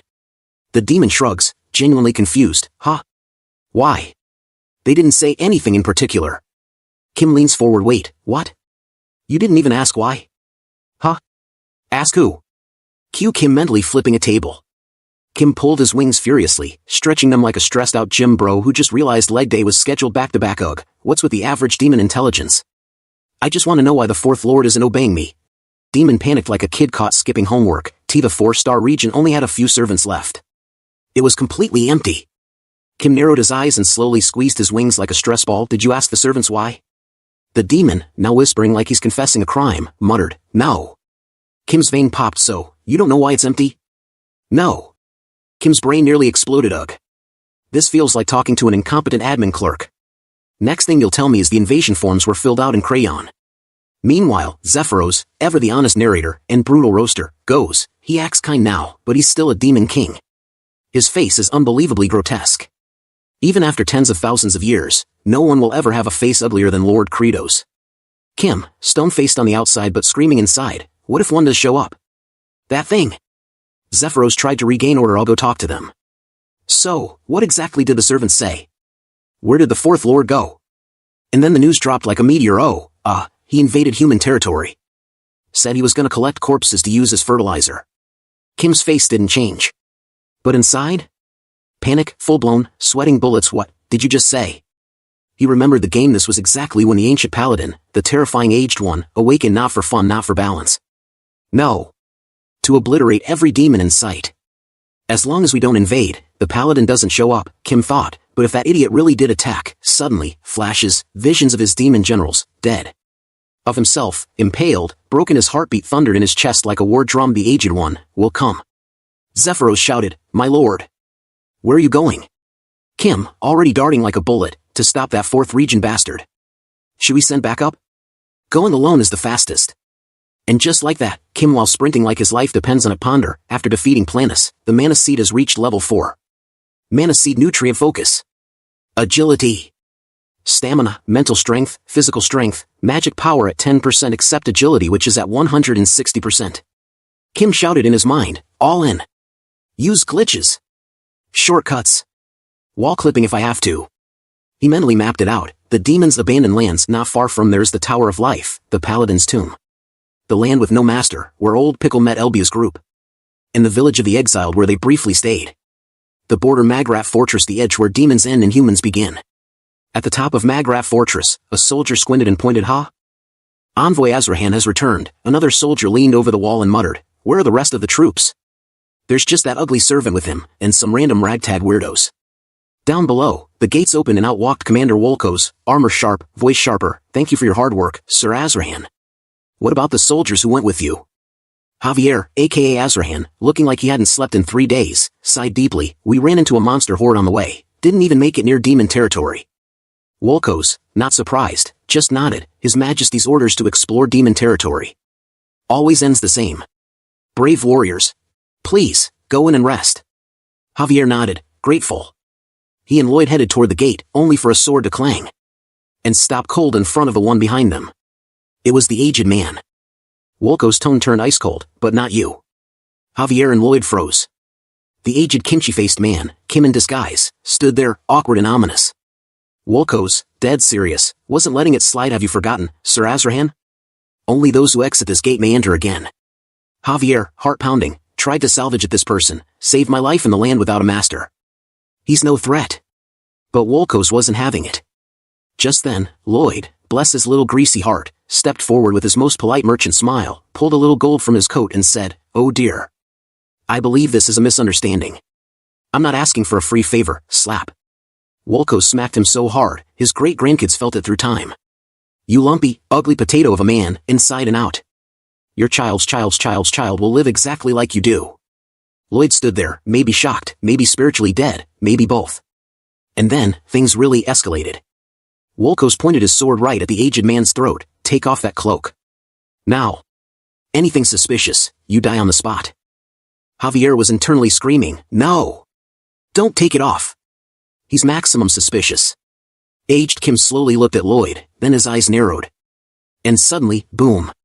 A wave of killing intent exploded from him, thick and sharp enough to slice air. Wolkos froze, just for a moment. And that moment changed everything. Because right then, trumpets. Alarms blared. From the walls, a soldier screamed, "It's coming! It's coming!" Marching toward the fortress. A massive demon army. Towering beasts. A monstrous force straight from a nightmare conga line. Wolkos shouted at the top of his lungs, "Battle formation!" And aged Kim, the so-called ugly servant, stared at the advancing demons. Then, a familiar twinge ran through his head. Like a game prompt whispering in his bones, "Enemy units detected. Objective, eliminate all threats." But Kim's heart screamed louder, "Please. Please. Don't attack. Don't attack." Because if even one blade was drawn, he knew every single demon out there would be annihilated. Like, share. Outside the fortress, the scene had become a medieval madhouse. Demons were slamming huge wooden beams against the gate, again and again, the doors shuddering under the impact. From the walls above, the defenders fired volleys of arrows, thwip, thwip, thwip, into the crowd below. And the demons weren't exactly just standing there getting poked full of holes. They lashed rocks to ropes, swung them around like giant slings, and hurled them right back, smashing shields and helmets. The whole battlefield looked like a brawl between two construction crews armed with medieval office supplies. Inside, the gate's hinges were screaming. Each blow from the battering ram splintered more wood. In the shelter behind the gate, people huddled together, eyes wide, breath ragged. Aged Kim stood there, still as stone. In his head, old memories rattled loose. I instinctively tried to rush in and fight. Maybe it's the memories of 19 past lives over and over, always slaughtered. Always fighting whenever fate commanded it. His hands twitched, itching to grab a weapon. If Count Javier hadn't held me back, I'd be out there already, tearing them apart without even stopping to think about what I actually wanted. He looked around. Every single person, men, women, kids, was trembling in sheer terror. Maybe, in times like this, I really do have to fight. Outside, the gate bent with an ear-splitting crack. Someone screamed, "The castle gate." Lloyd's voice rang out, shrill with panic. "The gate is falling." Then, boom. The door burst inward. A flood of demons poured in, fangs and claws gleaming. Right at the front, a massive snake demon, Tartu, raised his weapon high. "Kill them all. Turn them into fertilizer." Commander Wolkos roared so hard his voice cracked. "Destroy the rear bridge." One of the soldiers hesitated, but Wolkos' eyes were wild. "We're going to die here anyway. Don't let a single demon reach the mainland." The order went flying across the fortress. The front gates breached. "Cut the bridge! Cut the bridge!" A heartbeat later, kaboom. The entire rear bridge exploded in a cloud of smoke and splinters. The only escape route, gone. Javier's face was drained of color. He swallowed hard. I just heard the explosion. "They've cut the bridge." Lloyd looked like he was going to vomit. "Then we're really dying here. I haven't even gotten married yet." Javier took a second to find the right words, then spoke gently, almost sincerely. "Don't feel too bitter about it, Lloyd. Even if you made it out alive, you still wouldn't get married." Lloyd's eye twitched. He stared at him. "In betrayal, you bastard. In the next life, I'm going to be born a noble and work you to death." Suddenly, boom! A deafening explosion ripped through the battlefield. The sheer force of it sent shockwaves rolling across the fortress. Everyone instinctively clutched their ears. Some even dropped to the ground. And then, the wall exploded. The crowd went from tense to full-blown panic. People screamed, ran, tripped over each other. That giant demon reached right into the chaos and plucked a little girl from the crowd. The tiny girl screamed, and her mother shrieked back, "No!" Javier's instincts kicked in. He bolted forward, but Lloyd grabbed his arm, holding him back. Meanwhile, Aged stood completely calm. Then, the demon's upper body suddenly vanished, a soundless strike, and then, nothing above the waist. The girl began to fall. Javier tore free from Lloyd and leapt into the air, catching her mid-fall and rolling on the ground to protect her. Even Lloyd's jaw was on the floor. What just happened? High in the air, Aged Kim leaped, cape fluttering, eyes sharp. As he soared, he scanned the battlefield. He spotted him, Tartu. Aged Kim landed right in front of him. No flash, no dramatic soundtrack, just quiet, firm weight hitting the ground. Tartu's eyes widened. His clothes. "What's with those clothes? That's way too weird." Aged Kim didn't flinch. He said flatly, "I don't want to fight." "Stand down." Tartu scoffed. "You think you can give orders, looking like that? And if I don't? What could you even do?" There was silence. Kim didn't blink. Then he said coldly, "Your whole tribe. I'll kill them all." And just like that, the air changed. Tartu growled, raised his sword, and lunged forward. Aged Kim didn't move. He tilted his head, like he was listening for something. And inside his head, in the end, is this really the only choice I have? There was no more room for hesitation. Fine. If it's fate, I'll accept it. Then his eyes snapped open, glowing with terrifying clarity. I am the one who slays demons. Right then and there, bam! Kim's foot connected square with Tartu's neck. His blade flew from his hand like a bad investment, landing somewhere far out of frame. Aged Kimchi, calm, unreadable, just stood there, watching. Meanwhile, Tartu was being dragged across the ground, and Kim, sweaty, panicked, completely unready for this Kim, was gasping like an uncle who just ran to catch a bus. He stared at Aged Kim and mentally freaked out. Why, of all places, why here? Tartu, dazed and wide-eyed, looked up at Kim and started, "Marquis." But whack! Kim planted a boot in his face. And then kept kicking over and over, like a parent who found out their kid skipped school and stole their wallet. "You little bastard. You disobedient bastard. Why'd you invade, huh? Why'd you attack the humans?" Tartu, barely holding on, mumbled, I was just, the Marku, Bam. Another kick. "Shut it, punk. Die. Die." Kim paused only long enough to shoot a panicked glance at Aged Kim. Then immediately went back to kicking like a madman. "We were living in peace, huh?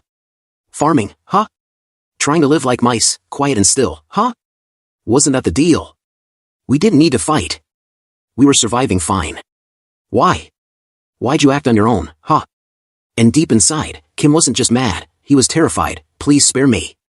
Just this once. Let it slide. Please don't kill all the demons. And then aged Kim finally spoke, I know who you are. Kim's foot stopped midair. He looked back, frozen. You're the Demon King, Kratos. Aren't you? And Kim, petrified, sweat pouring, knees nearly shaking, his internal monologue hit the panic button hard, first of all.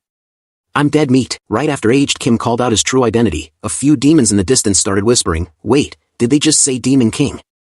The Demon King's personally here. He's talking to that monster-looking guy, but I can't hear him from here. Meanwhile, Kim, are definitely exposed, panicking Kim, was in full meltdown mode. His mind went blank, then snapped, Kratos? What is that, some kind of computer operating system? Aged Kim just tilted his head slightly, completely unamused. What's a computer? Then, with calm weight in his voice. I'm not asking because I don't know.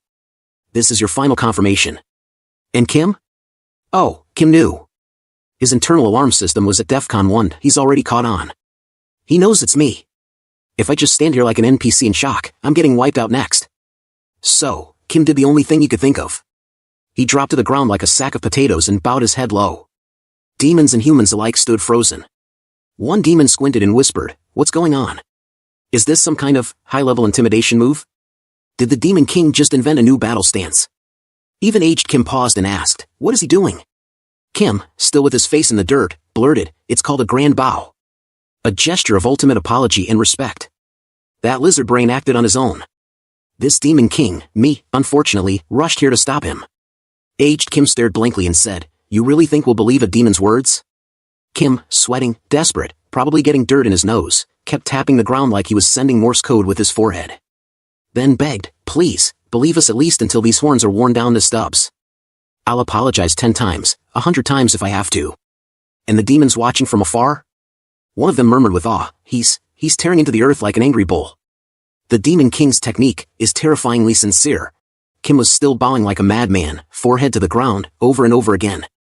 And in his head, he knew how it looked, pathetic, disgraceful, downright humiliating. But to him? That didn't matter. If I don't do this, all the demons will die. Being the head means taking responsibility, even if it means eating dirt.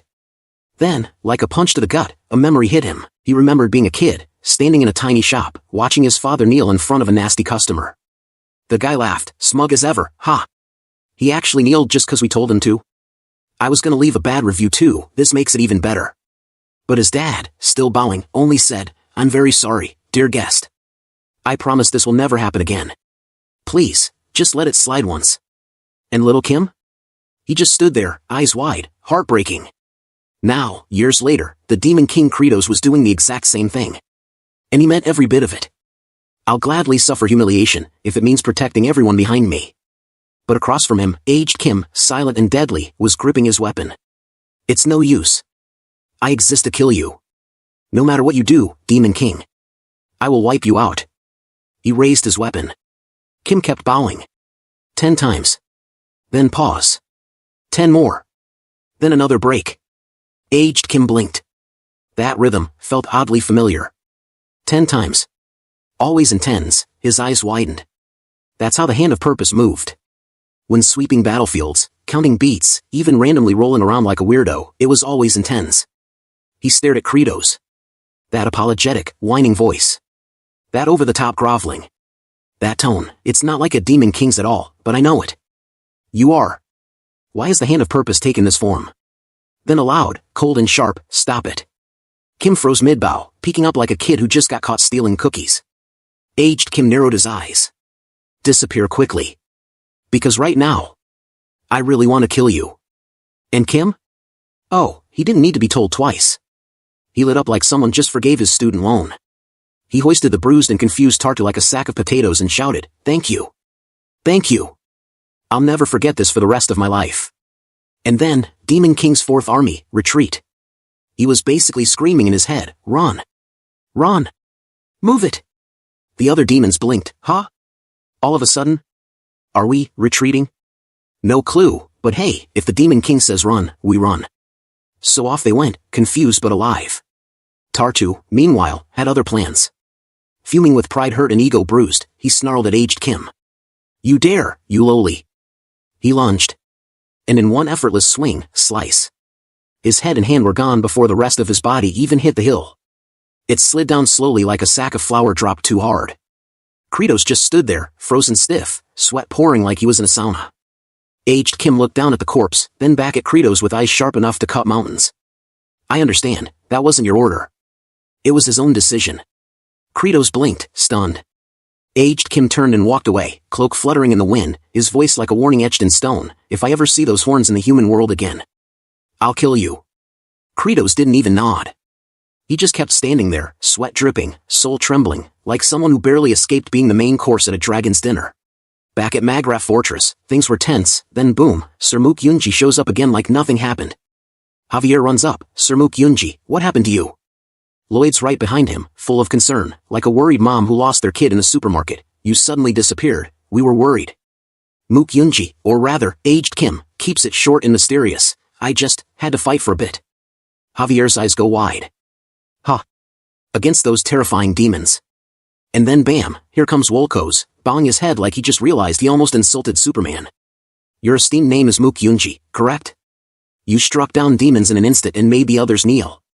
Please forgive my earlier disrespect. Kim says nothing. Just silence. Classic mysterious warrior move. Javier's like, I knew you were strong, but that was insane.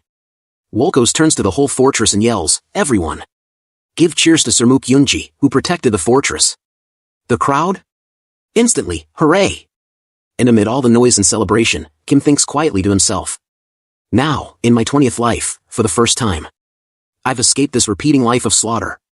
He lowers his head for a moment, maybe out of guilt, maybe out of relief. Then looks up at them all and thinks, I chose the path of saving. And then adds, very internally, though I did kill 2 guys. But hey, progress is progress, right? But just as the cheers echoed through the fortress like a victory anthem, everyone froze, not because of fear, not because of awe. Because, have you seen what Aged Kim was wearing? In the dusty, wind-blasted stormy wasteland, demons were finally trudging back home like rowdy tourists after a failed vacation. Kim, our reluctant demon king, was exhausted. Finally made it, he sighed, dragging his feet like a group leader stuck with 400 unpaid interns. Moving with this many people takes forever. Then he turned, snapped, and let him have it. Back to your homes. Stay put. If any of you invade the human world again, you're all dead. One frog-faced demon croaked nervously, we just followed 'cause Lord Tarta told us to. But Kim barked back like a teacher catching someone cheating, don't want to hear excuses. Get home. Now. He stormed off, grumbling. Following the game's progression means no bugs, no glitches, no speedrun tech, just endless walking. All he wanted was to get back to the Royal Potato Farm, you know, the actual empire he cared about. Then he saw something, an abandoned well. The in-game system for fast travel and powering up. Kim had tested every single one of them before, but nada. They didn't work, because he wasn't the paladin. Now he just stared at it, defeated. Slumping beside it like a gamer waiting for patch notes, he sighed. Ugh. I'm craving a warp so bad, but I guess they only work for the paladin. Just as Kim was sulking beside the useless old well, wishing life had a fast-forward button, the thing suddenly lit up like it just got Wi-Fi after 1,000 years. Ding! A system message popped up. Due to encountering the paladin, a new game system has been unlocked. Kim blinked. Huh? Another message came in right after. Warp through abandoned wells, unlocked. Before he could even do a victory dance, the well sucked him in like a kid cannonballing into a pool. System. All wells you've visited since arriving in this world have been activated. Where would you like to go? Kim lit up. Oh yes. The one under the Demon King's castle. Wait, is it broken? The system coolly replied like a customer support bot. The well is still intact. Okay. There then. Kim shouted. Boom. Warping to the underground of the Demon King's castle. And with a blinding flash and a very undignified shout, Kim got through space like a potato in a slingshot. Out in the middle of nowhere, literally the ruins of a farm, ARA'S stared down at yet another broken tool like, welp, this one's useless too. Meanwhile, Flute was crawling through the dirt like a desperate archaeologist, muttering, please, just one. One farming tool that isn't broken. And then, glow. The ground started to shine like a Minecraft beacon, and Flute paused, blinking in confusion, until suddenly Kim's head popped out of the dirt like a cursed potato sprout. Then his whole body followed. Flute's eyes rolled back, and she fainted like someone just saw a ghost in a cabbage field. ARA'S turned, alarmed, only to see Kim shivering and holding his mouth like he just got off a roller coaster made of pure regret. Erg. And then, blay. Right there. All over the soil. ARA'S dove like a hero, grabbing Flute and yanking her out of the splash zone just in time. Kim, wiping his mouth and wheezing, thought. Ugh, my stomach's doing somersaults. Why couldn't it just be a smooth warp like in the game? But hey, instant teleportation in exchange for one barf session? Still a good deal. He got to his feet, panting, eyes shining with purpose, like a warrior who just returned from war, only instead of vengeance, he screamed. Let's start mass-producing king potatoes. And off to the side, Flute clung to Azurat, tears flowing, sobbing harder than someone who saw their crop field hit max level. At the warehouse, Kim stood before a mountain of freshly harvested king potatoes, staring like he just discovered ancient treasure, or a trap. Even now, he muttered, eyes wide, they look overwhelming. Zephyros nodded proudly. Lord Hartok's mist even cleaned them perfectly. Clean? Yeah. Maybe too clean. Kim picked one up. Rolled it around in his hand, frowned. Something was off. It looked perfect, too perfect. His instincts screamed louder than a bugged NPC. He leaned in, eyes narrowing, sweat forming. What is this? He thought. Why does this keep feeling off? Zephyros just stood there, watching his lord inspect a potato like it was a cursed relic. Then Kim snapped, tossing potatoes aside, searching frantically. It's not there. This one too. They're all missing. Zephyros blinked. My lord, is there some issue with the potatoes? Kim's face went grim. Like he just realized his prized crop was a fraud. These king potatoes, he said, voice darkening, have no eyes for sprouting. Zephyros looked stunned. No sprouting eyes means, they won't sprout? Kim confirmed the nightmare. Yeah, these potatoes are sterile. Imagine farming for your future and ending up with a bunch of beautiful, buff, but completely childless potatoes. All that hype for the world's most gloriously useless veggies. At the temporary Demon King's castle, which is basically just a glorified hut with slightly better plumbing, Kim gathered all his demon generals like he was about to drop world-ending news. And oh, he did. So, he began, even if we plant these king potatoes, nothing's gonna grow again. Hartok stepped up, voice grim. Their traits were altered unnaturally. They're basically mutants. No reproductive function. Translation? These potatoes can't have kids. They're gym bros with no fertility. Ball, not the brightest fork in the drawer, raised his hand. So, they're inedible? Surdy smacked back, no, idiot. You can eat them, you just can't replant them. Once we finish what we've got, it's game over. Kim sighed. Either way, we couldn't rely on potatoes forever. He dropped some hard farming truth. Potatoes are weak to disease, one infection and they're done for. Eventually, we need new crops. Azurat looked around at the cursed wasteland. Something else? What even grows in this land besides potatoes? Kim's eyes sparkled. Nothing. But I know a place. A magical, fertile place. Full of seeds. Zephyros thought, don't tell me. Kim smirked. The human lands. The room exploded. Ball panicked, that's invasion. Plunder. Basically war. Surdy rolled his eyes, you fool. The one who hates war the most. She glared at Kim. Is the Demon King. But Kim had a plan. A very Demon King kind of plan. Zephyros, mint me a mountain of Chuno coins. Stay here and help Hartok with farming operations. Then, with a sly, evil grin, Kim laid out the true scheme. Me, Surdy, Ball, and Azurat. We'll go into the human lands, sell Chuno, and buy seeds with the money. It wasn't war. It wasn't invasion. It was capitalism. Kim thought, as long as we don't run into that guy Mook Yunji, there's no problem. And hey, there's always a way. Zephyros stared at Kim like he just said he wanted to open a demon-themed lemonade stand in enemy territory. You're going to the human world to sell Chuno? You're crazy. Kim didn't even blink. Can you explain why I have to listen to such things? Zephyros gestured wildly toward the team like he was hosting a demonic fashion disaster show. Look at the 3 heavenly kings I just ordered to accompany you. First, he pointed at Ball, monsters at a glance. Then at Azurat, who looked like a horror movie on 2 legs. From a human perspective, that's a murderer's face with skin color that screams radioactive mutant. And finally, to Sergei, hypothermic human octopus, pale like a ghost with intestinal issues. Zephyros raised his voice. If humans see them, they'll freak out and yell, demons, while hurling pitchforks. Sergei scooped up Zephyros and Azurat brought out his sword and was about to skin a talking potato. Zephyros, dangling in the air, screamed. I didn't say anything wrong. Just think calmly. Azurat growled, we're incredibly cold-hearted, you bastard, we could kill you right here. And just to spice things up, Ball, the supposed peacekeeper, yelled, Zephyros is right about everything.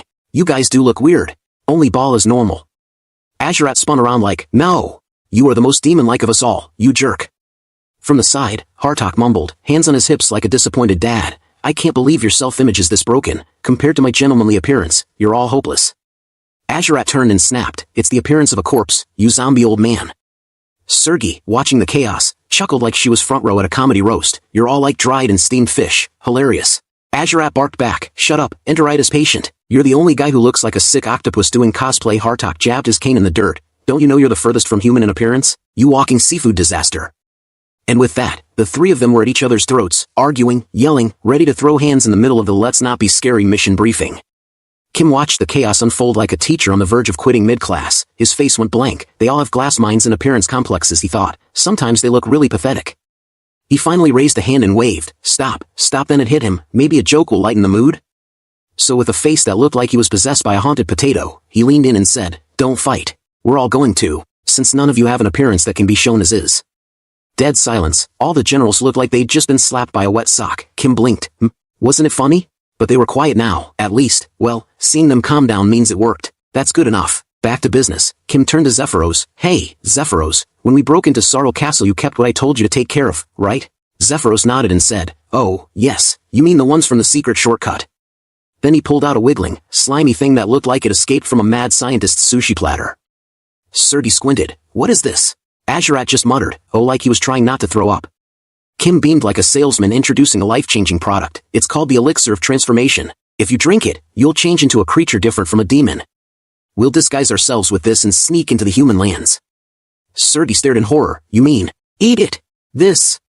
Kim shrugged. What, you think I brought it for you to apply as lotion? Ball picked a squirming worm in his hand, then he shouted, Ball, don't be picky. Sergei's mouth dropped open. Wait, what? Ball put it in his mouth and kept chewing, face contorting like he'd just lit the toilet. It's disgusting. Sergei deadpanned. What, did you eat it because it looked delicious? Then suddenly poof, Ball started to glow. Kim leaned forward, eyes wide. The transformed appearance is based on the player's alignment. It should turn them into a creature that reflects their inner self. Just please don't be too vicious looking. Smoke exploded around Ball. He emerged from the mist like a magical girl transformation, posing dramatically. Ball appearance changed, he announced. Then with a dreamy expression, my feeling it's strange. Then something clicked in Kim's memory, the Elixir of Transformation, a fruit formed from the lingering wishes of an ancient, dead giant. Whoever eats it changes their appearance once forever. That new form? It's a reflection of their innermost desires. Kim stared at Bale's new form. Ah, so that's Bale's inner self. Suddenly, things were feeling very personal. Sergei didn't even hesitate. She charged at the plate of squirming worms like it was a five-star buffet. The Demon King's command is absolute. She shouted, eyes wild, but in her head, the voice was quieter. Sergei, you wanted to become beautiful. Smoke puffed. Poof! She transformed into a llama. Zephyros, being so helpful, handed her a mirror and she took one look. And, Alpha, she burst into tears, and Kim thought, Sergei the cold monarch who just wanted to be a warm, lovable demon. Then Ball grabbed Azarat from behind, locking him down. Kim, taking advantage of the hold, and force-fed the worm into Azarat's mouth. We don't have time. Eat quickly! Azarat tried to scream but, poof, he turned into a pelican. Kim looked on. Azarat, the blood-drinking prince, who just wanted freedom from his life as a permanent lightning rod. Now it was Kim's turn. He downed the worm like a bitter pill. Poof! Smoke cleared. He transformed into a completely normal-looking guy with no horns and no fangs. Credo's a grad student with a slightly nasty disposition, then stared at his own reflection. It's subtle, is this okay? Then turned to the squad and said, let's just say he's someone with a slightly bad liver. Let's go! Seed Expedition Team. Right after everyone finished their big magical creature makeover, the system decided to drop a bomb on them. While using the Elixir of Transformation, you cannot receive support related to happy points. Kim groaned. Of course there are restrictions. What next? No refunds? Then remember, even in the game, if you use a skill or take damage, you revert to your original form. I need to be careful. Luckily, there was one upside: the abandoned well express. Thanks to the warp system, they could just hold hands and zip across the map together like some awkward field trip group. Poof! Instant teleportation. And immediate group vomiting. He looked up at the massive city gate ahead. Alright, now how do we get through that? Cue chin scratch. Kim's thoughts kicked into overdrive. The biggest danger right now is running into Mukuenji. Kim paused. Wait, if he already came through here, he's probably gone by now, right? Yeah, he should be deep in the human lands by now. No way he's just hanging around waiting to spot me like I'm his lost car keys. Then, a whisper to himself, half plea, half prayer. Even if he is here, he won't recognize me, right? Right? Please. Please don't recognize me. But whether Mukuenji shows up or not, Kim knows one thing for sure. he needs to buy those seats. Just as the squad was inching toward the city gates, thinking they might just pull this off, a trumpet blared like it owed someone money. A soldier shouted, "A suspicious group is approaching." "More demons? Wait, no, they don't look like demons. But they do look like they've been through a washing machine set on agony." Enter Wolkos, a knight with the posture of someone who hasn't smiled since birth. He stared them down and said, "They're from the village of exiles. Go back. You're not allowed through this gate." Sergei the llama and Azurat the pelican looked like someone just threatened to pluck them and make stew. Kim was sweating internally, but outwardly, cool as ever thought, just as I expected. I knew this plan would fail. Because I've studied the game settings like a nerd on a sugar high, 10 times through the logs, baby. But Kim wasn't just some rookie trying to glitch past the NPCs. No. He activated his next skill, Shameless Bluff LV.99, and said, "This humble exile has already brought tribute from the demon lands." Wolkos froze. Tribute, from the demon lands? Kim thought, the human king did send someone to explore the demon lands. If I play this card right, they'll have to let me through.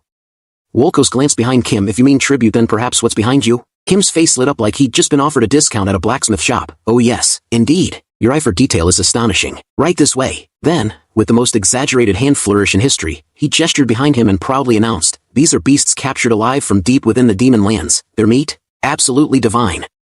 Sergei, the llama, and Azurat, the pelican, stared at him in horror. Like, "Bro, did you just try to sell us as lunch?" Wolkos, squinting suspiciously, and said, "Captured alive in the land of demons? Isn't that a pelican? And that one's an alpaca?" His voice dripped with disdain. "You're offering such common beasts to the king?" Kim blinked. What? His thoughts screamed louder than a bard after a bad review. In a medieval Europe-inspired world, are alpacas and pelicans common? What kind of lazy world building is this? Wolkos, now looking thoroughly unimpressed, spat, "Worthless, stinking things. Take them and go back at once." Sergei, who was currently a llama, took that insult personally. She stomped forward and shouted, "Alpha!" Wolkos's poker face remained, but inside, full panic mode. That pronunciation, that was way too clean. That wasn't a random alpaca noise, was it? Kim could feel the tension. Time to improvise like a B-tier street magician. He grabbed Sergei's fuzzy head and went full salesman. "Yes, you've noticed. These creatures from the demon lands have amazing pronunciation. Fluent beasts, premium pronunciation, limited edition." Then he turned to Azurat and said, "And this one? His cry? It's something else. Go on. Cry, pouch brat." Azurat didn't budge. Kim leaned in. "Cry, hey, cry." Still nothing. So, in classic panic babysitter fashion, Kim just yanked a tuft of hair. "Hey!" Azurat let out a weird, squawking honk-cough scream that only a pelican-turned-prince could make. That was enough for Wolkos. "I permit your passage. Enter," he shouted, nearly tripping over himself.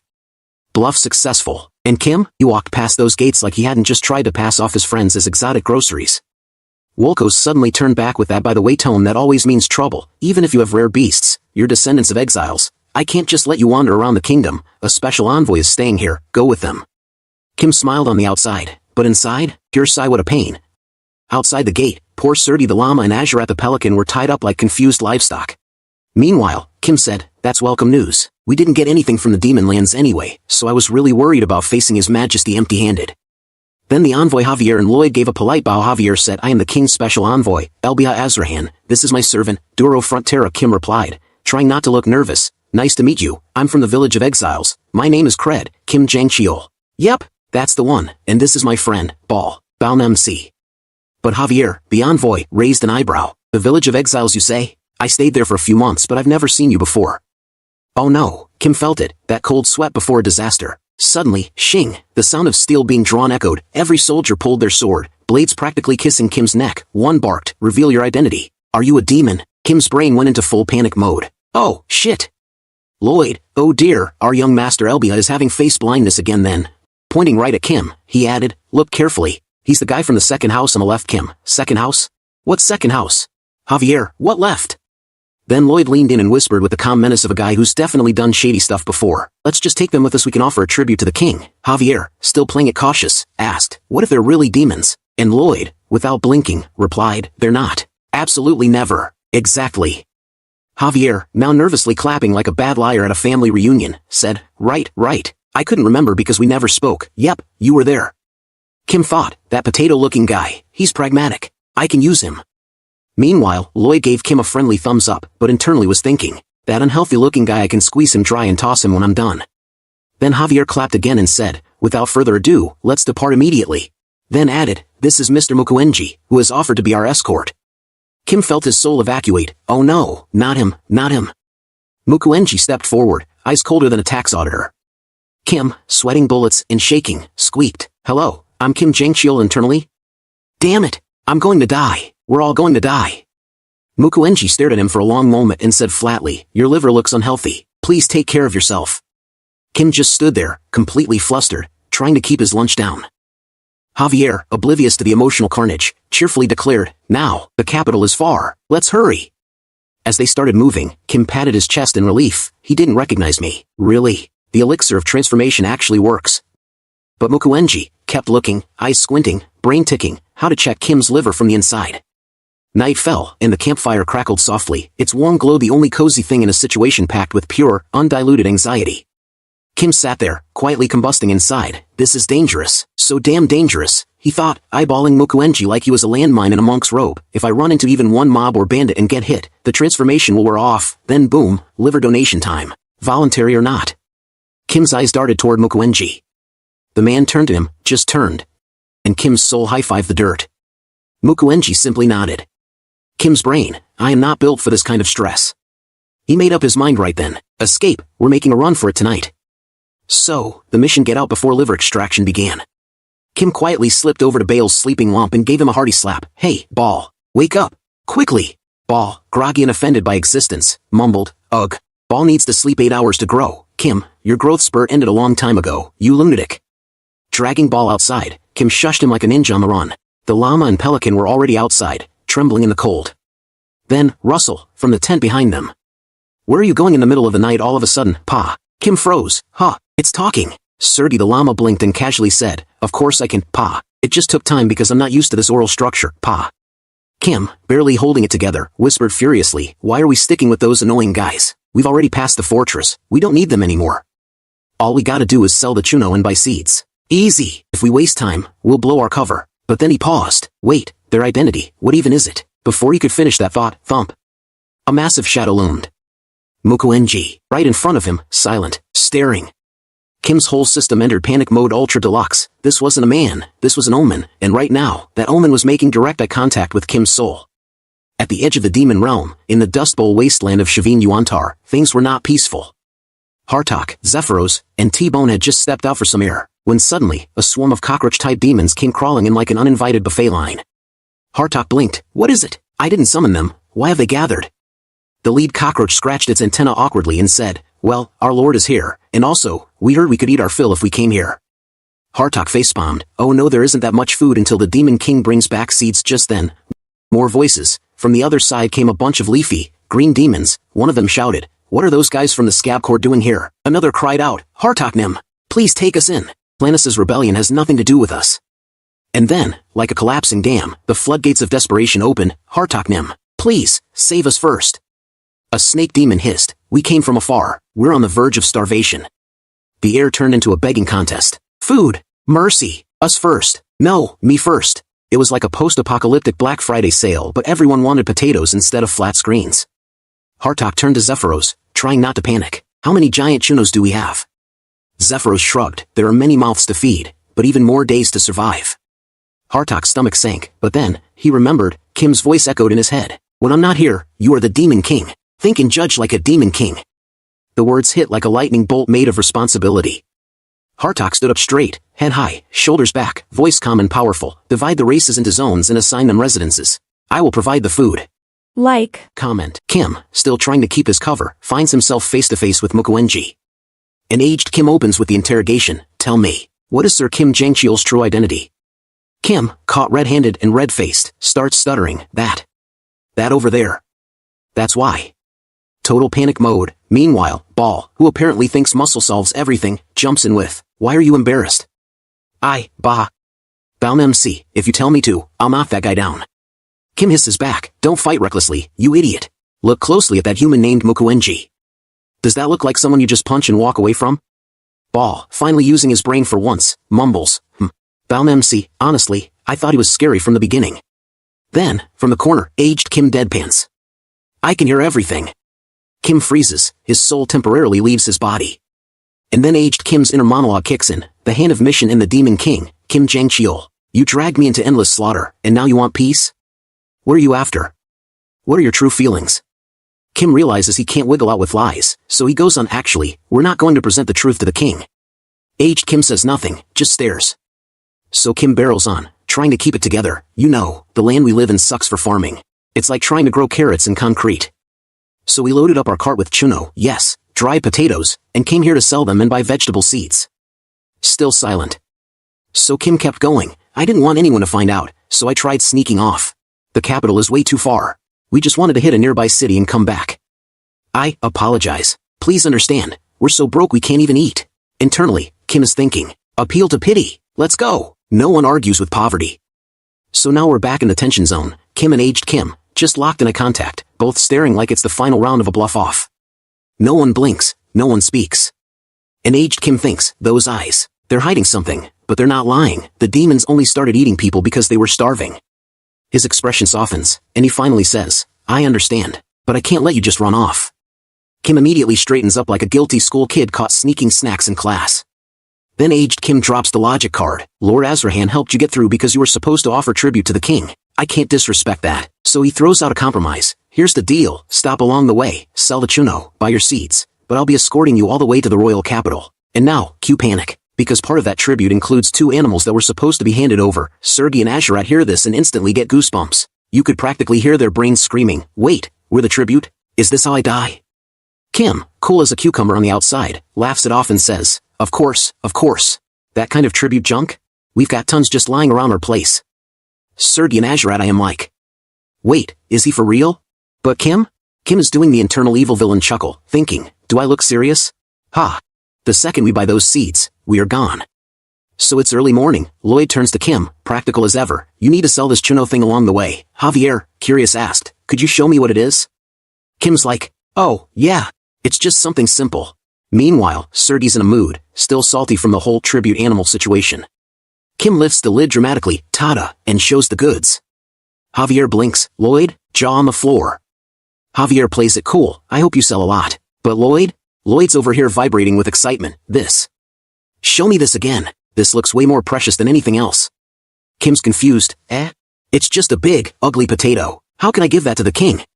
Lloyd, not having it. It's not just big, it's freaking big. Kim goes full sassy. Oh my, this is funny. If size is all that matters, then the tallest guy should be king. Ha ha.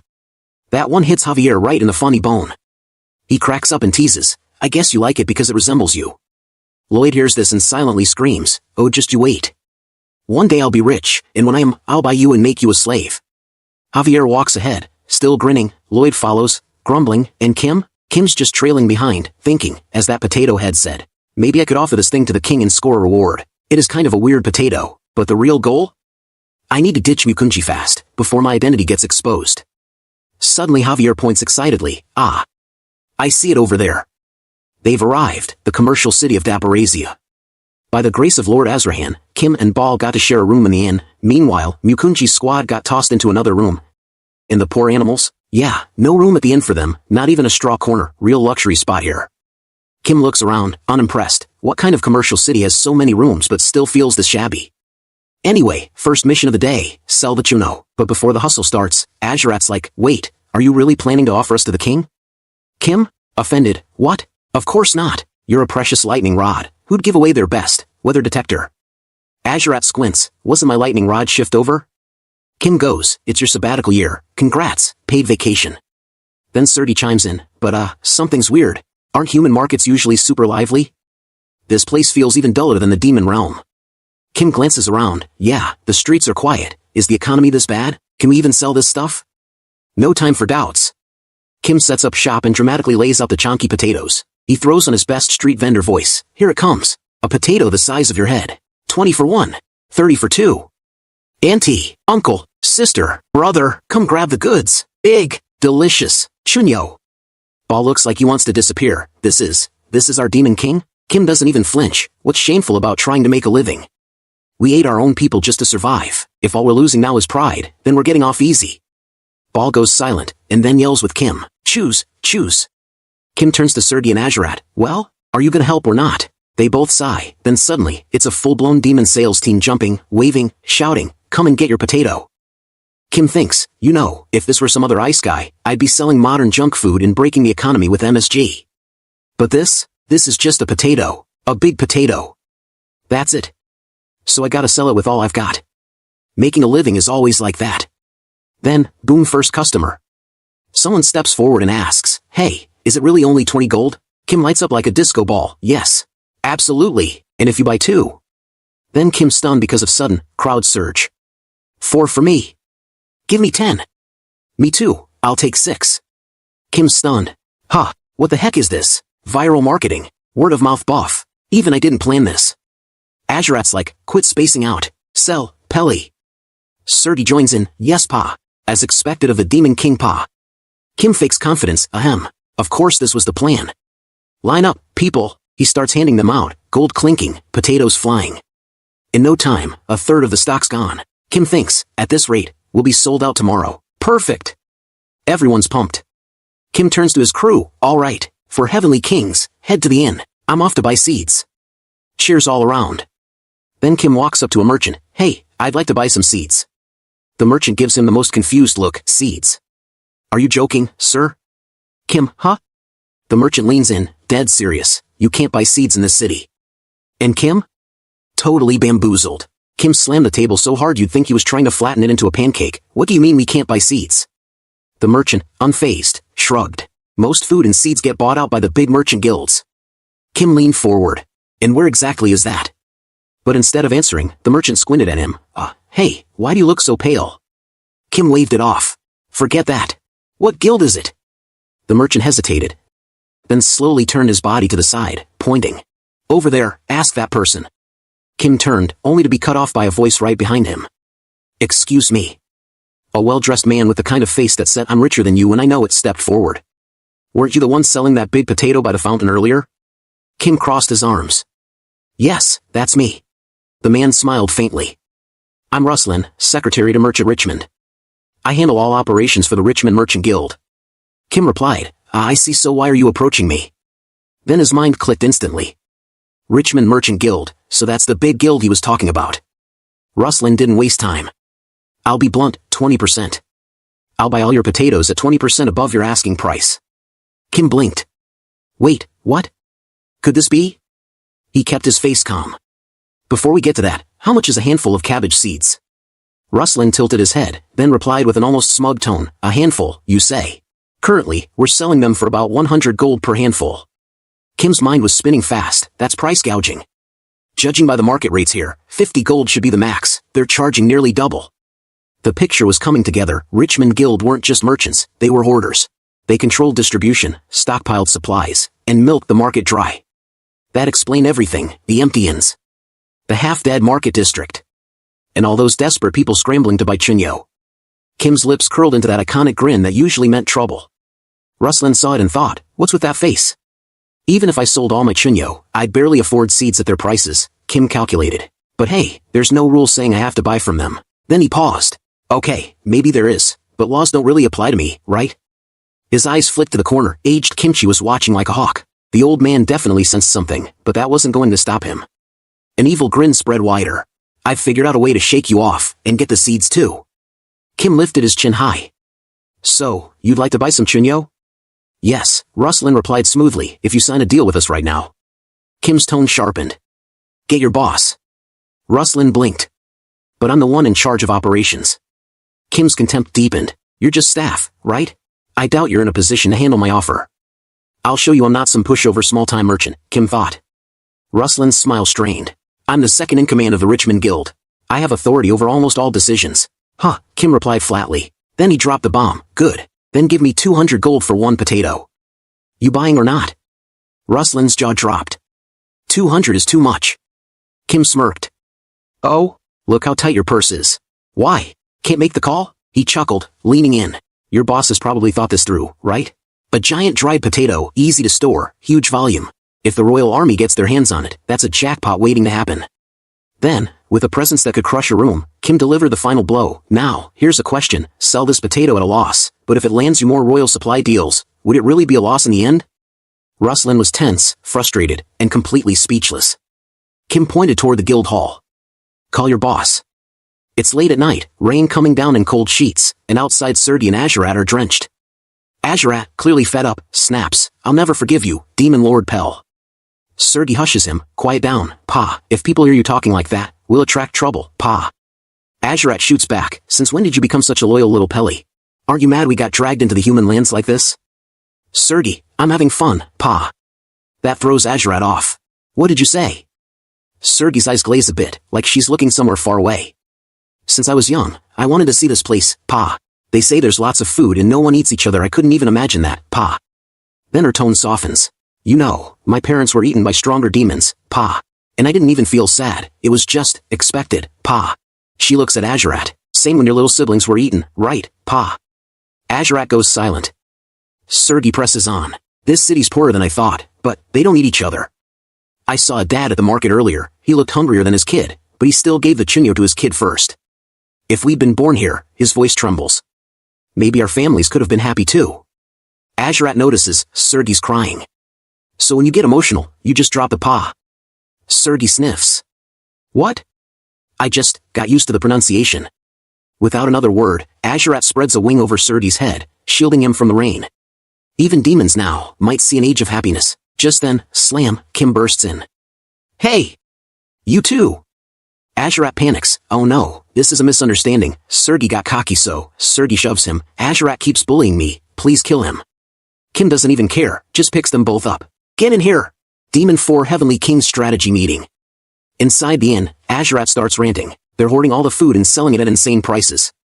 Sergei frowns. Why would they do that? Isn't there enough to go around?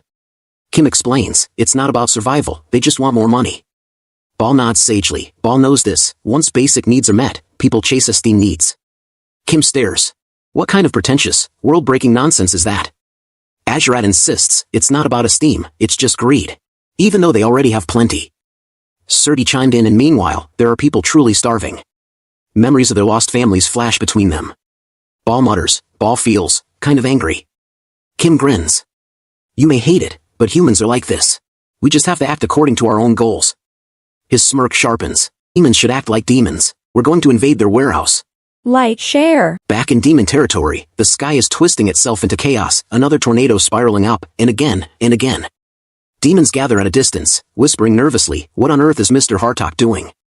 There's Hartok in the middle of it all, veins popping, roaring like he's trying to scare the tornado into obedience. Some demons gossip. First he told us to make a giant cooking pot out of rocks, now he's just spinning storms all day. Finally, Hartok collapses onto one knee, sweat dripping. He drags himself up, spots the gawkers, and snarls, what are you looking at? Break time already. Instantly, they scatter like kids caught peeking at exam answers. That's when Zephyros walks up, calm as ever. Mr. Hartok, you're pushing yourself too hard. Where exactly are you going to use all this water? Hartok, chest heaving, growls back. As you know, countless demons have gathered here. With the current chunyo, we can't feed them all.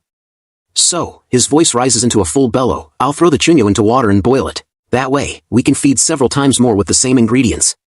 Because there should be no demons starving in this abandoned land. From the outside, Zephyros looks cool, just standing there. But inside, he's shaken. If this is a good deed, why does Hartok look like he's about to murder someone while doing it? Then again, he's a demon. Maybe that's just the default setting. Ever since the Demon King declared, we're farming now, everything's been changing. And here's Hartok, the infamous cruel, cold-hearted Hartok, going through hell just to make sure demons don't starve. The big question is, what in the world made him change so much? Hartok suddenly chuckles, then grins with that classic villain face. Heh, I'll get a lot of compliments, won't I? Zephyros, trying to stay practical, asks, but, Mr. Hartok, it'll take an absurd amount of firewood to heat a rock bowl that size. Hartok smirks, of course, that's why we'll tear down the lower demons' houses for fuel. Hartok just keeps going, and then, we'll head to the 3-star zone, the sealed volcano, to hunt the predator of fire. Zephyros' eyes nearly pop out of his skull. You're what? In town, Ruslan nervously brings out the big boss himself, the master merchant, Richmond. They stop in front of the inn. And Richmond, this old man with sharp eyes, takes one look at Ruslan and sighs. I'm disappointed in you this time. Ruslan's like, wait, what? But Richmond cuts him down cold. To be scared by the bragging of some country bumpkin who knows nothing of the world? If you're this stupid, what great thing can you possibly accomplish? Ruslan lowers his head like a scolded puppy. And Richmond waves him off. You wait here. Let me show you what happens when you cross someone who hasn't learned their place. He knocks at the inn door. Inside, Kim answers, who are you? Richmond replies with polished manners, I am Richmond, a small merchant of this city. You asked me to come directly, so here I am. Kim gestures politely. Ah, yes, yes. Please, come in. Richmond thinks to himself, ignorant fools always drop their guard when greeted with courtesy. They don't realize, those who take are always kind. But then, boom. The moment he steps inside, the air thickens with violent energy. Richmond freezes, sweat trickling down his forehead. Oh my god, this is terrifying. Kim sits arrogantly, motioning. Will you sit down? Richmond blurts, yes. Of course, and drops into a chair, though his mind is racing. He scans the room. First, ARA'S. What are they even doing here? Then Sergei. Is that even human? Why does a beast have human facial expressions? And then Ball. What is that? That huge, handsome guy drooling like a starving wolf. That's somehow 10 times scarier than if he just glared at me. Kim's voice cuts through, cold as ice. So, you heard the proposal, right? Richmond mutters like a whipped pup. They said, you wanted 200 for one potato. Kim narrows his eyes. No, it was 300. Richmond nearly chokes. 300! He stammers, that's too much, impossible. Kim leans back, smirking. Among our group, there's someone called Young Master Azura, you know? Meaning Javier. Richmond's eyes widen. The Azrahan family. Kim presses on, grin widening. A noble who takes direct orders from the royal family. Wouldn't it be a good idea to show it off now? Richmond steps out and says calmly, I contracted for 300. Ruslan nearly falls over. What? Richmond continued to say lead everyone straight to the mansion and each person even gets their own room, even the animals get individual rooms. Ruslan blurts out, why? Richmond waves it off. It's in the contract. Ruslan's face twists in disbelief and said, Mr. Richmond, why are you being so generous to such ignorant people? That's when Richmond explodes. You idiot! Immediate loss will always be rewarded with greater gain. You don't understand anything. Then he storms ahead, leaving Ruslan standing there. Inside, though, Richmond is still trembling. God, that was so scary. Ruslan clenches his teeth hard enough to draw blood. Meanwhile, Ball throws in his usual simple solution. I don't get it. Why don't we just beat him to death and steal the seed? Way easier. Kim sighs. Yes, Ball, that's exactly the kind of thought I'd expect from you. Then he adds sharply, but what if a fight breaks out, and the transformation gets cancelled in the middle of your robbery? That could escalate into a war between demons and humans. Then Kim grins slyly. The best option? Avoid the fight entirely. Just steal everything and run away. There are 3 things a man needs to survive. First, a backer who helps him dodge the law. Second, ample funds.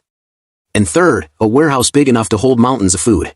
For now, we stay in this guy's mansion and find out where the storage is. Sergei tilts her head, curious. But, Demon King, how do you know human physiology so well? It's like you've lived in the human world for years. Kim pauses.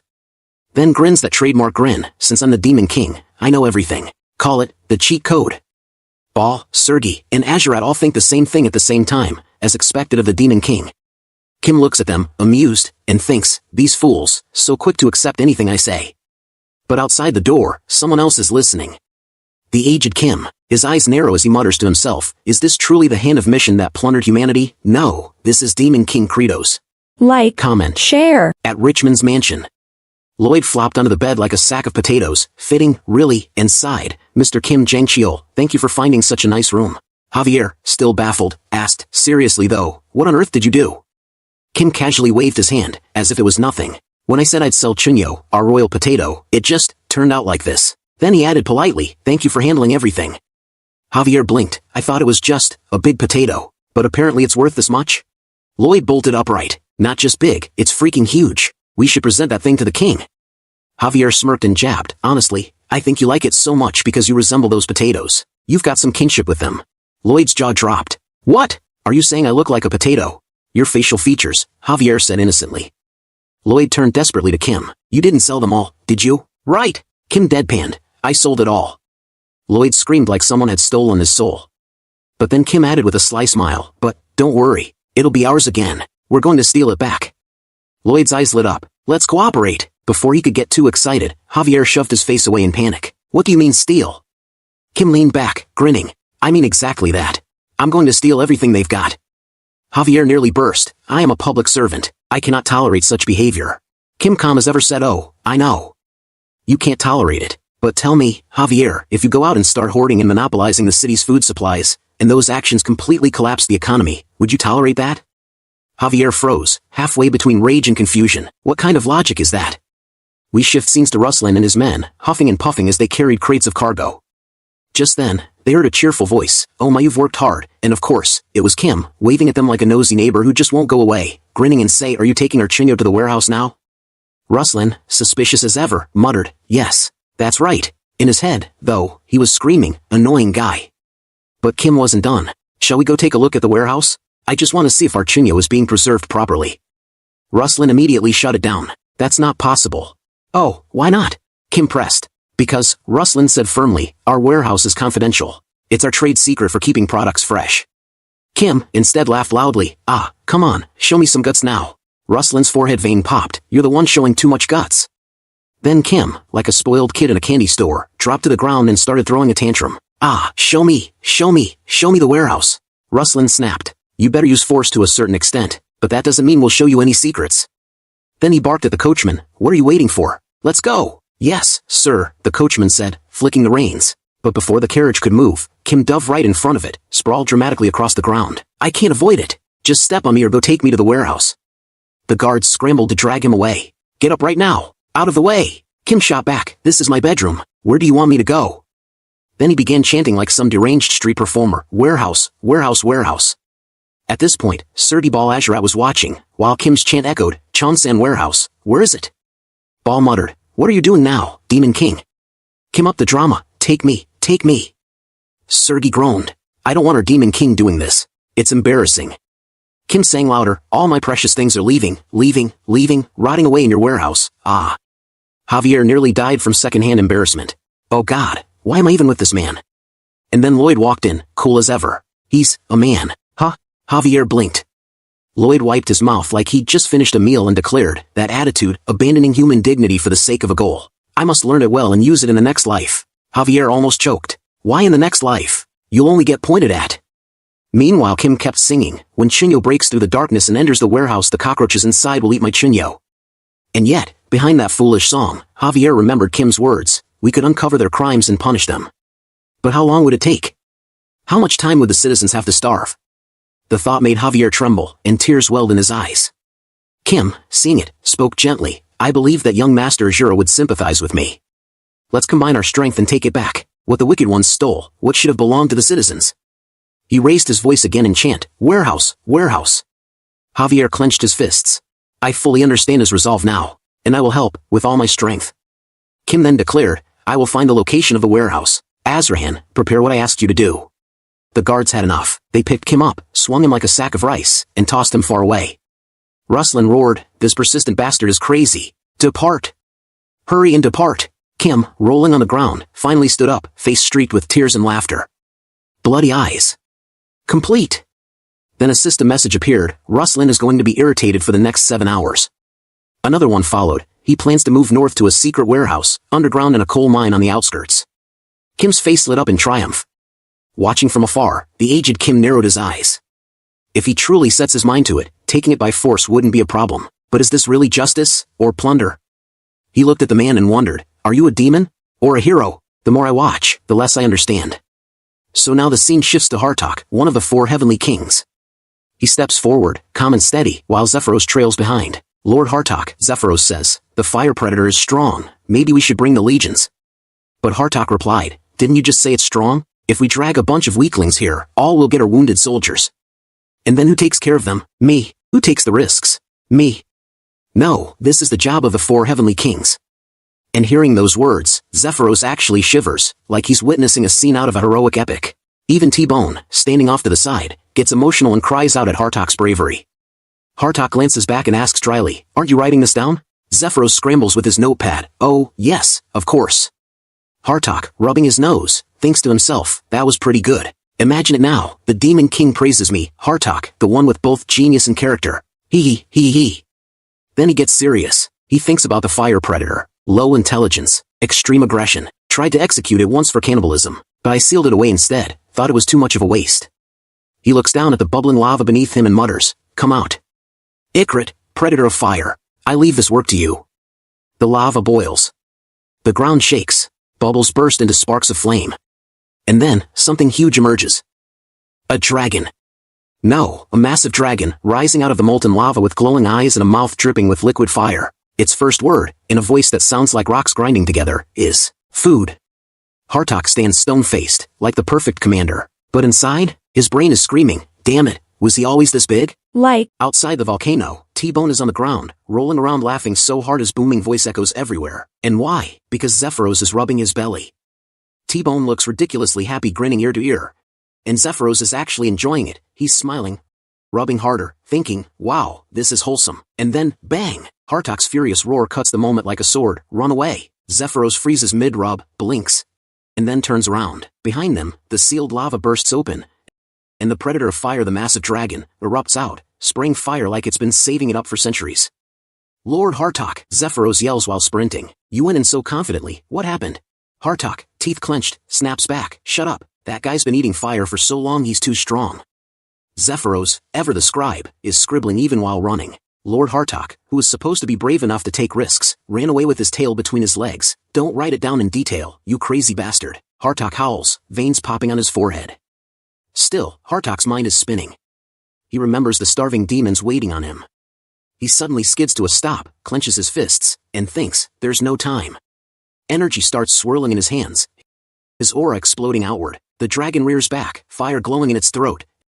And Hartok roars, I am Hartok, one of the 4 heavenly kings. I will complete the mission, even if it costs me my life. And then, T-Bone puffs his cheeks, and spits a wave of freezing ice blasts out, coating the dragon instantly in a few seconds. The mighty predator of fire is frozen solid, like a giant popsicle. Hartok, mid-attack, just loses all momentum. He lands awkwardly on the ground, fists still glowing, looking like someone paused in mid-cut scene. Zephyros doesn't say anything. Meanwhile, T-Bone just snorts proudly, chest puffed out like yeah, I saved everyone, belly rubs later, please. Zephyros, while writing down, said, Lord Hartok, one of the 4 heavenly kings, was very embarrassed. Hartok nearly explodes. Don't write it down. Back at the mansion, Kim gathers everyone and declares, then, the 3 of you, wait for my signal here. I'll go investigate their warehouse and come back. Javier nods firmly, leave it to us. Kim pats his chest with pride, looking like a hero in a cheap stage play, for the food of the citizens. Javier can't help but soften at those words. He thinks, Kim Jang-Cheol really does seem like a good person. Then, after a beat, he adds out loud, but his face. Kim snaps his head around. What about my face? Javier backpedals faster than a horse on ice. It's nothing. But Javier's curiosity doesn't stop there. He asks, still, why do you keep everything a secret from Mukunji? Kim sighs, lowering his voice like he's confessing some tragic truth. Mukunji stands out too much in various ways. Just you 2 people, including our party, is just right. Javier falls silent, his mood sinking a little. His eyes drift over to Ball, then to Serdi the llama, and to Azurat the pelican. But forces a cheerful smile and thinks to himself, better not say anything. If I do, it'll just start an argument. Meanwhile, Kim leaps out the window and onto the rooftops. As he bounds roof to roof, his thoughts churn. This is strategy, to save the citizens, and at the same time, finally get rid of that cursed aged kimchi. He glances over his shoulder. Good, I'm not being followed right now, let's hurry and finish the reconnaissance. At the mouth of the cave, 2 guards stood watch like statues, spears in hand. From above, Kim silently clung to the rocks and crawled down like some kind of budget Spider-Man, slipping past their line of sight without a sound. Inside, he ducked behind a crate, scanning the place. It's heavily guarded, he thought, sweat beading. If we're not careful, this could break into a full-on battle. But then his lips curled into a sly smile. The real danger isn't them, it's me. The elixir of transformation. If I take even a little damage, poof, this guy's gone. And if aged kimchi finds out about that, game over. Just as he thought it, a chill ran up his spine. He turned his head slowly, and almost died on the spot. Right behind him stood aged Kim, Mukunji, staring at him like he'd been there all along. Kim almost screamed, what are you doing here? Mukunji tilted his head. Why are you so surprised? Honestly, your face right now looks scarier than mine. Then, completely calm, he added, you're going to share the food with the citizens, right? I'll help too. Kim, still gasping, stammered, how did you even know that? Mukunji's answer was way too casual. Because I have good ears. Even if we're on different floors, I can hear all of your conversations. Kim's soul nearly jumped out of his body. Wait, what? Does that mean he heard everything? Even the 4 heavenly kings calling me Demon King. Oh no, oh no. His face twitched. No way. If he really heard that, I'd already be 6 feet under. He couldn't have. He didn't, right? Forcing a shaky smile, Kim said, right, okay, then please follow me for now. We need to figure out the route. But Mukunji frowned, genuinely puzzled. Why sneak around like this? Wouldn't it be easier to just kill them all? That's how I was taught.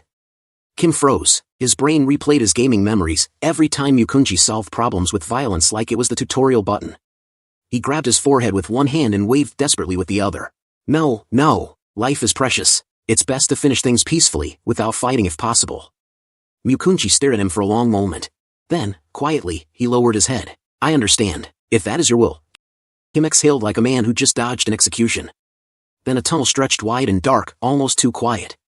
Kim slowed his steps, glancing around. Weird, why is there no security the deeper we go? Then came the sound, heavy, mechanical clanking from the shadows, hulking shapes emerged. Kim's eyes widened. Wait, those are golems. His gamer instincts kicked in immediately. I remember these from the journal, human-made weapons from a magic tower, but in the game timeline, they were already wiped out. So, how strong are they here? He didn't even get to finish the thought. Boom, aged Kim was already tearing through them like they were soda cans. Kim nearly screamed. What are you doing? You can't just smash everything on sight. I told you, peacefully. Aged Kim turned, dead serious. It's not even a living creature. What's the problem? While looking around, mutter. I've heard that voice a lot before. What was it again? Then, as if the memory clicked, he said casually, clear as faster. Kim froze mid-protest. Slowly, that sly smirk crept across his face. He's right, clear as faster. Subscribe. Like. Kim ducks low, peering past the crates. At 3 hulking golems pacing the area. He whispers, there are 3 of them here. If we get spotted and they trigger the alarm, the plan's ruined. First, we must, before he can finish, aged Kimchi cuts in, confirm their movement routine more than 10 times. When a blind spot appears, eliminate them one by one, starting with the furthest. Then he tilts his head toward Kim. Right? Kim nods stiffly. Yes.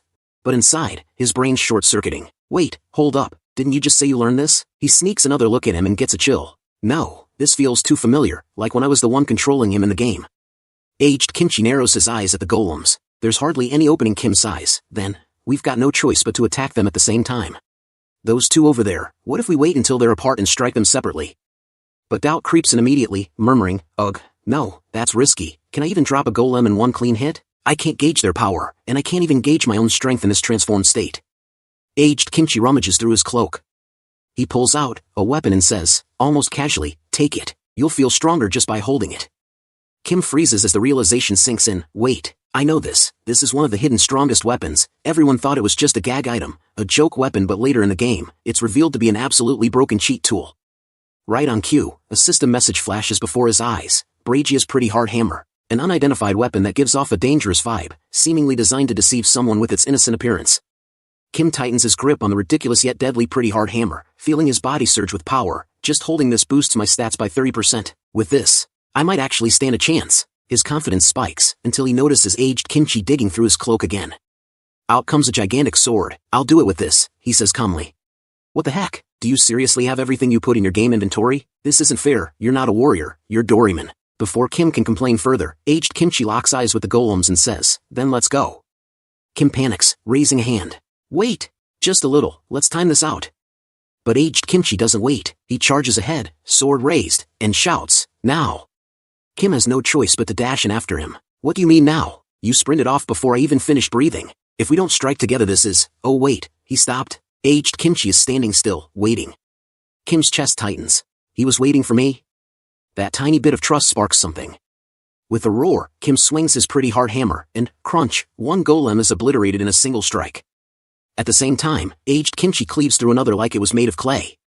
But then, danger. The third golem's head jerks unnaturally, its glowing eyes locking onto them with a strange, irregular movement. Kim's eyes widen. Oh no, it noticed. He dives forward, rolling low to the ground, heart pounding.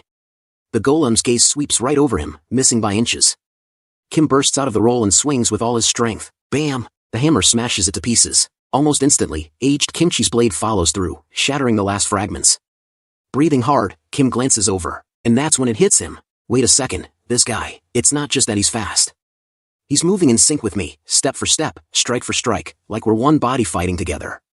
2 soldiers strolled into the tunnel. One of them frowned. Weren't there supposed to be 3 golems standing guard here? Before they could blink, Kim and aged Kimchi rolled out from the shadows. Whack! Chop! Both soldiers went down instantly, and without ceremony, got stuffed into a crate like unwanted delivery packages. The 2 of them jumped back into action, smashing another golem to pieces. Kim's thoughts raced. What is happening here? Me and aged Kimchi, were moving like one body, perfectly synced. Another golem fell with a loud bam. Kim stole a glance at aged Kimchi, but why? Why am I syncing this well with a terrifying monster like him?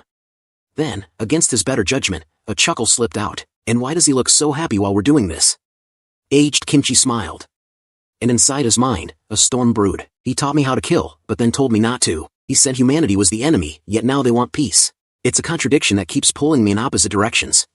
But here, right now, just fighting together with him, it makes me feel something strange. Something almost joyful. If I asked, would he tell me who he really is?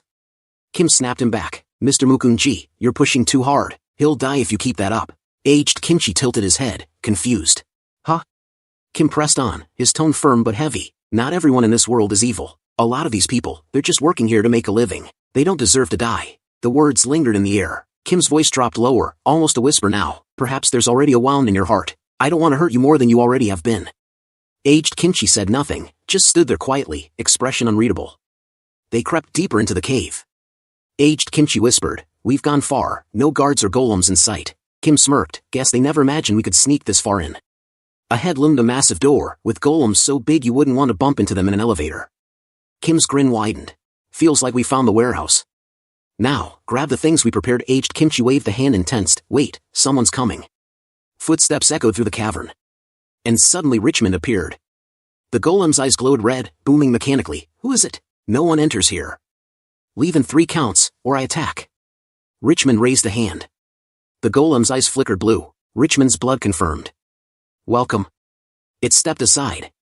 Kim blinked. Wait, it recognizes him by blood? That's actually kind of convenient. A wicked grin spread across his face. This just got a lot easier. Inside, rows of crates stretched as far as the eye could see, bread, vegetables, even seeds, all perfectly preserved. Kim's eyes sparkled. Wow, they really stocked up. He whispered to Mukyunji, slight change of plans. 3 golems together, let's take them out in one strike. Aged Kimchi gave a blurred nod. Bam! The golems collapsed. Kim dashed forward. Grabbed Richmond's shoulder. And punched him square in the face. Richmond stammered, huh? Who? Aged Kimchi stayed silent, recalling Kim's earlier words. There might already be a wound in their heart. I don't want to hurt you more. He shook his head, thinking, yep, that's just a crazy bastard. Comment. Share. After a while. Richmond groaned and blinked himself awake. Huh? What? Where is this? Kim stared him straight in the eyes. Where else? The torture chamber you built. He leaned closer, voice tense. By the way, why does a storage warehouse even have a torture chamber, huh? Richmond flailed. Ah, no, this is the gym. Kim snorted. Yeah right, you're the kind of guy who eats malatang, gets diarrhea, and then insists it's tomato curry. Aged Kimchi just stood off to the side, quietly examining a crowbar like it was a piece of art. Kim grabbed Richmond's mouth with both hands. His eyes wide, and glistening with tears. Richmond's heart sank. I'm scared. He's like a killer who cries before he kills his target. A system message flashed in Kim's head. Richmond planned to capture you during kimchi season, scare you into revealing your giant potato stash, and then steal it. Kim's tears dripped down, but his lips curled into a devilish grin. Thank you for clearing up what's been weighing on my mind. Richmond trembled like a rabbit. He's crying, then smiling, then thanking me? That's not gratitude, that's a demon. Kim stood, turning to leave. Wait here. I'll show you an amazing spectacle. Richmond dropped his head. Then suddenly smirked. You country bumpkin, don't underestimate my security facilities. A heavy thud shook the room. A hulking golem appeared at the door. Richmond roared, class as security golem destroyer. Smash them. The golem raised its massive fists, but Kim calmly lifted Richmond's bloody cloth. Richmond's blood confirmed. You may pass. Kim and Aged Kimchi walked right by. Without breaking stride, Aged Kimchi crushed the golem with one blow. Richmond stared in horror. I'm trapped with a swordsman who shatters golems like twigs and a crying demon with mood swings. What's going to happen to me now? Kim and Aged Kimchi dashed through the roof toward the city center. Aged Kimchi frowned. Even if Richmond's tied up, won't security still be tight? Kim just flashed that wicked grin. Let them guard the place for 100 days if they want. It's useless in front of numbers. Then his eyes flicked to Aged Kimchi's face, and in his head he thought, and that's it. You too, old Kimchi, you're part of this storm. Sergey the Llama, Azure at the Pelican, and Ball were prancing around like it was festival day, shouting, Richmond Merchant Association warehouse clearance grand bargain sale. Meanwhile, Javier was banging on a pot with a spoon, yelling, Richmond Merchant Guild has gone bankrupt. And Lloyd, not to be outdone, hollered, you can take everything in the warehouse. 2 NPCs on the street froze mid-step. One whispered, wait, is this real? If we go, can we really just take stuff? The other shrugged, we've got nothing to lose. Let's check it out. Kim leapt onto a rooftop and shouts loudly everyone. Then raising his arm high said, "You can take as much as you want. Let's go." The crowd exploded. 1,000 voices roared back, "Let's go. Let's get back everything we lost so far." Outside the cave, soldiers lined up with spears, and hulking golems stood like stone giants at their side. One soldier's face went pale. "Huh? What is that?" Citizens yelling at the top of their lungs, "The citizens are coming." At the very front stood Kim, grinning like the villain of his own story. A soldier pointed his spear and barked, "Stop. This is private property." Kim raised an eyebrow. "Private property? What are you talking about when you're already bankrupt?" Another soldier panicked, "Golem, go out and stop them." The crowd wavered for a second, murmuring nervously, "Ugh, as expected. He's the kind of guy who'd take everything to his grave even after going bankrupt." Kim whipped out Richmond's blood-stained cloth like it was a VIP pass to a club. "Richmond gave you permission, right?" Beep. The golem scanned it and in a mechanical voice said, "Mr. Richmond, blood test, pass on."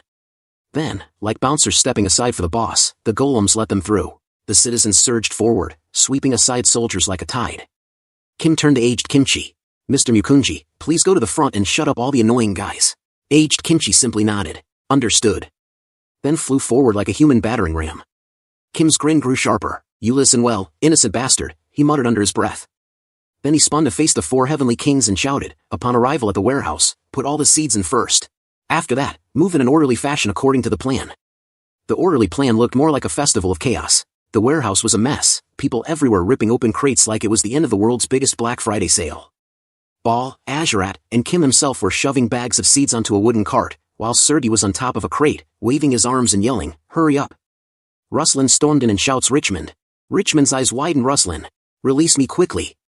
Ruslan fumbled with the ropes, grumbling, "That country bumpkin is bringing the citizens and robbing them all." Richmond's face twisted. "Damn it." But Ruslan's tone turned cold. "We must activate the master golems." Richmond broke into a cold sweat. His voice cracked into a shout, "You idiot. I want to make money, not commit a massacre." Ruslan lowered his head like a scolded child. But when he looked up again, his eyes burned with defiance. "What's different from what you've done so far? Do you think I'd follow someone like you, who lost everything and became a beggar?" Richmond was struck silent, teeth grinding, words failing him. Meanwhile, outside, the citizens carried the food back with shining eyes. "We're going to eat. We don't have to starve anymore." But then the ground trembled. All the golems moved forward at once, their voices echoing, "Theft cannot be tolerated." A citizen panicked. What is it? Are they broken?" Before anyone could answer, Aged Kimchi stepped up like a one-man army and sliced a golem clean in half. Kim, tossing seeds into the cart without even looking, thought to himself, "Mukunji must be busy escorting the citizens. When I asked those two to take care of them, they ran out diligently. I've taken care of all the annoying guys." His grin turned wild. "If we escape through this gap, everything will be resolved." He spun around and yelled, "Guys, let's run." But then, a loud crack. The cave roof began to crumble. Kim's head snapped upward. "What? The ceiling?" A massive stone chunk broke loose, tumbling straight toward a mother and her daughter. They hugged each other, trembling, bracing for the end. But nothing hit them. They opened their eyes and saw Kim and Ball holding the boulder back like superheroes. Even Serdi was straining with her 4 arms to hold it up, except poor Azurat, who was completely flattened under Serdi like a cartoon pancake. Kim looked upward, eyes narrowing. At the top, Ruslan stood with a cold glare, surrounded by towering master golems. "Vulgar bandits," he sneered darkly. "I'll kill them all and get it back." Subscribe. Like. Deep in Demon Land, Chinyos got tossed into a giant pot. They tied down a fire dragon like it was just another kitchen appliance. One demon perched proudly on the dragon's head while another yelled, "Prepare for fire." Then the demon swung down the bat on the poor dragon's skull and shouted, "Ignite." The dragon let out a massive whoosh, flames blasting straight into the pot. Instantly, the stew boiled. And the demons around jumped and clapped like kids. "Okay, the Chinyo porridge is boiling," they cheered. Meanwhile, Zephyros turned to Lord Hartok. "Proceed as you have said, my lord." But instead of looking triumphant, Hartok's face was long and sulky. Zephyros thought, "You're upset because you didn't get to catch the fire predator in style, huh?" Then, just to rub it in, he casually started writing. T-Bone caught the fire predator and Lord Hartok was discouraged by his unseemly appearance. Hartok's eye twitched, his pride taking critical damage. "Don't even describe emotions," he snapped, practically shaking. But Zephyros wasn't done. Calmly, he added how everything worked out because of Hartok's grand plan, the great genius of the demon race. On his shoulder, T-Bone even gave Hartok a little thumbs up, and for extra spice added, "In my video also." At that point, Hartok looked baffled. Until suddenly, one demon shouted, it was all Chief Inspector Hartok's idea. That one line was like flipping a switch. Hartok, who'd been slouching like a deflated balloon, instantly straightened his back as if he'd been crowned king. The demon went on, because of this, our food supplies have multiplied several times over. The crowd erupted, clapping and stomping as they started chanting, elite, elite, like it was a sports arena. Hartok tried to keep his cool, but you could see his lips quivering. He turned his head away, forcing a sniffle, and muttered, that kind of thing, if you just think a little, anyone could figure it out. But his voice cracked at the end, and tears rolled down anyway. You're all so embarrassing. Kim was straining under the massive stone. Sweat poured down his face as he gritted his teeth. It's heavy, too heavy, he thought. He glanced at Ball, Sergei, and Azurat, who were also holding the weight with him. We can't last much longer like this. Suddenly, a familiar ding echoed, if you keep holding strong, Kratos can awaken a new skill. Kim's eyes went wide. What is this? Another message appeared, Thorn of Fear, HP required to awaken, 500. Kim's heart pounded, good, this is exactly what I need. A skill that makes blood spears rise when I stomp my foot, I could hold the ceiling up with that. But then the next line hit him like a hammer, current HP, 325. He almost cried. We don't have enough HP. Everyone, what are you doing? Get out quickly, Kim shouted, voice straining. The citizens hesitated, fear freezing their legs. But before they could move, a giant golem blocked the exit. Ruslan's cold voice echoed from behind it, dripping with contempt. If you crawl out, the golem will kill you. If you don't like that, then just get crushed to death there. Born to be robbed, you vulgar beggars. Kim snapped, that bastard. With a roar, he lifted the stone a little higher. His face twisted with effort, he looked like a man trying to pop a balloon with his bare skull. Ruslan sneered, his voice dripping with disdain. Richmond, you sloppy old man. Because you treat them appropriately, they're bold enough to climb up like this. He glanced at a trembling citizen and smirked. We should have crushed them so completely they'd never even think of standing up again. Then, with a brutal motion, he raised his foot and stomped down hard on a citizen's hand. Kim's eyes went wide. Rage boiled through him like fire in his veins. The stone above trembled violently, as his body tried to rise, but the weight threatened to crush everyone. The citizens panicked, screams filling the cavern. Then, out of nowhere, the system chimed in. Members of the Demon King's army feel delicious happiness. HP +1. Another notification appeared, then another. HP numbers began flickering upward. Kim blinked, confused. I don't know what those guys are eating so excitedly, but keep at it. He glanced at the next message. Members of the Demon Lord's army feel an outpouring of delicious joy. His HP climbed faster. Nice timing. Cut to the demon land, the plant demons and seafood demons were devouring chinyo porridge. Hartok watched with his chest puffed out in pride. Zephyros even cracked a smile, and T-Bone puffed up like a pigeon showing off. The system lit up. Current HP, 15,761. Kim roared, Thorns of Fear, awaken. Thorn of Fear has been awakened. But another message dropped. By using HP, the elixir of transformation effect will be undone. Poof! Human Kim morphed into Demon Kim, black horns and all. Level up the skill to increase the number of spears. For Heavenly Kings, lift it up, he bellowed. Together, they raised the stone high. Kim thought, level up the skills to the max. Consuming 15,100 HP, Thorn of Fear is raised to level 13. Ruslan's eyes widened. Lift this! A human. No, that's... His gaze sharpened. Demons. The crowd stared in stunned silence. Kim raised one clawed foot and slammed it into the ground. Blood spears erupted upward like crimson pillars, stabbing deep into the stone above, holding it aloft. Aged Kimchi was hacking down golems. But then his sharp eyes flicked back. The crowd wasn't screaming anymore, they were staring at the massive blood spears holding the ceiling up. A demon, definitely a demon, the people whispered, but when their eyes moved to Kim's back, another thought followed, but it saved us. Kim walked forward slowly, shoulders low, a dark aura rolling off him. Ruslan jabbed his finger at him, yelling, Demon! It's a demon that eats humans. Get rid of it! Kim's eyes glinted. Eat humans? His voice rose, dripping with fury. Who's really been eating humans in this place? And a strange weapon materialized. Ruslan's voice faltered. What is that? Kim held it with both hands. Bragia's pretty hard hammer, he said calmly. Then his tone dropped. No, its real name is... The weapon shuddered. An enormous, ancient eye opened on it, energy gathering in its core. Aged Kimchi froze mid-swing, the color draining from his face. The weapon shifted, warping, stretching, until the hammer became a blade, long, dark, and radiating power. Bragia's holy sword, Kim said. His voice like a verdict. The guy who acts mean with food, his grip tightened. I can never forgive you. The golems charged in a thunder of metal. Kim raised the sword high and brought it down with a swing. At first, nothing. The golems still ran forward.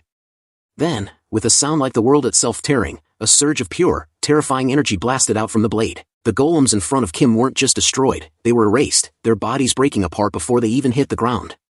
The shockwave rolled past Ruslan, leaving him pale and frozen. As a chunk of golem fell, next to his foot with a heavy clunk, Kim turned his gaze to aged Kimchi. Aged Kimchi, still gripping his own weapon, said quietly, "You tried to kill a human." In the end, his eyes hardened. "You're a demon after all." Comment. Share. Kim's hands were trembling, sweat running down his face. The sword in his grip started to hum. And then suddenly clink. It hit the ground, morphing back into that ridiculous-looking Bragia's pretty hard hammer. Kim's knees nearly buckled. "I'm gonna die," he thought, his lips quivering. Then, out loud, he said, "At least, please spare my men behind me." Ball froze, stunned. "Demon Lord, why?" Azarat's jaw dropped. What the hell is he doing? Sergei's eyes went wide. Is that guy for real? Aged Kimchi stood there silently, looking at Kim for a long moment. Then, with a slow exhale, he lowered his head and pulled out his sword. "What a pity," he said quietly. "I wanted to learn more about you." Kim just closed his eyes, half resigned to whatever came next. That's when Sergei yelled, "Azarat, release the disguise," and kicked Azarat straight in the face. "What the?" Azarat snapped, slapping her right back. The two of them bumped heads with Ball in the chaos. Then Azarat shouted, "Hey, Pinky. If you want to touch the Demon Lord," his teeth bared in a grin, "you'll have to go through us first." All three of the four heavenly kings took fighting stances. Kim panicked and shouted, "Hey, don't," but it was too late. Aged Kimchi lunged, sword gleaming. The heavenly kings braced for impact, until a trembling voice cut through the chaos. "Wait!" Everyone froze. A villager was standing there. "Pink warrior, those ones, they're definitely demons, but they spare our lives. It's not only demons who harm humans." Aged Kimchi hesitated. His eyes shifted from Kim to Ruslan, who was still on his knees, trembling with rage. Then Ruslan's expression hardened. Rather than losing everything, he hissed, pulling out a small token. "I'll destroy everything." Kim's face dropped. "No, wait!" Richmond, running toward him in panic, screamed, "It's dangerous. It's a self-destruct device." But Ruslan had already pressed the button. Outside, the hill was silent for a brief moment, and then, boom! A massive explosion ripped through the cave, flames swallowing everything in sight. The ground shook, and the sky turned red. Lloyd stumbled backward. "What?" Javier's voice cracked. "No, there are people inside." Then he stopped, frozen in disbelief. From the inferno, four figures walked out through the fire. Javier's voice trembled. "That's a demon." Kim emerged first, smoke curling behind him, carrying Richmond in one arm and a bag full of seeds in the other. Behind him, Ball, Sergei, and Azarat followed, each of them carrying sacks of seeds too, battered but grinning. They landed hard on the ground. Kim suddenly shouted, "We've been exposed. Run all the way back to our territory without stopping." But Richmond, being dragged along by the collar, yelled, "Me, why are you taking me?" Kim shot him a glare mid-run. "I saw you're good at managing food supplies. From today, you're the demon's warehouse manager, you crooked merchant bastard." Richmond's face turned pale. He looked like someone just promoted him and sentenced him to death at the same time. The rest of the group didn't care, they just shouted, "Let's go," and sprinted like their lives depended on it. Back at the burning hill, the humans were panicking. "My husband's still in there. Smith, my friend." "No." Cries filled the air, until someone screamed, "Look, someone's coming out." Everyone turned just in time to see aged Kimchi emerge from the flames, his hands slicing through the air. With one clean motion, he scattered the fire, parting it like curtains. Out of the smoke, the surviving citizens stumbled out, burned, dirty, but alive. The crowd erupted into sobs and laughter as they hugged their loved ones.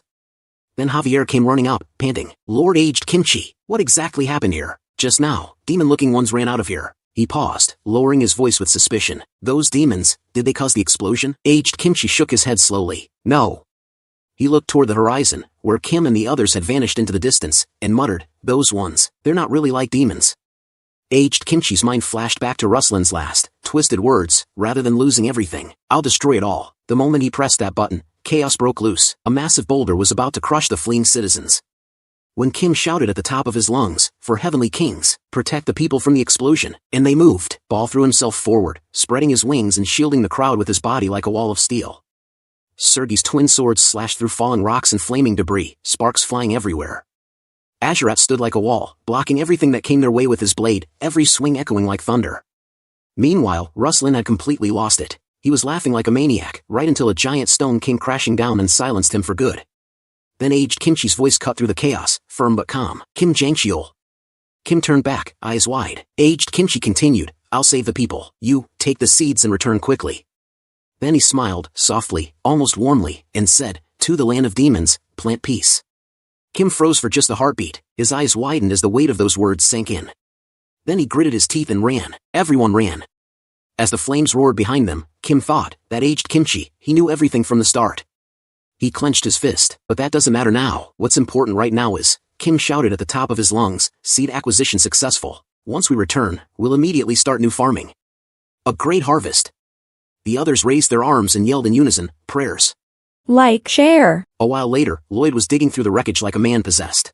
Javier, watching him, turned to aged kimchi and asked, just how much did they want to hide, to even install a self-destruct device? Aged kimchi sighed, his voice calm but heavy. They probably gathered some of their wealth through near plunder. Destroying it might have been their way to cover everything up.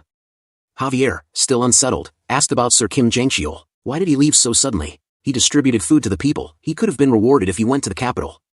Aged kimchi gave a small, knowing smile. Still, he might have been scared after wrecking someone's property. Javier scoffed, raising a brow. Scared? That guy? He didn't seem like the type to be afraid of anything. Then his eyes narrowed as a thought hit him. Could it be, those demons I saw? Aged kimchi met his gaze and said calmly, as I said before, there were no demons. Then, leaning forward just a little, he added, the villagers also said they hadn't seen any. And if Sir Kim Jang-Cheol were a demon, why would he have protected them? Javier opened his mouth but had no answer. But then aged kimchi added one quiet, suspicious word. However, Javier perked up. However, aged kimchi glanced over toward Lloyd and said, that potato, no, that servant, Dwyro, what is he doing over there? Javier followed his gaze. Ah, now that this place has no owner, he's scavenging for anything useful. Ugh, that greedy fool, if he'd been born a noble, he'd have made a fortune. Right then, Lloyd's voice cut through the air. Huh. He was holding up the chunyo with both hands, beaming like he'd found treasure. It's chunyo, he shouted joyfully. We can offer this to His Majesty the King. Javier and aged kimchi just stood there, completely blank. Back at Magrat Fortress. The calm surface of the lake suddenly began to bubble. And out popped Kim, and he pondered Magrat Fortress is tightly guarded on the side facing the abandoned lands, so we can't go that way, but the kingdom's side is looser. We'll sneak in through their blind spots. And honestly, each of them is sword master level strong. Passing through a no-path zone? To them, that's basically a light jog. Meanwhile, up on the fortress wall, a sleepy guard squinted through his telescope. Huh? What's that? Something's moving toward the abandoned lands. He blinked twice, saw no report, and shrugged. Probably just a wild animal. Kim clutched his chest, breathing hard. Why's my heart pounding like this? He thought. Even with the demon lord's body, I shouldn't be this out of breath. At dawn, back at Flute's house, the little girl was happily eating. She and her father were finally full and faces glowing with joy. Her dad smiled warmly. Want some more, Flute? Flute patted her belly, grinning. I'm okay. I'm really full right now. Then, looking at the empty bowl, she added softly. We have to save it from now on. If the demon lord fails to bring back the seeds, this chunyo porridge might be our last meal. Her father froze, his smile faltering, and said, let's believe in the demon lord. He'll surely bring them back. And then, after a pause, she added with a gentle laugh, even if he doesn't, it's okay. We've already experienced being full, haven't we? I'm so grateful. That line hit her father right in the heart. His eyes welled up, because that's not something a child should have to say. And right at that emotional moment, a shout echoed from outside. It's the demon lord. The demon lord has returned. Flute's father jolted up. He brought back the seeds. Flute's eyes sparkled, her smile lighting up the room. Everyone in the fortress rushed outside. The air was buzzing with excitement as demons cheered loud. Flute, spotting a familiar figure, sprinted straight ahead. Lord Azurat, she shouted, her tiny voice cutting through the noise. Poor Richmond, standing nearby, looked pale as a ghost. From his point of view, it wasn't a cheerful reunion, it was a nightmare convention. Everywhere he looked, terrifying demons grinning wide, and all of them looked like they were about to seize and eat him alive. Meanwhile, Flute leaped forward and hugged Azurat like a long-lost brother. I missed you. Azurat puffed out his chest proudly and laughed. Consider it an honor to see the great Azurat, one of the 4 heavenly kings, once again. Even T-Bone, the tiny familiar, was rubbing against Kim's cheek like a loyal puppy. Kim laughed and said, yes, I missed you too, my T-Bone. Zephyros stood tall and said with dignity, you've worked hard. All the demons deeply thank you. And then there's Sergi, our classic Sundara, crossing her arms with a scoff. What are you even saying? You think I did it for your sake? Ridiculous. Her tone was cold, but her twitching ears kind of gave her away. Kim turned toward Hartok and said, hey, Hartok, I heard everything from T-Bone. Hartok blinked. Huh? Kim grinned, as expected of the demon intellect. Because you were here, everything was solved. Hartok tried to act cool, brushing it off. I merely did what had to be done. But then, he covered his mouth, looked away, and tears started falling. The elite strategist momentarily turned into emotional potato. Kim looked around and saw. Sergi was being tossed into the air by cheering demons. Azurat and Ball were smiling, except Richmond, of course, he still looked like a man trapped in a monster movie.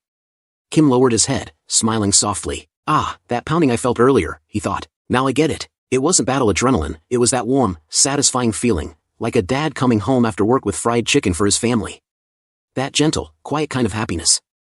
Kim suddenly raised his arm high and shouted, "All right, now, let's start the next round of farming." Then Kim, in his Professor Farmer mode, started thinking out loud. The seed we secured most from Dapharacia is rice, but it needs a lot of prep and the climate isn't great, so we'll hold off on that. Next, we've got corn, pumpkin, and beans. Back at the fortress, well, technically their fancy no-thatch castle now, Kim sat down and declared, "We'll grow these 3 crops together, with minimal area and maximum efficiency. We'll call it, the Three Sisters Farming Method." He pointed dramatically as he explained, it's a method where 3 symbiotic crops are planted together. Beans grow along the corn stalks. Hartok's eyes sparkled. Oh, then the beans must help protect the corn from strong winds and external forces. Kim paused, blinking. Were you actually an agriculture professor in your past life? Hartok tilted his head. Professor? As in short for execution? Kim groaned. No, never mind. Forget I said anything. He continued, and on the ground, wide pumpkin leaves spread out everywhere. Hartok nodded seriously. That'll keep the soil from drying out and prevent weeds from growing. Kim muttered under his breath, seriously, what is with this guy? Why didn't he farm sooner? Hartok replied deadpan, because I'm a demon. Kim blinked. Fair point. Then Sergei clapped her hands together impatiently. Enough talk, let's get started already. Kim smirked. Sergei, you just can't wait to see everyone eating their fill, can you? Sergei snapped back, face red. Oh please, I don't care whether they're full or not. Really? You don't find it funny? Kim said, so is it funny or not? Make up your mind. Meanwhile, Azurat was standing nearby, holding Flute's hand like a protective big brother. Kim squinted. Wait, since when was she here? You two seem pretty close, huh? Azurat immediately panicked. She's just a low-ranking demon under my command. Kim sighed. You guys try way too hard to look evil. You're seriously weird. Then he raised his voice, filled with confidence. No need to rush. Every demon is gathered here anyway. With this kind of manpower, we'll finish in no time. But Zephyros stepped forward, looking a bit hesitant. My lord, it may not be easy to mobilize demons from other regions. Kim frowned. Huh? Why not? We've got plenty of chinyo porridge to hand out, don't we? Zephyros sighed. That's not the problem. Then he gestured for Kim to step outside. A tree demon threw a wild punch at a plant demon, but before anyone could blink, the plant demon bit his head clean off. Then, like a wrestling match escalating way too fast, a huge tree demon appeared, grabbed both of them by the neck, and slammed them straight into the dirt. The ground cracked, leaves flew everywhere, and the giant roared, the new 2-star lord is me. But just as he was basking in his glory, another demon came charging in from behind and dropkicked him right in the back. No, it's me. Zephyros just sighed and gestured at the chaos. As you can see, since the lord's seat is vacant, they're all fighting to take it. Kim facepalmed so hard it echoed. Of course they are. Zephyros went on, dead serious. The 3-star lord Raster is still alive, but barely hanging on. It's the same situation over there. Kim groaned, still covering his face. Yeah, this is how demons usually handle things. But come on, the times have changed. Zephyros nodded. It's no longer a world where only strength matters, but they just can't accept that. Kim's lips curled into a mischievous grin. In that case, he straightened up, eyes glinting. I, the demon lord Kratos, shall propose a perfectly fair set of duel rules. Subscribe. Like. Outside the fortress, 2 demons were trading punches like boxers on caffeine. Until a third one jumped in from behind and bam, knocked one out cold. Yeah, things were getting wild. Over on one side, 2 giant crab demons were locked in a deadly claw fight, like Under the Sea, but rated 18+. On the other side, plant demons were flailing vines everywhere, turning the place into a demonic jungle gym. Meanwhile, Hartok just stood there, watching. Silent, stoic, like the only sane man at a very loud family gathering. Then, without saying a single word, he turned and walked away. From a distance, Flute noticed and sighed. Lord Hartok's returned again, without saying a word. Her dad said, yeah, looks like it. Why doesn't he ever try to stop those fights? Nearby, another demon, clearly fed up, shouted, we're the ones doing all the work. Those guys fight every day, and we're just supposed to feed them? Flute's father, wiping sweat from his forehead, said, the demon lord must have a reason. It's impossible for the 4 heavenly generals to lead this many demons alone. Maybe he's waiting for a new star master to rise naturally. But another demon yelled, still, until that happens, they'll just keep fighting like maniacs. And the weak ones are the only ones dying. Just then, one of the brawling demons crashed into a tent, flattening it completely. A small crab family peeked out, crying in horror. Our tent! It's gone! What do we do now? Get away, another shouted, scuttling off with tears in his eyes. From a nearby hill, Azurat silently watched the chaos unfold, arms crossed. Flute ran up to him, panting. Lord Azurat. He turned slightly. What is it? Why does the Demon Lord just let them fight like this? She asked, confusion in her voice. Because if we interfere, we won't be able to see. See what? Flute asked. He looked back at the battlefield, eyes narrowed and continued. Which one among them truly possesses the qualities of a leader? Just as Azurat finished his sentence, a loud shout cut through the chaos. Everyone turned, the scene froze. A massive demon is about to crush a tiny crab demon beneath him. From the crowd, the crab's parents screamed, "My child." Flute's heart dropped, she cried out, "No!" Azurat didn't even think, he instantly unsheathed his sword, ready to dash in and save the little one. But before he could move, bam! A figure suddenly leapt in, shoving the demon aside. Flute's eyes went wide, her mouth left hanging open. The attacker went flying backward instead, slammed into the ground with a thunderous boom, dust blasting up everywhere. The big demon who'd been about to attack snarled, "Who dares interrupt my duel?" Then the dust cleared. Standing there was an old turtle demon. His voice trembled but his words carried weight. "Enough. You keep fighting when there's much farming work to be done. The damage around the village is only increasing." Azurat blinked, still stunned, everything had happened so fast he barely processed it.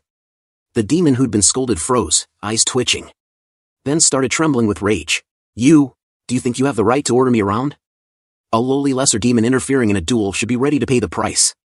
With a roar, both demons charged straight at the old turtle, but the old guy didn't flinch. He just tucked himself into his shell. Then, flash! A brilliant light exploded out of it. Everyone shielded their eyes as the two attacking demons screamed in agony. "My eyes! I can't see! I can't see anything!" By mistake, Azurat looked at the light directly. Then stumbled back, clutching his face. "What the hell?" Flute sprinted to him, panicked. "Lord Azurat!" He gasped for air, blinking hard, then managed to smirk. "That's exactly who we're looking for." Meanwhile, the old turtle slowly peeked out of his shell, looking worriedly. Across the field, a scene of quiet kindness unfolded. A beautiful plant demon woman was healing another injured one. His broken body began to restore itself as glowing vines wrapped around his wounds. The wounded demon looked guilty. "Wait, don't you realize your house was destroyed because of me?" The woman smiled softly. "Of course I do, but even so, I couldn't just stand by and watch you suffer. Because I'm weak, I know what pain feels like all too well." Up in a nearby tree, Surdi watched silently, her eyes narrowing, taking it all in. A small, timid demon stepped forward, nervously looking up at Hartok. "Chief Cultivator," he said, I want to learn how to farm from you. Please teach me." The air went silent.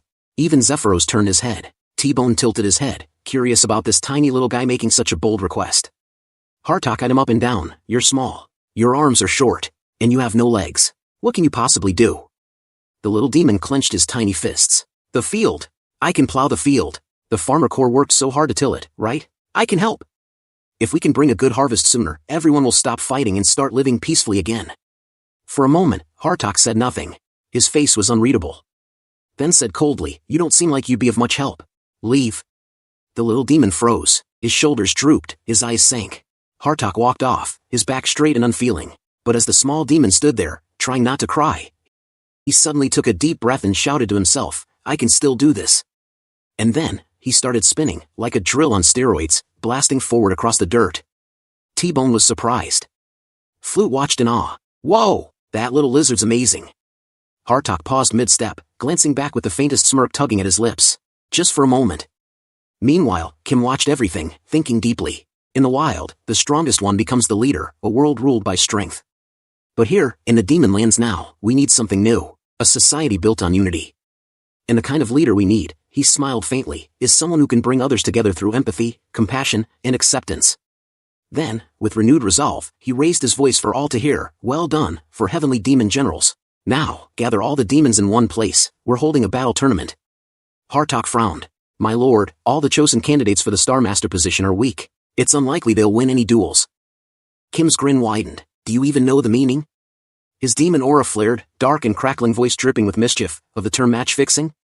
From the top of a rocky cliff, Kim stood tall and bellowed, "Demons, hear me. Every monster, beast, and plant thing below froze mid-punch, mid-bite, mid-wrestle. Even the crabs stopped clacking their claws." Kim's voice thundered across the land. "I am aware that because of the vacant seat of the Star Master, you have all been fighting for the right to claim it. That's understandable. For demons, strength has always decided superiority. But," Kim's tone shifted, firm and commanding, "we are now in a situation where we must preserve our workforce for farming. Loss of labor due to injuries from duels will not be tolerated. Thus I, Demon Lord Kratos, declare that all battles shall henceforth be decided by a more rational rule. The crowd leaned in, curious. Then raising his voice, a duel that requires superior sixth sense, lightning judgment, having reflexes faster than light and the insight to see the bigger picture are a plus. A duel without any physical clash. Then pause. To drag out the words, letting the tension build. It's called rock, paper, scissors, 1 out. And right on cue, the author helpfully explained for us mere mortals, rock paper scissors 1 out is a Korean variation of the classic game.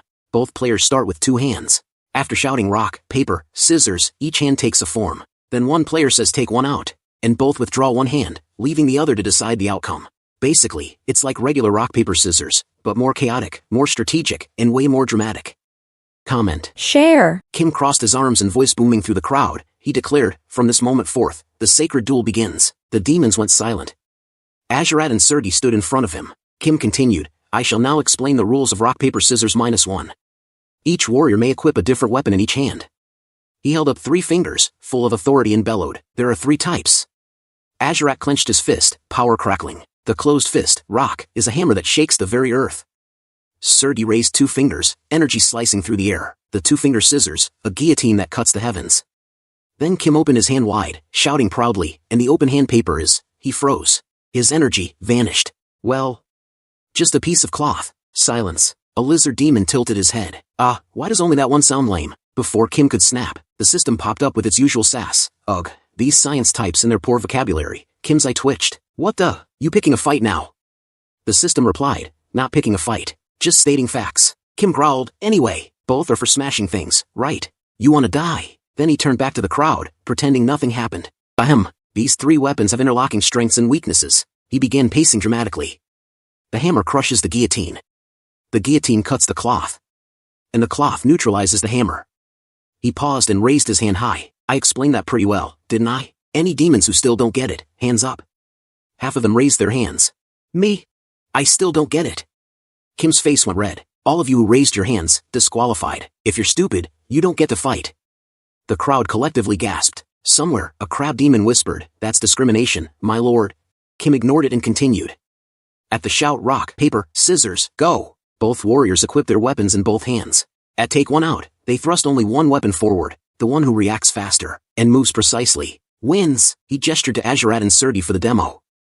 ARA'S went rock, Serdi went paper. Serdi's face lit up like she'd just won the lottery. Oh my, I won this, right? She grabbed ARA'S hand and squealed, I totally won this, didn't I? Then she spun around, still holding his hand, shouting, yes, I won. Yay! Yay! Halfway through her dance, she froze, realizing she was still holding ARA'S hand. Both blushed. The background music suddenly turned soft and romantic, petals drifting through the air. And just when it was getting sweet, wham! Kim kicked their hands apart like a jealous older brother. The system instantly mocked him again. An unpopular man ruining the mood. Pathetic. Ha ha. Kim's vein popped. You bastard, you've been pissing me off since earlier. You think you know my heart. You're just a messenger. Trying to regain control, he shouted again. Demons who still don't get it, hands up. A few hesitant hands rose. Disqualified, he yelled immediately. Then declared, now, the remaining warriors, prepare for battle. A beautiful plant lady stood in the corner, staring at her leafy hands in silence. The excitement around her didn't reach her heart, only a quiet thought echoed in her mind, and slowly, her leaves drooped. Kim marched forward like a man on a mission, eyes gleaming with mischief. We'll start with the 3-star region, gather the remaining ones. An old turtle demon hesitantly raised his wrinkled hand. My lord, everyone got disqualified for not understanding, so, I'm the only one left. Kim didn't even hesitate. He snapped his fingers and said, yep, you, the old turtle, 3-star lord. The turtle blinked. What? I didn't even duel yet. Raster roared. How can that guy be the lord when I, the 3-star lord Raster, am still alive? Old turtle, fight me. Kim just zap. A bolt of demon lightning fried Raster like an overcooked fish stick. Then came the next duel, a lizard demon versus a tiny demon barely the size of a teacup. The crowd erupted. Rock, paper, scissors, go. Rock, paper, scissors, go. The lizard growled, get ready. The tiny demon, eyes squeezed shut, trembling like a leaf in a storm. Scissors, rock, paper, go. The crowd shouted. The lizard proudly formed scissors and declared, one take out. The tiny demon panicked, randomly tossed out paper, and hoped for the best. When he opened his eyes, he realized he'd lost, but before despair could sink in, the lizard leaned closer, squinting. Wait, this guy's so tiny I can't even see him. Thud! Kim stomped on the lizard's back like he was swatting a fly. Let's see, he said dramatically, pointing at the tiny demon. Tiny wins. The tiny demon blinked, confused. That cloth. Kim looked down, completely unamused. Victory! Tiny wins. And when the next demon complained, what is this guy throwing out? Kim immediately barked, shut up. Tiny wins. Then again, louder, like an overexcited referee at a children's game, Tiny wins. He lifted the small demon into the air like a trophy and declared proudly, for Star-Lord Tiny. The tiny demon burst into tears of joy, waving his little arms like he'd just won a world championship. Kim turned around, thinking smugly, now what's left is. Then he noticed the plant beauty, elegant and glowing, dueling against the massive tree demon. The crowd was losing their minds, chanting again, rock paper scissors go! Rock paper scissors go! The tree demon chuckled darkly. She was never really a fighter to begin with. She can't even duel properly. The plant beauty froze for a second, her leaf-like hands trembling. And then, a system message popped up in Kim's head. Another followed, so that's what the legend looks like. The scene shifts to the human's domain. On Marnika Kingdom, where the air smells less like sulfur and more like polished marble and royal pride. Inside a grand castle, aged Kimchi stood quietly in his chamber, staring down at the Bragia's pretty hard hammer. He held it up, eyes distant. I've seen this weapon before, in my past lives, he muttered. His tone was calm, but his thoughts ran deep. Even back then, when he wasn't nearly as strong, this weapon had shone with terrifying power. He frowned. But how? How did the demon lord draw out its true form? Then started swinging it around like a baseball bat. Then like a badminton racket. He sighed heavily, disappointment written all over his face. Of course, back then, I was a puppet. I didn't have a will of my own. I only lived by the hand of destiny's commands. He looked down at the weapon again, his expression softening. Even now, I still can't stand on my own. If I could awaken its true form by myself, maybe then, I'd stop being a puppet. Just as the weight of those words settled, a voice called from outside the door. Lord Aged Kimchi. It's me, Javier. May I enter? Aged Kimchi says come in.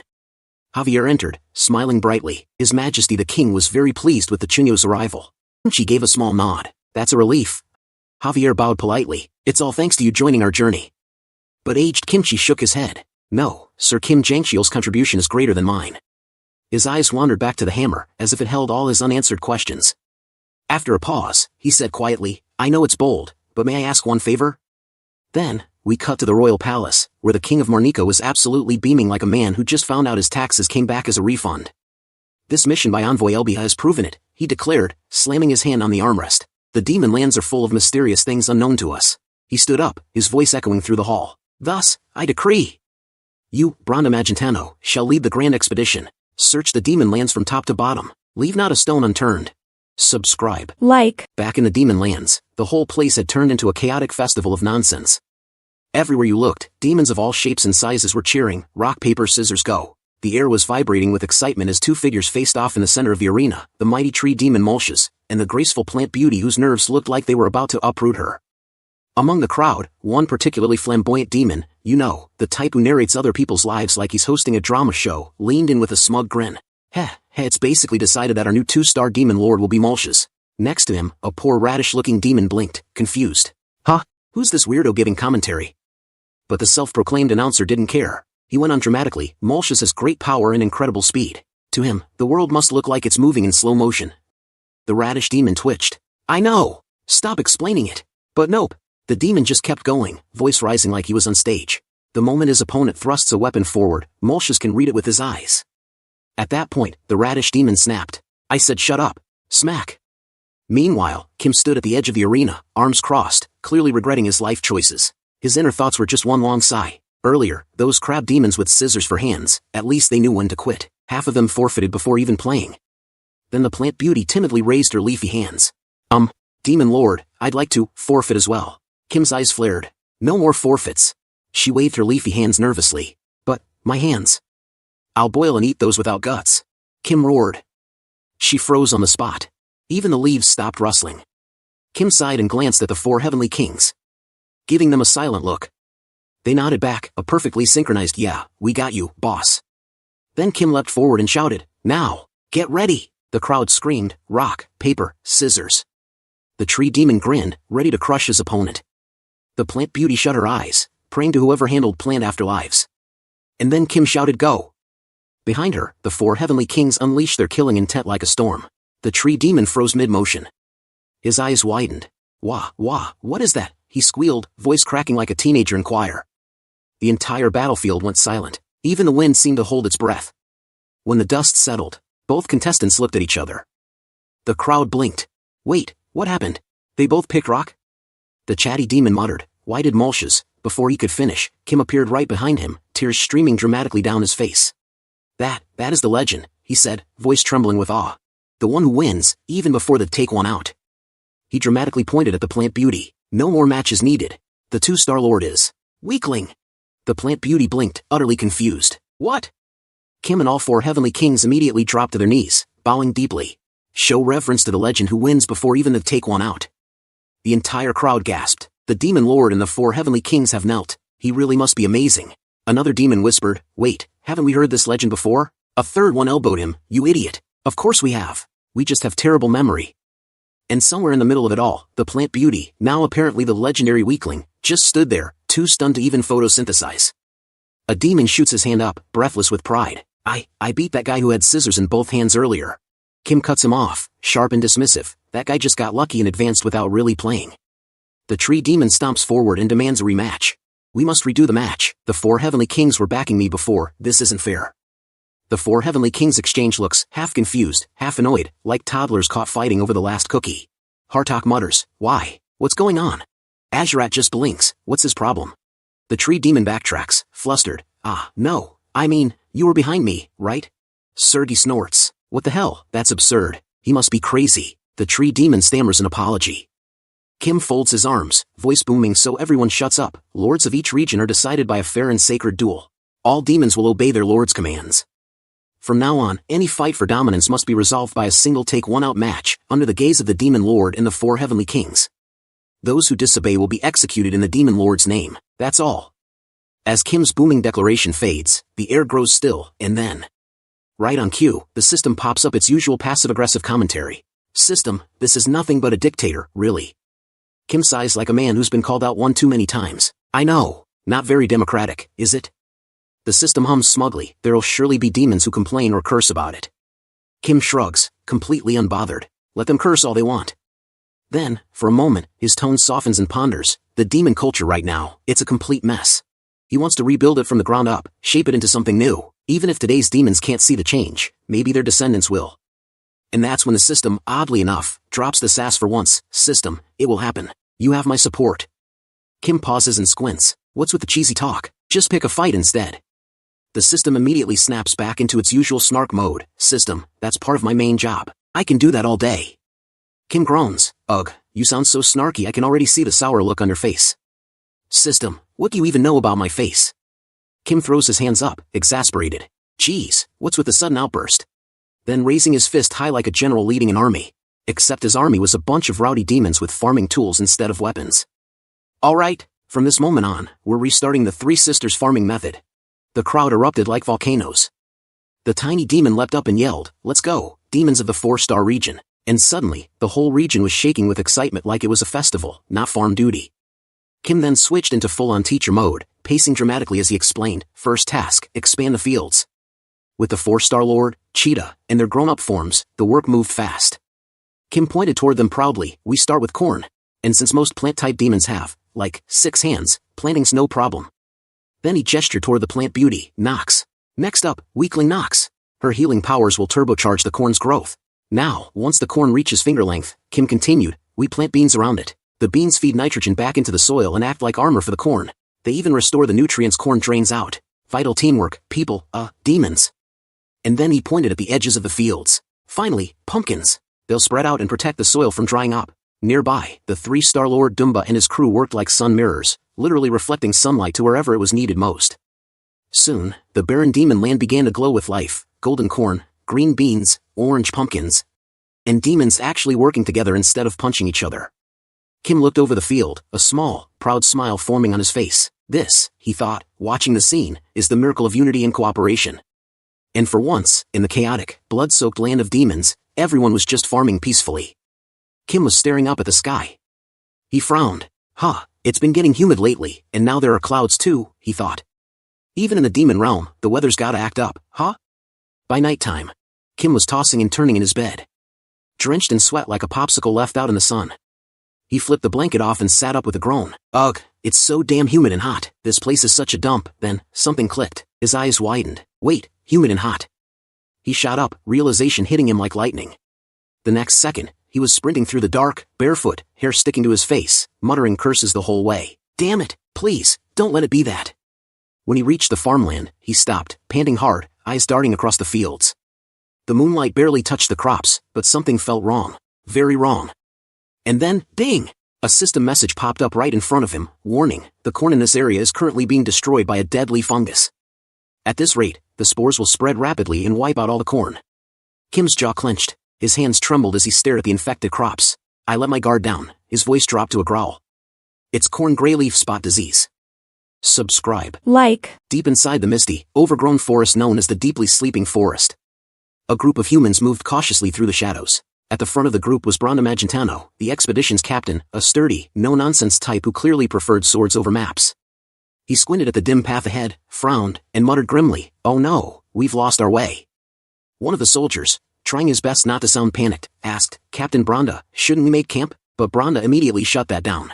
"No, the terrain here makes it impossible to prepare for a monster attack. First, we get out of this forest, then we rest." He turned, his gaze sharp as steel, and barked at everyone, "Stay alert. This is the dangerous land of the demons." Kim's voice thundered across the farmland, shaking every demon to their core. "Listen up, for heavenly kings and demons," he roared. "The corn's been hit with an epidemic." With that, he didn't give them time to freak out. "Move! Enforce quarantine," he barked. He gritted his teeth. Those already infected with fungus can't be saved.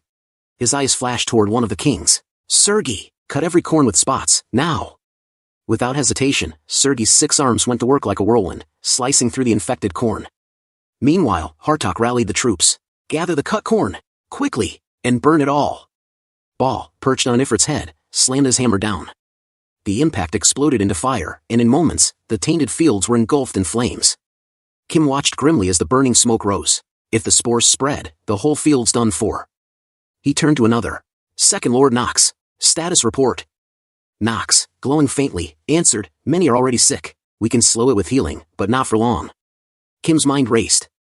Strengthen the cell walls, suppress the spores, but it won't last. Frustration creased his brow. Nearby, a small demon, Flute, looked up anxiously. "Lord Azurat, if we burn everything, won't we starve again?" Azurat gently patted her head. "Don't worry, little one." He looked toward Kim, his voice steady. "If it's Demon King Kratos, he'll find a way. He always does."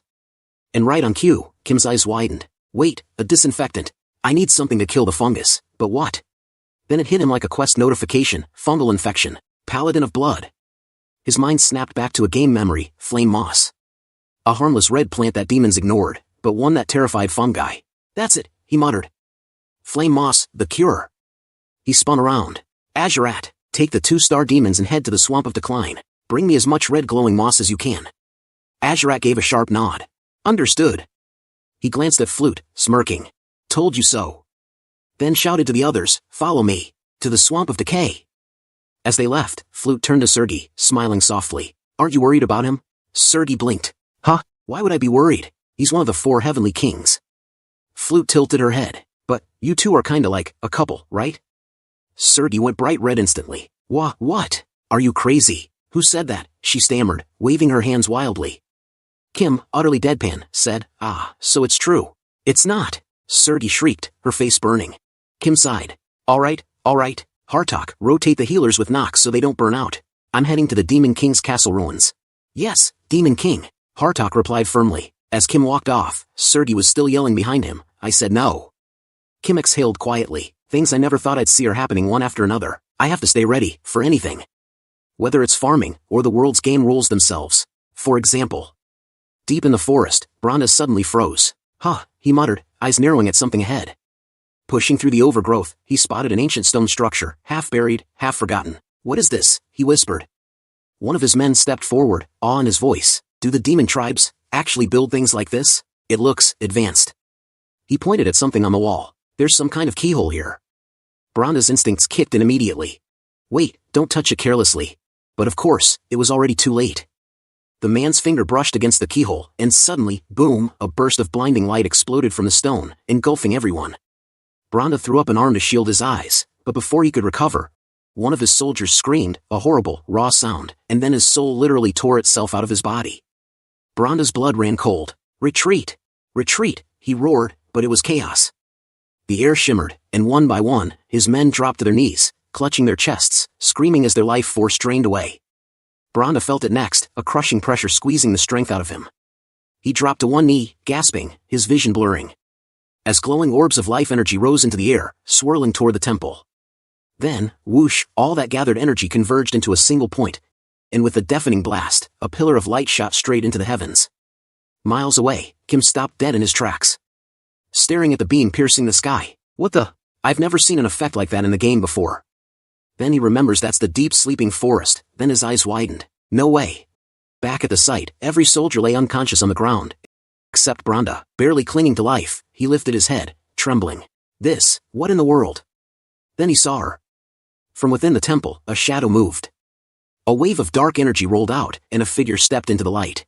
Black skin, white hair, and clothes that shimmered and shifted, turning into elegant wings. She slowly flew down and walked towards him.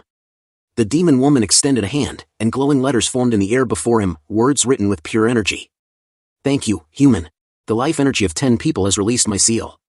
Cold sweat trickled down his face as the realization hit. I know that form, those wings, that spear. He could barely breathe. You're. The demon smiled faintly. New words shimmered in front of him, that's right. Then one more line appeared, glowing with a dark, regal light. I am the Demon King, Artemis. Like, share. At the swamp of decline, everyone was crouched over the murky ground, collecting moss like it was treasure. Azurat stuffed handful after handful into his bag, thinking, if I can just stock up on this stuff, my farming days are safe.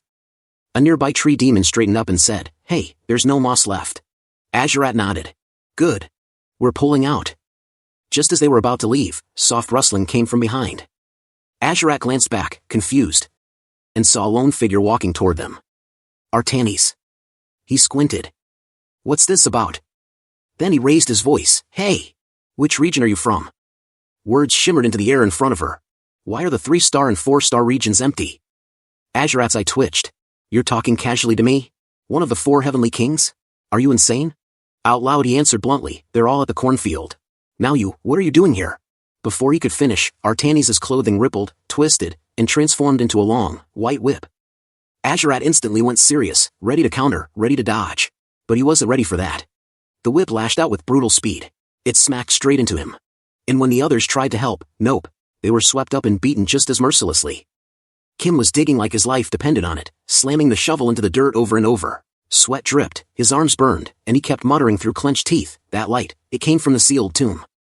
His mind raced. Inside that place, that's where the previous Demon King was sealed, Artanis. He remembered the game version all too well. A secret boss you could only find by sneaking underground, the kind of boss developers create when they hate players personally. This monster wasn't just strong, she was unfair. In the game's story, her power had already been suppressed with layers of magic, to the point she appeared with only one arm, barely able to move. Yet even then, she deleted him instantly. 10 tries, 50 hits per try, and still barely won. Just thinking about that fight made his soul hurt. Kim panted and wiped dirt from his face. If something like that breaks free in the real world, forget fighting with numbers, she'd turn an army into confetti. Frustration surged. He threw the shovel aside with a clatter. Fine, he shouted. Then, he slammed his feet on the ground. Thorns of punishment. Bloodvine shot out, once. Twice. Again and again. The earth cracked. Dirt flew. Kim kept firing off the spell, half desperate, half praying. Please, come out already. Back in the cornfield, one of the plant beauties was pouring every last drop of her healing energy into the sick corn. Leaves brightened for a moment, then dimmed again. She swayed, her legs buckled, and before she hit the ground, Ball lunged in and caught her. Sergei's voice exploded through the field. This side has fallen. Bring a stretcher. Plant beauties rushed from row to row, desperately channeling what little strength they had left.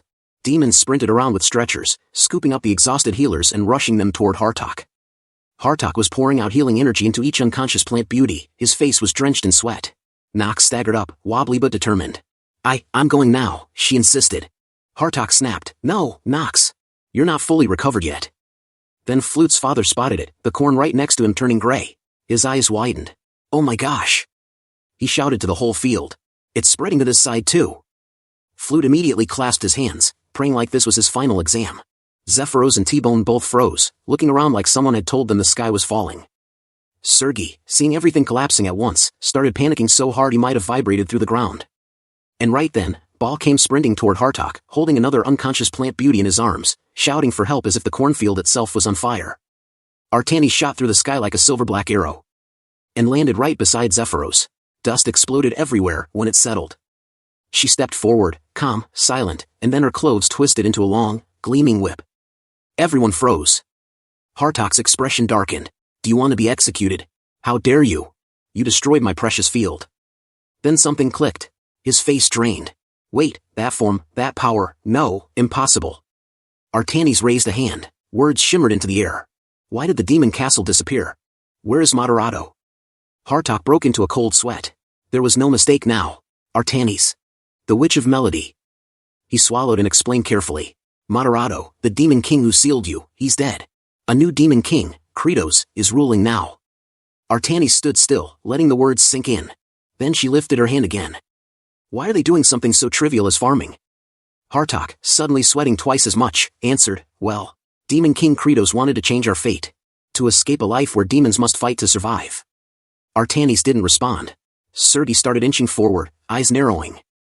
Behind her, Ball tiptoed into position like someone trying to sneak behind a wild beast. Artanis flicked a finger. From now on, I am the Demon King. Stop farming. Serdi snapped. With a wild leap she lunged at Artanis, yelling, Who said you could call yourself Demon King? That was the signal. Hartok unleashed his attack. Ball charged, ready to cleave Artanis in half. But Artanis didn't flinch. Her clothes rippled. In an instant, the whip pointed right at Serdi's eye. Bale's forehead. Hartok's heart. All less than an inch from killing them. Everyone froze mid-attack. Zephyros, Flute, and T-Bone all stood there with their jaws hanging like broken doors. Artanis wrote calmly. Where is Kratos? I will kill him. T-Bone slipped out of Zephyros' hands and rushed forward. He inhaled sharply. And blasted pure ice energy. Artanis blocked it like someone swatting a mosquito. She narrowed her eyes. Dragon, that thing is quite dangerous. So she struck back. A deadly whip strike shot toward T-Bone. But suddenly a loud voice echoed. Activate, Moderato's heart. Kim slammed the glowing relic into the ground. A barrier bloomed outward, slow but powerful. The whip bounced off the shield. Then bounced directly into Artanis' face like a rubber band snapping back. She froze, blinking in disbelief. Kim stepped forward with a grin. Yo, how are you? Then he held up Moderato's heart, shaking it teasingly. Artanis, my lord? Like, share. Kim stood there, breathing hard, still holding Moderato's heart. He remembered the history he'd read, the stuff most players skipped because it looked like homework, but now, every detail was hitting him at full force. Moderato. Kratos' predecessor. His power wasn't just strong. It was you accidentally set the difficulty to hell mode strong. Moderato wasn't born a demon king. He used to be one of the 4 heavenly kings serving under Artanis, the Witch of Melody, back in the old days. Then something snapped.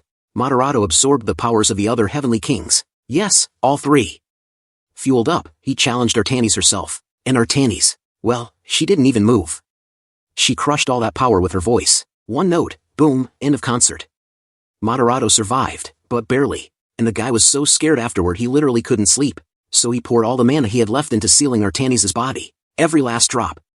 But even after sealing her, he wasn't calm. He gathered what little remained of his physical strength and forged one final object. A last resort tool. Something that could stop Artanis if she ever woke again.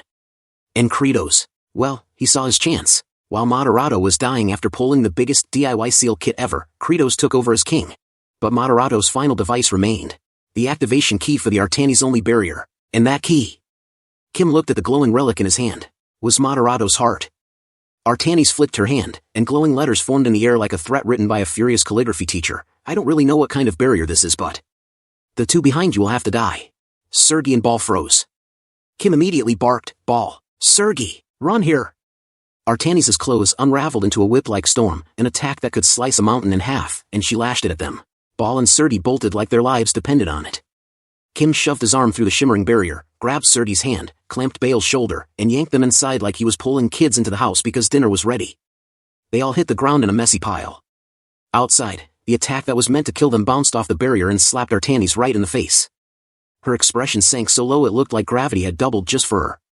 Kim stood, dusted himself off, and said with a kind of polite sarcasm that deserves an award. You look quite shocked. This barrier is exclusive to Lord Artanis, so everyone except her can walk in and out freely. Then, like the menace he is, he stuck his head out of the barrier and made a mocking face. Like this. Artanis' fury went from simmering to volcano. She launched another attack, beautiful, deadly, full power. Kim leaned back inside the barrier and yelled, "Mother!" The attack smacked back into Artanis' face again, even harder this time. Kim's joy level went through the roof. He practically turned into a kid discovering the do not touch button actually does something. He puffed cheeks, wiggly eyebrows, the full set. Artanis got angrier, Kim's face got dumber. It was a terrible duel, and Kim was absolutely winning. Then he thought about the game. If you didn't have Moderado's heart, you were basically signing your own death certificate. Ranged attacks? Zero effect. Close combat? Instant regret. And going inside while the barrier was active? That was just asking to be blendered. But here, with the barrier up and me safely inside, we're chilling. A smug grin crept onto his face. Alright then, let's talk like civilized intellectuals. Artanis trembled so hard in anger it looked like someone had replaced her blood with carbonated water. Kim leaned casually against the barrier. What do you want? Why did you attack my people out of nowhere? Artanis paused, lowered her head. And glowing words appeared. Are you the current demon lord? Kim answered with peak nonchalance. Yeah, more or less. Her next words flashed. I will kill you and reclaim the throne as demon lord. Kim sighed like she just told him she wanted to borrow money. And after you take the throne, then what? What's your big plan? Artanis wrote confidently. Isn't it obvious? I'll invade the human lands. Kim stared at her, baffled. Why? Look, we can just farm, eat, live, nobody has to die. Isn't that, nice? He pointed to the cornfield behind him. If we start a war, we'll get wrecked too. If we can stay fed without fighting, that's just basic logic. Artanis scribbled sharply. Farming is impossible on this land. Kim turned to her slowly, ever so slowly, then gave the deadliest side-eye in the demon world. Lady, are your eyes just decorative holes? He spread his arms dramatically at the fields. My people worked their butts off to grow all this. Sure, our corn is sick now, and thank you for that, by the way, but we were managing. He jabbed a thumb at the wilting corn. Now everything's messed up, all because someone decided to wake up and choose violence. Artanis just froze. No witty comeback. No threat, not even a glowing word. For the first time since waking up, the Witch of Melody looked genuinely speechless. She stared at Kim for a long moment as the pieces finally clicked together in her head. This bratty little demon lord's attitude has been weird from the start. He definitely saved his subordinates. Then her thoughts tripped over the real shocker. My kids? Those weaker demons who are basically treated like slaves or livestock, and he calls them my kids? She was so confused she just kept studying his face. Then she scribbled on her board with stiff movements. This new demon lord is quite a crazy one. Kim didn't even blink. Still less crazy than you, murder lady. Then he pointed right at her outfit. And also, could you please do something about your revealing fashion? It's embarrassing. Artanis went bright red in half a second. She scribbled back so fast the letters nearly flew off. It's my weapon, what do you expect? Then use a different weapon. Geez, it's indecent. Good grief. Then squeezed the heart in his hand like he was cracking a stress ball. Anyway, unless you destroy this, you can't attack us, lady. So how about you just quietly head back? Artanis let out a long, frustrated sigh. She clearly made up her mind about something, turned around, and wrote, fine then. I'll just invade alone. Kim even bowed politely like he was sending off a neighbor. Sure, do whatever you want, take care now. Artanis walked off just far enough to seem convincing. Kim turned away too, deactivated the barrier, and clapped his hands together. Anyway, let's get back to what we were doing. Sergei and Hartok just stared. They'd seen many battles, many arguments, many idiots, but whatever this was, it was new. Artanis suddenly dashed back toward Kim, smug as a cat with a stolen fish. You fell for it, you idiot. Kim slammed the heart straight into the ground with the same energy. You fell for it, exhibitionist lady. Artanis' hand hit the barrier, which Kim had already reactivated, and stuck there like glue. She froze, blinked at her trapped hand, and let out the most confused little, huh. Kim stood up slowly, too slowly. I'm about to lecture someone into despair kind of slow. Artanis instantly started trembling like a kid caught stealing cookies. He didn't say a word. He just turned around and walked away. Artanis yanked her hand, tried twisting it, pulling it, even shaking her whole arm, but the barrier had her trapped like a fly stuck to superglue. That's when the realization hit her. She was actually stuck, not symbolically, not emotionally, literally stuck. Sergei pointed at her like she'd just spotted a rare animal. Are we really, just leaving her like that? Kim didn't even look back. What else can we do? She'll starve to death eventually, right? Before anyone could comment on the ethics, Flute came running. Lady Sergei, are you okay? Sergei waved it off gracefully. Oh? I'm fine. The demon lord saved me. But their attention snapped back to Artanis, because she suddenly unleashed her clothing ability. A swarm of wriggling, snake-like cloth tendrils poured out of her outfit like a horror movie creature. Sergei blinked once. Then calmly hugged Flute and shouted, you have subordinates watching. Why are you stripping like that? You're insane. Cover yourself. You're a grown demon. Why are you like this? Artanis froze mid-strip, all her momentum shattered, color rushed up her face as she scrambled to cover herself like a kid caught trying on their parents' clothes. Kim clapped for attention, completely ignoring the fashion disaster happening behind him. All right, hurry, cut off the leaves with spots. Keep the healers stable, don't overdo it, stay calm. Artanis watched, confused. Demons, helping each other, working together, being responsible. Her brain stalled. Demons, helping each other? What nonsense is this? The next day was blazing hot. Artanis sat slumped against a rock, panting. I'm hot. I'm thirsty. I slept sealed for too long. I'm so weakened. Just then, Flute approached her with hesitant little steps. Excuse me, did you by chance see a scary-eyed, really mean-looking guy on your way here? Before Artanis could answer, Sergei called from behind. It's not that bad, Flute. If you look carefully, he has his handsome points. Flute panicked instantly. I'm sorry. To Lady Sergei, Lord Azurate must be the most handsome in the world. Sergei's entire face turned tomato red. Oh my god, why are you saying things like that? Where are you learning this? Stop it, you! Flute blinked innocently. But you were waiting all day yesterday for Lord Azurate to come back. Sergei flailed. No, that's... Artanis, meanwhile, was forced to sit there listening to all of this emotional chaos like she was being held hostage by gossip. Sergei eventually coughed lightly and mumbled, because, he's my comrade. That word hit Artanis like a punch. Her eyes widened. A memory flashed, her heavenly kings. She swallowed, corrected herself, and whispered, No, my companions, my friends. Let's end the suffering of demonkind, together. Subscribe. Like. The next morning, Kim looked like he'd aged 10 years overnight, veins popping on his forehead, tears gathering in the corners of his eyes, but not because he was sad. No, it was because of activating blood sight. His vision flared red, and the moment he scanned the field, infection detected. It was like the system had turned into a broken alarm clock, screaming the same message no matter where he looked. Kim gritted his teeth, voice cracking. Holy crap! Inside, he was fuming, as expected. Without a disinfectant, we can't stop this. He barked orders like an exhausted commander in a farming war zone. Sergei, keep cutting the infected crops. Then he pointed at a demon who looked way too excited to be included. You, smash the dragon head so it can spit more fire. We need to burn the rest. The demon nodded proudly, like he'd been waiting his whole life to commit arson legally. Kim turned toward the plant spirits, who had collapsed from energy loss. They were lying on the ground like overheated anime heroines after a boss battle. He sighed. Even healing them has limits. A deep, frustrated groan escaped him. Why is that Azurate guy taking so long? Right then, ding! A system message flashed before him. Blood sight skill leveled up. Enduring the pain like your eyes would burst, and using blood sight non-stop increases its performance. Required unblinking focus time reduced to 100 seconds. Future state prediction extended to 7 hours. Kim stared at the notification with the emotional energy of someone getting socks as a birthday present. A level up that's basically useless right now. Another notification appeared. Current thought and emotional reading accuracy increased. This one made him pause. The joking energy drained, his expression hardened a little. Sergei snapped like someone had hit her battle mode switch. Ball! He answered immediately, swapping positions with her like they'd practiced this 100 times. Then Sergei marched straight up to the trapped Artanis, hands on her hips and patience already evaporating. Hey, former demon lord lady, are you sure you didn't see our comrade Azurate? He's not the type to be late for a simple errand. Artanis flicked her hand, and glowing text appeared in the air. Why are you so desperate to find him? Sergei threw her arms up. If he doesn't come back soon, our entire crop is screwed.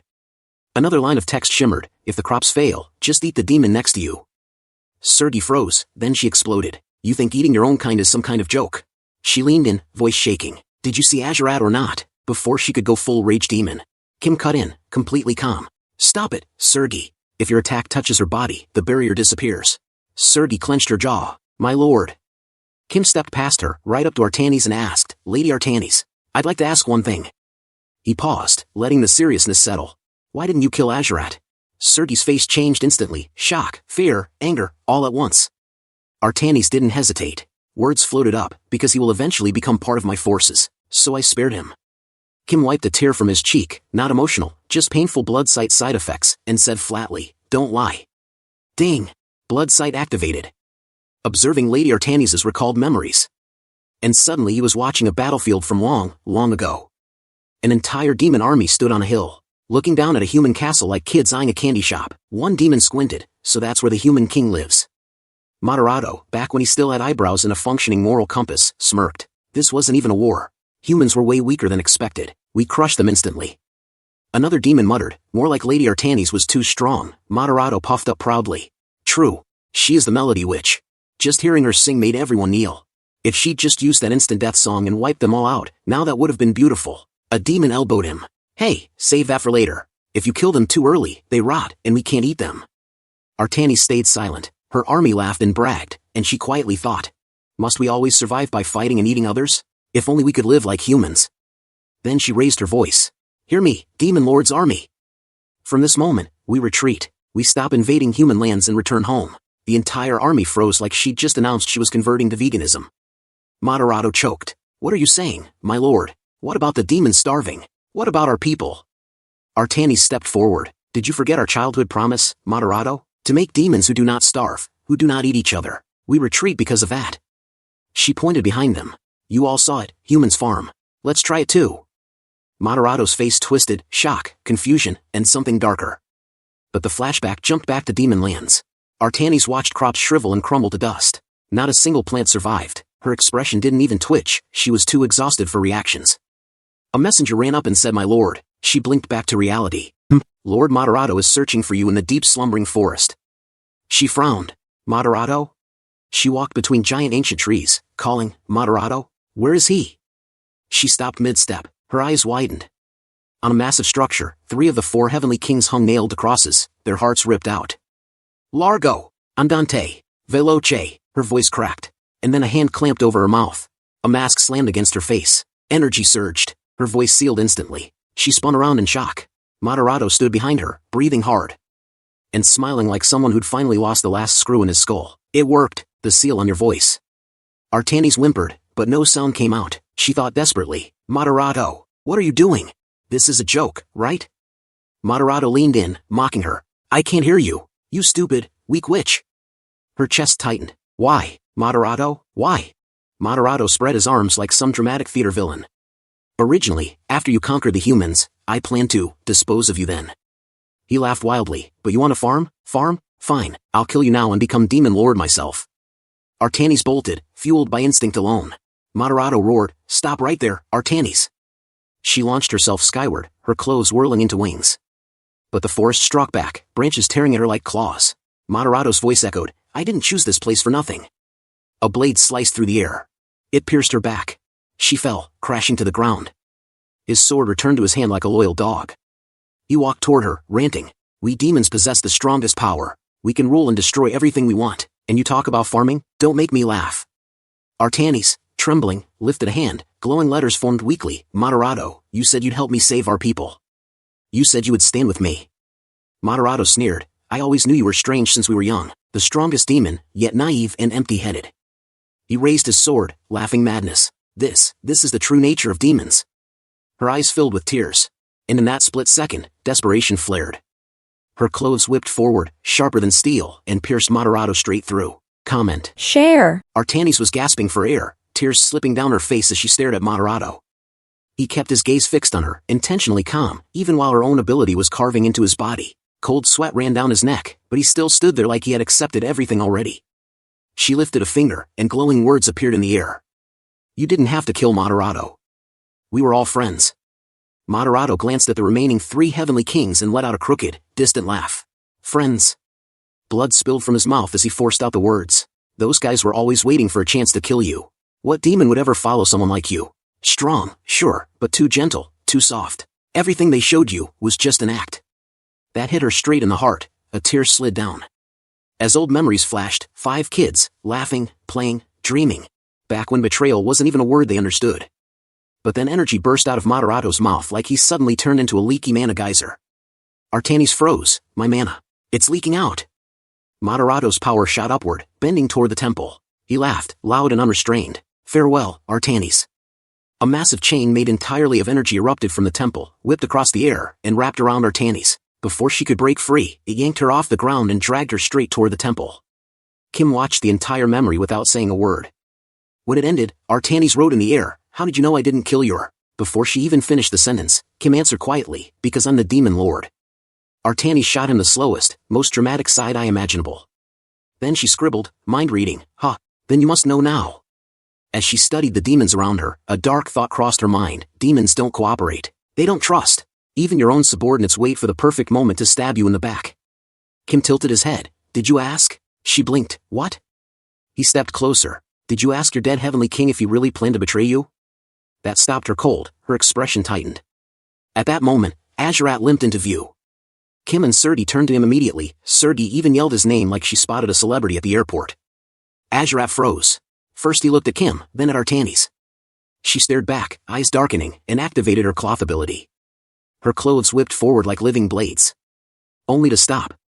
Hartok, Ball, and Serdi all jumped in front of Azarat, blocking the attack.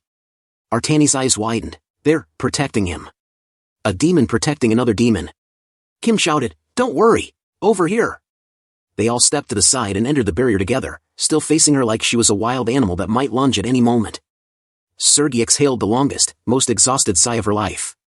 And Flute sprinted over, to hug Azarat. "Lord Azarat!" He awkwardly patted her head like a confused uncle holding a crying toddler. Kim pointed at the group. "Did you see? That thing buried so deep inside they thought it was gone forever. This is the true nature of demons." He mimicked her earlier voice, way too accurately. "Solve the hunger, and reclaim our hearts. Isn't that what you said?" Artanis lowered her head. Memories she had buried deep suddenly rose, those early days when she was thrilled just to farm, surrounded by demons cheering her on. Even the little Credos used to bounce around her fields like tiny mascots. Remembering all that, her tears finally fell. Whether it was from grief or hope, she couldn't tell. Then, 3 faint soul fragments appeared, shadows of her former heavenly kings. Their voices were soft, almost warm. "We're sorry we couldn't stay with you till the end, Artanis, but now we can rest easy." They pointed toward Kim. "Over there, someone who will finish the dream we never could. A new demon lord." Azarat limped forward with the saddest delivery report in history. "My lord, I'm sorry, we didn't bring much moss," Kim asked. "What about the others?" "They're alive," Azarat said, "but they're all badly hurt." Kim immediately yelled, "Nox, take the entire healing unit and treat them." Nox blinked like she'd just been asked to solve calculus. What about the corn?" Kim looked at the field. The infection had spread like the world's worst rash.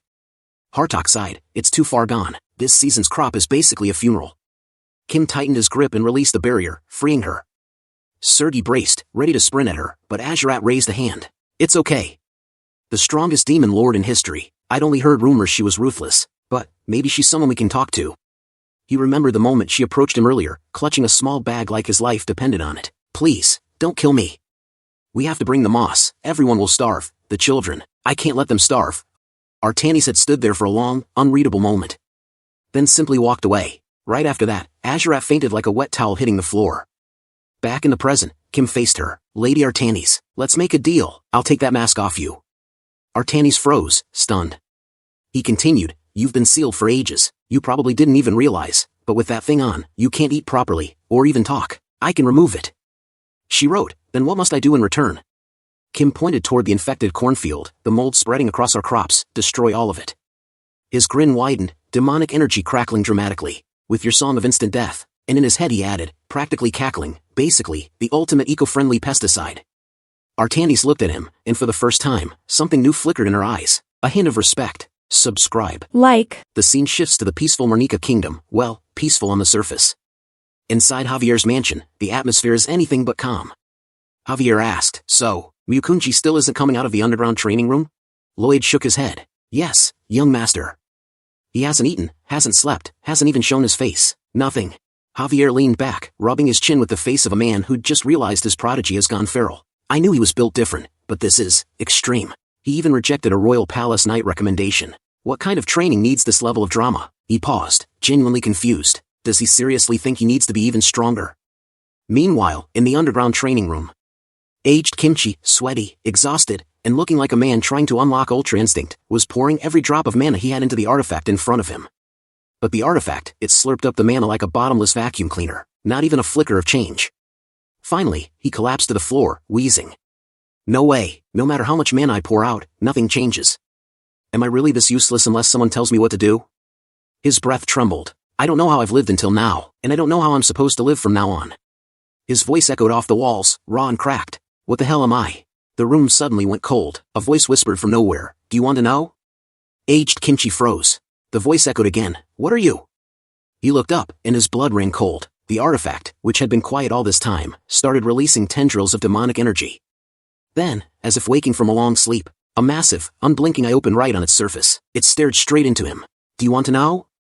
Demonic energy surged out, swirling around aged kimchi like a dark whirlpool, pulling him in, slowly, relentlessly, as if the answer he asked for came with a very heavy price. The wind drifted softly across the farmland, brushing over the ruined corn like a sigh. Kim stood there with Artanis, the tension fading just enough for a real plan to form. He looked at her and asked quietly, "Can you do it?" A tiny smile tugged at his lips as he added, almost dramatically, "Song of Instant Death." Inside, he couldn't help thinking why the world feared her so much. Artanis wasn't called the Witch of Melody because she had a nice singing voice. No, her songs carried enough magic to erase armies. And among them, Song of Instant Death was exactly what it sounded like. Instant, targeted, lethal, perfect for wiping out fungi like a living pesticide. Artanis lifted her hand and wrote in the air, "How do you plan to take this mask off?" Another line followed immediately. "No matter how hard I tried, I couldn't remove it." Kim nodded, completely calm. "You know how the Demon King's succession works, right? If the challenger kills the existing Demon King, the title transfers. When I took down Moderato, the qualification he had, moved into me." He pointed a thumb toward himself with a confident grin. "And that mask? It can be dismantled only by the command of the Demon King." Artanis paused, then wrote, "Aren't you afraid I'll kill you all afterward?" Kim didn't even flinch. "You won't," he said like he was stating tomorrow's weather. "If you wanted us dead, we'd already be fertilizer. Besides, isn't a bountiful harvest something you want more than anyone?" That line stunned her. She closed her eyes, inhaled deeply, like she was swallowing years of bitterness, and finally wrote, "Good, let's make a deal." Everyone around them lit up instantly, smiling in pure relief and excitement. For the first time, it felt like both demons and former demon lord might actually stand on the same soil and grow something better together. Kim shot a look over his shoulder and yelled, "Everyone, get as far away as possible." They just blinked at him like, "Huh?" So he barked louder, the way a teacher yells when students pretend not to hear. No time to explain. "Move! Get out of the field!" That did it. Everyone hurried back until they were tiny dots in the distance. Kim exhaled, rolled his shoulders, and pointed straight at Artanis. The system immediately popped up like an anxious mom. "Wait, are you really going to do it?" Kim answered in his mind, "Do we have a choice? If we don't, all our corn dies." Another message flashed. "Didn't you see it earlier?" Artanis' voice was sealed for ages. "If you remove it, her magic will explode. She'll go berserk. She'll attack you." Kim fired back, "Yeah, I saw it, sort of. Everything was blurry because my eyes felt like sandpaper, but she didn't die, right? So it's fine." The system hesitated. She was in pain. Kim grinned faintly. "In any group, the leader suffers the most, right?" This time, the system went quiet, then sighed through text. "Fine, do it." Kim nodded and faced Artanis. "Lord Artanis, when I shout seal, release, the mask will come off. Your magic is going to run wild. So hold on. Stay conscious. If I die, the crops die too." Artanis gave a solemn nod. Kim raised his hand. "Seal." She closed her eyes. "Release." Light burst from the mask as it peeled away, trembling, then dissolved into particles before touching the ground. Artanis whispered, voice trembling like she'd forgotten how it felt. "Ah, my voice, it's coming out." Kim tensed, ready to sprint. From this moment on, Moderato's heart barrier is useless. Nothing can stop her rampage. Artanis suddenly coughed blood, then the world detonated. A tidal wave of mana exploded from her chest, like a volcano screaming to life. Kim didn't think. He sprinted straight into the blast, leaped, and tackled her, to the ground. Artanis flailed like a panicked hamster, breath shaking. "Why, you bastard? What are you doing?" Then her eyes snapped open, crimson, feral, breaking under centuries of pressure. Kim saw the shift and thought, before her clothes awakened fully, before they gained killing intent, hold her down. And then he roared with everything he had. "Focus on nutrition, full HP pump." System message popped up, HP, 274.4. Right then Artanis' cloth ability erupted. Wham! Slamming straight into Kim's stomach like a truck made of steel whips. He spat blood but clung to her tighter. Only one thought screamed in his skull. "I have to hold on." Comment. Share. Artanis let out a blood-curdling scream that ripped across the cornfield, her eyes turning completely red. The air itself seemed to shake. Kim was still pinning her down, but now it felt like trying to wrestle a natural disaster. Every blow she landed nearly sent him flying. His vision wobbled as he took hit after hit. "Ugh, damn it, this hurts way more than I imagined." He clenched his teeth so hard his jaw ached. "No, I have to hold on. If this rampage continues, everyone dies." He knew it. With her clothes ability fully unleashed, there'd be no survivors, no crops, no demons, no anything. Then he noticed movement. He glanced sideways and felt his blood run cold. A tentacle was wriggling out on its own. Oh no, one popped out. It shot straight toward his head, fast enough to crush his skull like an egg. Kim screamed without thinking. Yes, he actually called out for his mom. Pure survival instinct. At that exact moment, Artanis twitched. Just slightly. She tilted her head, as if some fragment of reason clawed its way back. The tentacle grazed past Kim's head instead of smashing it. His face went pale. She changed its direction. Hope flickered. Tiny, fragile, but there. Then, smack. A massive slap cracked across his face so hard tears spilled out on reflex. Never mind. False alarm. No hope left. Another blow smashed into his stomach, launching him backward. He barely managed to cling on, his body screaming in protest. This hurts too much. I can't. Artani screamed, voice breaking through the chaos. Run away. Credos! No more, control. Blood filled Kim's mouth. He coughed, shaking. Right, first thing I should do is run, but instead of loosening his grip, he wrapped his arms around her even tighter. No. Running away is just another bad habit. That was when Artani's eyes changed again. The red drained into black, her pupils burning crimson. Her scream turned desperate, almost mournful. And then it happened. Tentacles exploded outward in every direction, surrounding Kim completely, writhing and ready to crush him alive. Before they could close in, Sergei burst forward with her sword drawn, shouting as she intercepted the tentacles head-on. Ball followed, swinging his giant axe like he was chopping down a forest. Hartok activated his ability, locking several tentacles in place.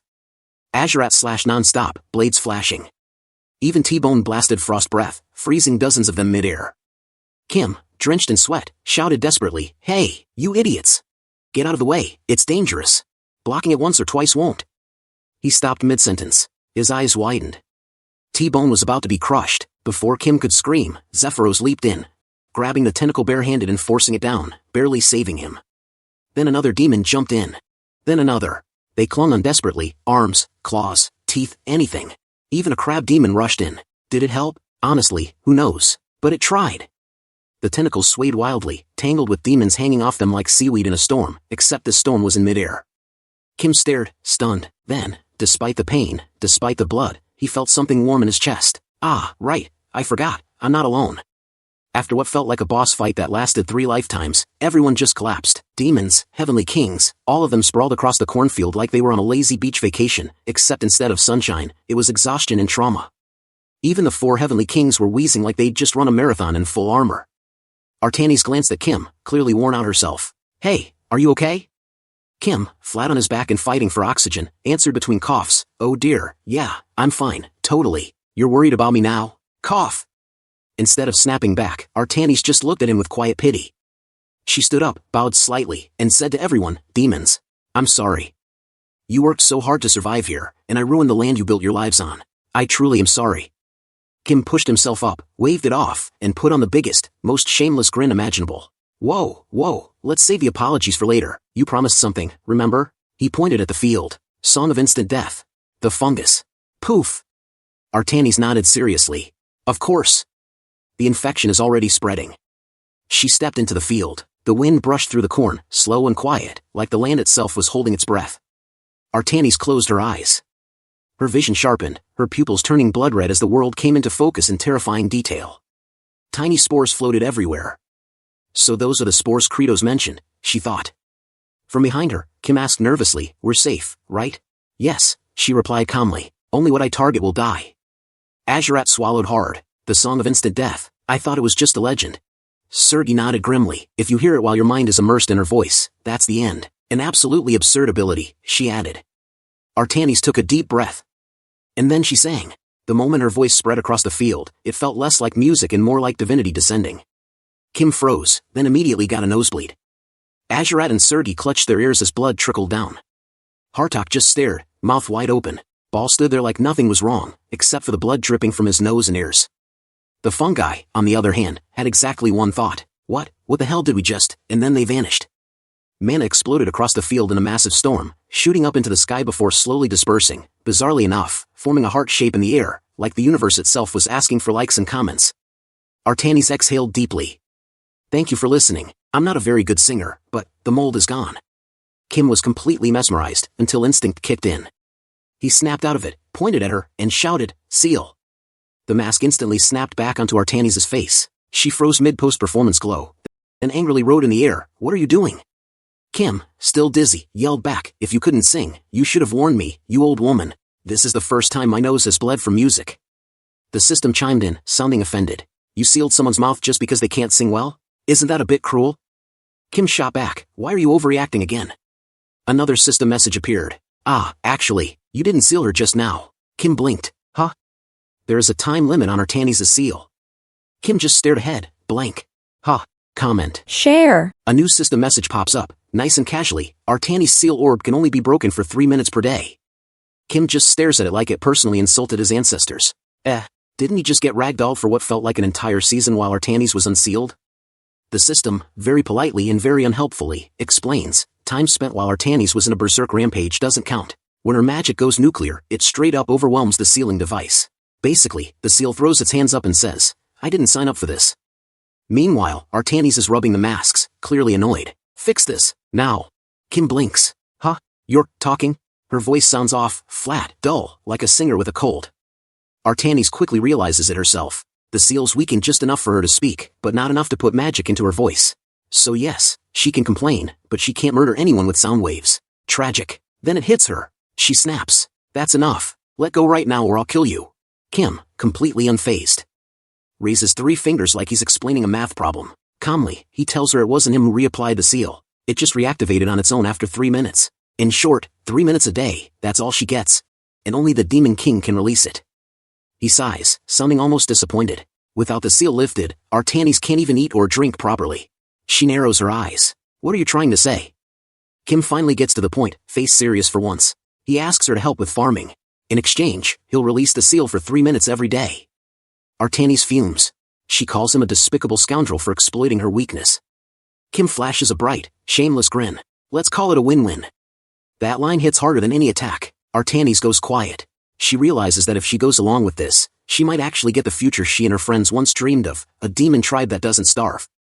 She lifts her head, meets Kim's gaze, and asks what she should do first. Kim smiles like he just won the lottery, which, honestly, he kind of did, get the all-purpose farming tool. He points at the ruined fields and calmly assigns her first task, clean up the destroyed crops. Artanis sighs, but she does it. Her clothing ability whips through the field, lifting and gathering the ruined plants with terrifying efficiency. The demons clap, kids cheer, someone yells that the former Demon King is amazing. Artanis gets flustered immediately. Kim doesn't let her rest. Next, prepare the field. She digs and turns the soil while Serdi stares in awe. Behind him, Zephyros and T-Bone are literally napping on a tree branch like this is a picnic. Plant seeds, Kim shouts next. While Artanis does all the heavy labor, some demons are playing games, some are hopping around, and others lazily drop seeds like they're on vacation. Kim casually tells her to mix and compost by tomorrow morning. That's when Artanis finally snaps again. Hey, wait, why am I the only one working? Azurat immediately fires back that a lot of people got hurt because of her. No way they're making kids work. Hartok adds that waving those nightmare tentacles around probably caused lifelong trauma. Serdi joins in, pointing accusingly at Artanis and yelling about her indecent outfit. Ball takes a long moment to think, then contributes exactly 3 words, get it straight. They all walk off with maximum swagger, leaving Artanis standing there alone. Her eyes sting, she sniffs, tears start to fall.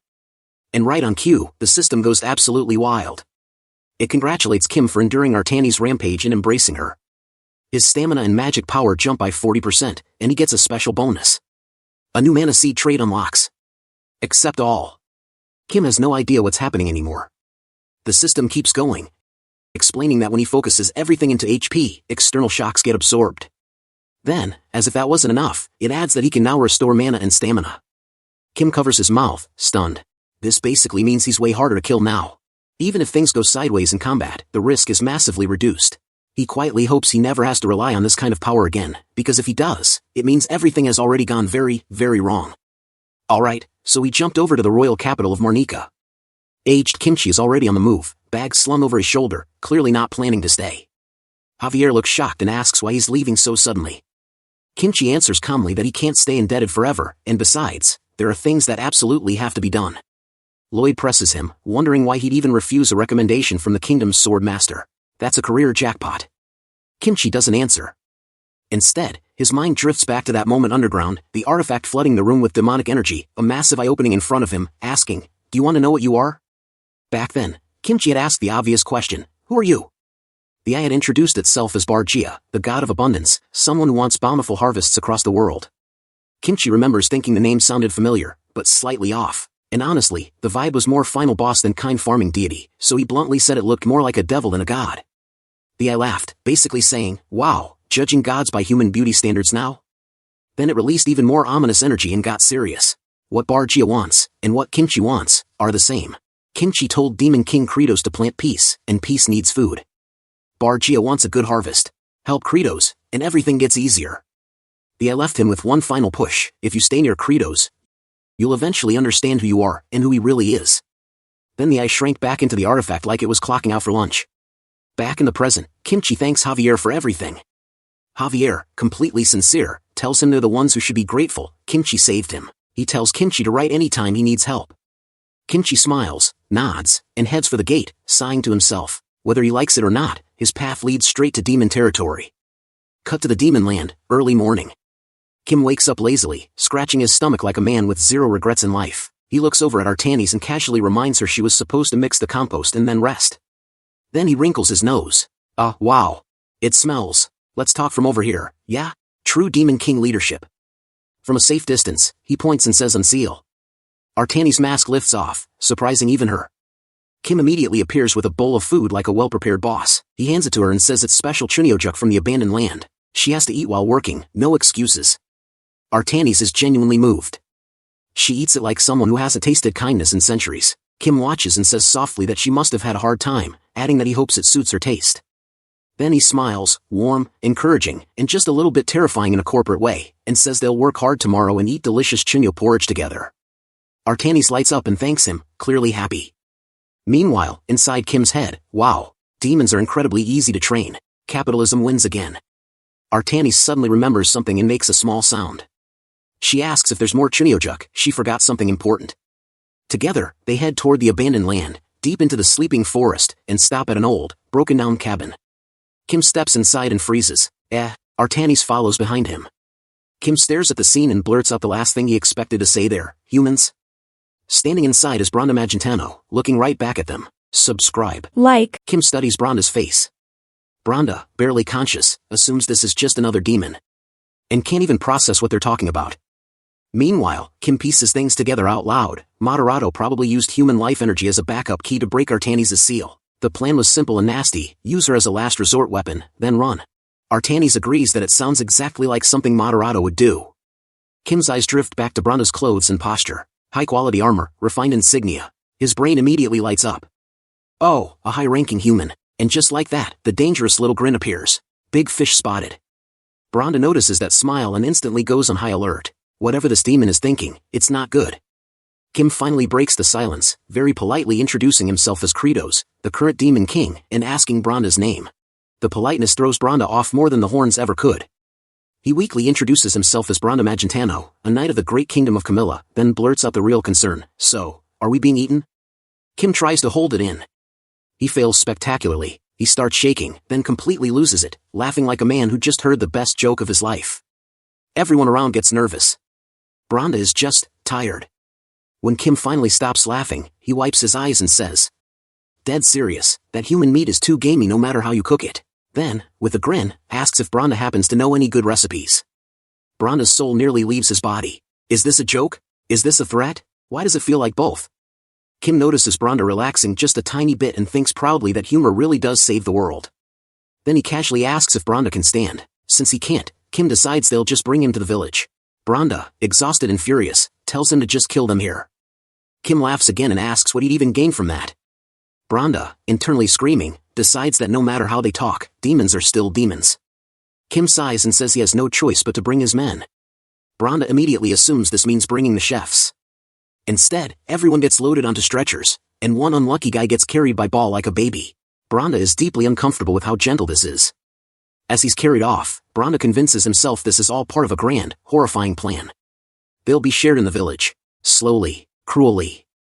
He passes out mid-panic. When he wakes up, the first thing he sees is Kim's smiling face hovering over him. Worst possible outcome. Kim cheerfully apologizes for waking him and points out the tents where they'll be staying, 3 people per tent. Since Branda's the leader, he gets the biggest one. Very generous. Very suspicious. Kim then casually adds that there's already someone who's been staying there for months. Branda's blood runs cold. Another human? Kidnapped? Enslaved? He yanks open the tent, fully prepared to witness unspeakable suffering, and finds Richmond calmly eating from a bowl, looking healthy, relaxed, and very much alive. Branda short-circuits. He's gained weight. Obviously. Clearly. This must be a long-term fattening strategy. Diabolical. Richmond looks up, brightens, and happily says how nice it is to see another person after so long. Branda is stunned into silence. Kim, watching all this, gives one last wicked little grin and says he hopes they all get along well. Branda watches them with a hard, unreadable expression. As Kim walks away beside Artanis, once they're out of earshot, Kim casually asks her, almost like he's checking his acting performance, "So, how was I?" Artanis blinks. "What do you mean?" With that confident, scheming smile he does so well, Kim asks if she thinks the humans noticed they were being treated kindly. Artanis slows down, thinking it over. Her eyes narrow slightly. Then she gives a small nod, deciding something for herself. Let's not say things that hurt people when we don't have to.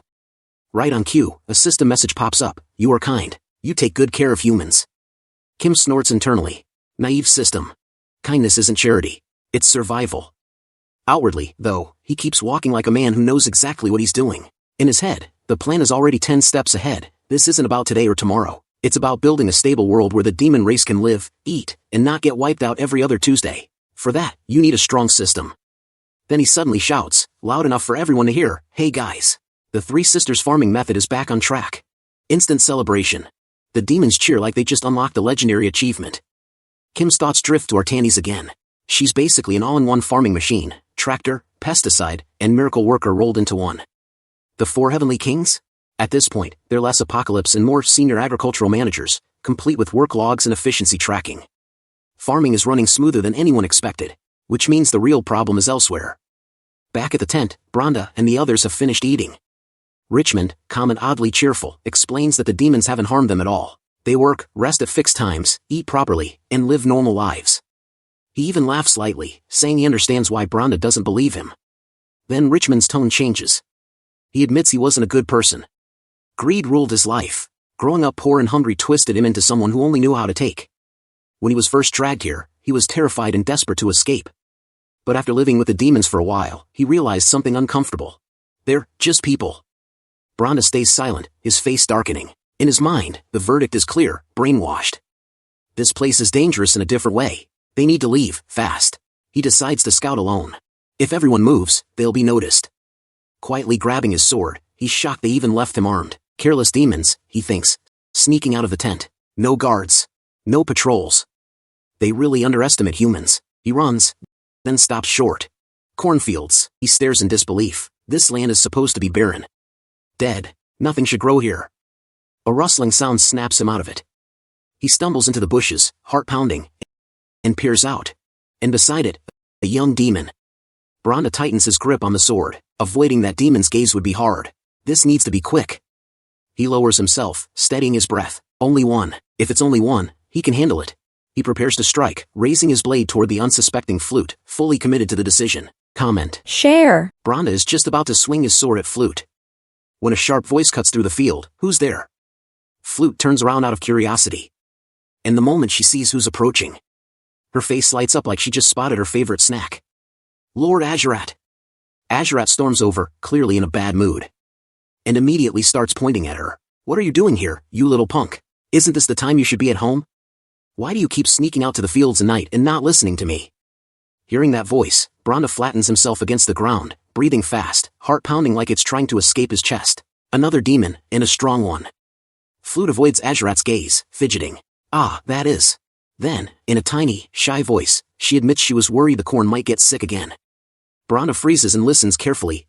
Azurat goes quiet for a moment, studying her, then sighs. That's the Demon King's job, and the adults, not yours. Branda's brain immediately jumps to conclusions. Demons, farming? Then sweat beads on his forehead. Right, they're stockpiling food for military rations and preparing for war.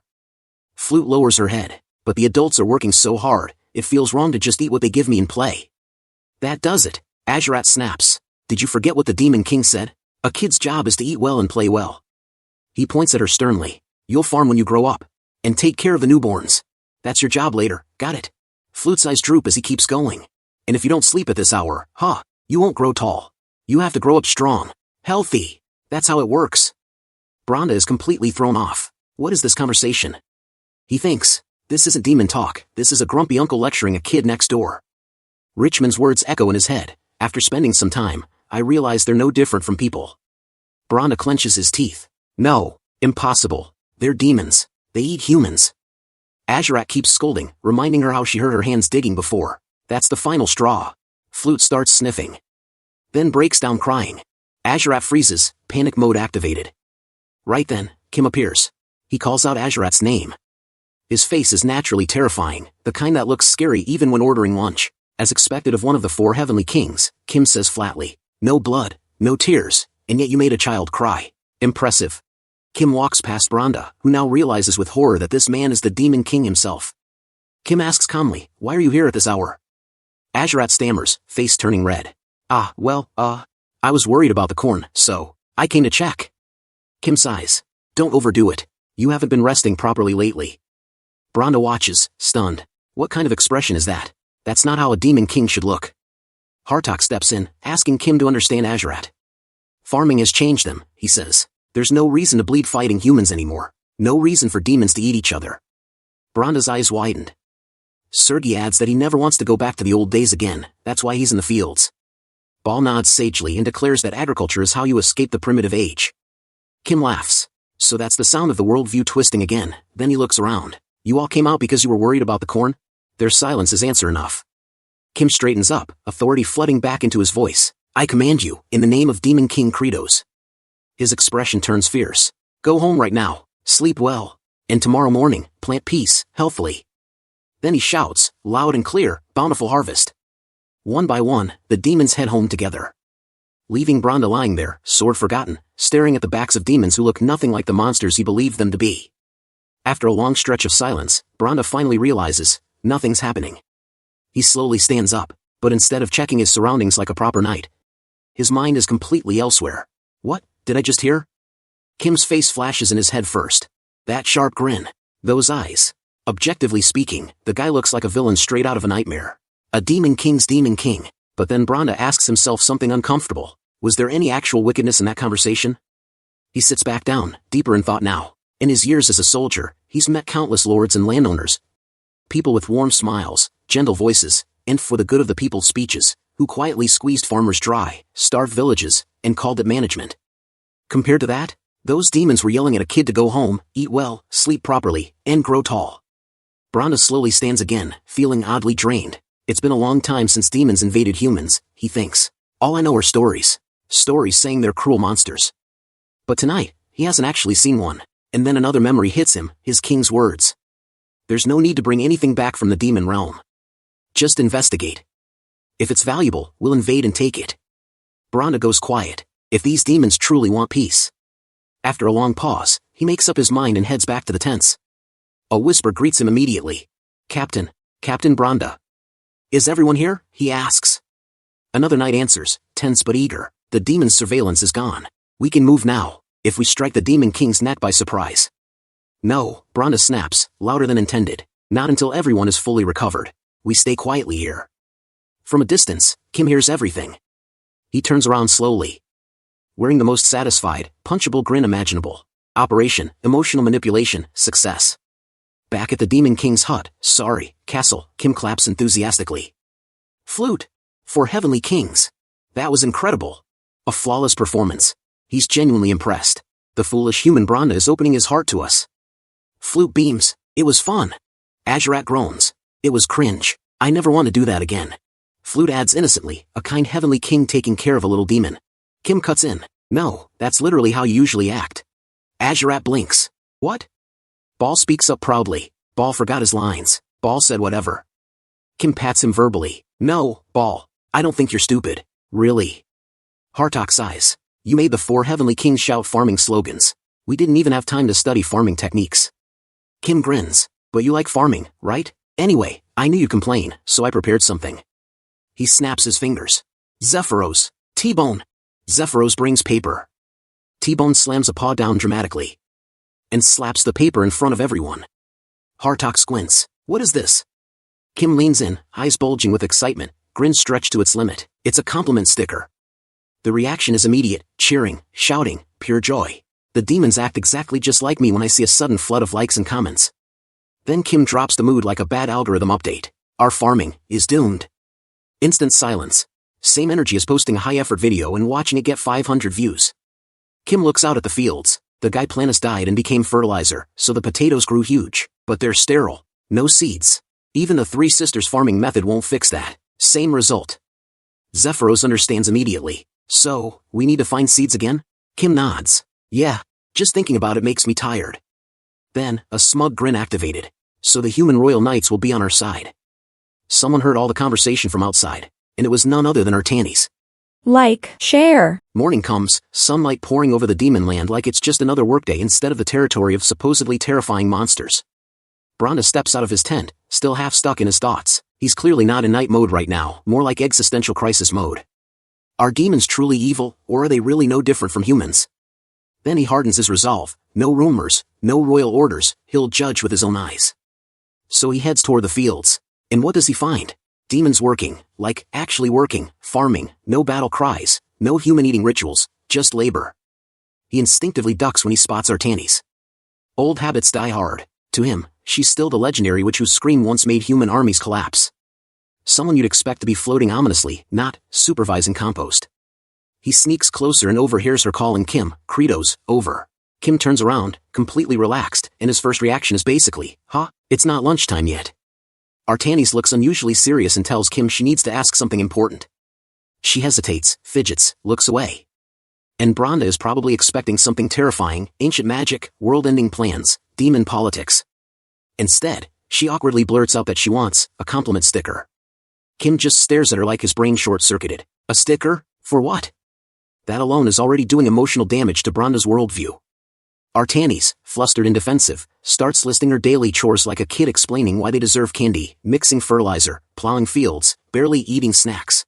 Kim shuts it down instantly. Anyone can do that. And worse, he casually mentions penalty points. Penalty points. Artanis panics. How many? 1 million. She explodes, calling him a wicked demon lord. While Kim waves it off like he's scolding someone for asking for praise at the wrong time. He even drops the ultimate insult. Babies get praised for doing nothing. Adults, earn it. That hits harder than any spell. Artanis quietly walks away, completely defeated. And Branda is standing there thinking, why is the legendary witch emotionally destroyed over a sticker? What kind of hell is this place? It gets worse. She spots T-Bone passing by. And nervously asks if she can get his footprint stamp instead.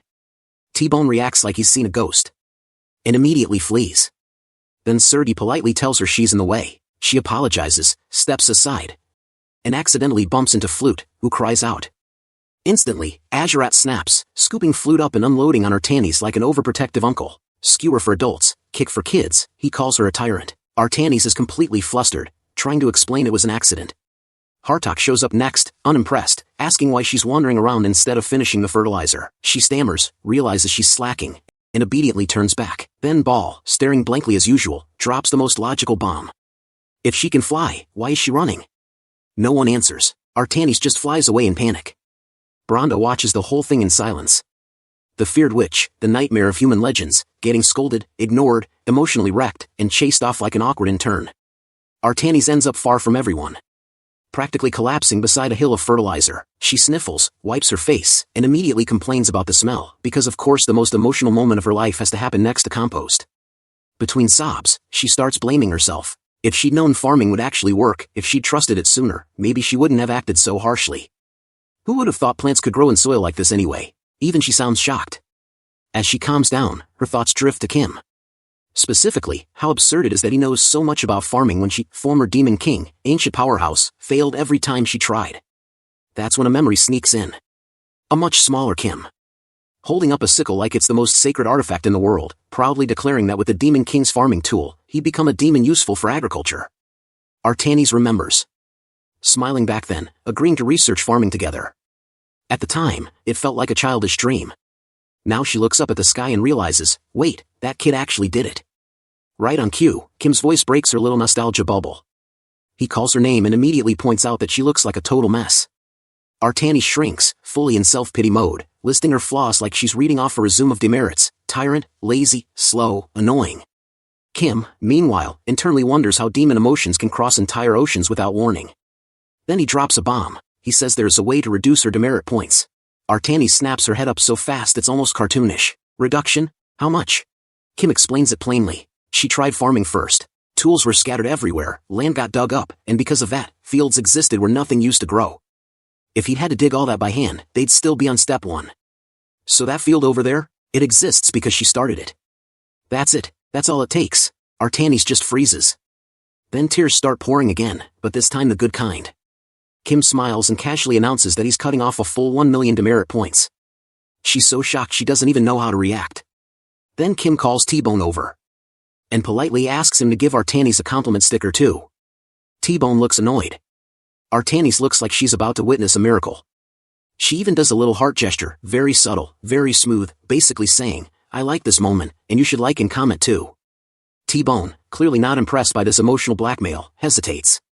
Then slams his paw down anyway, shoving the sticker right into her face like, there, take it, and don't get used to it. Which, honestly, feels exactly like telling viewers to smash the like button, no refunds, no complaints, screen damage is your own responsibility.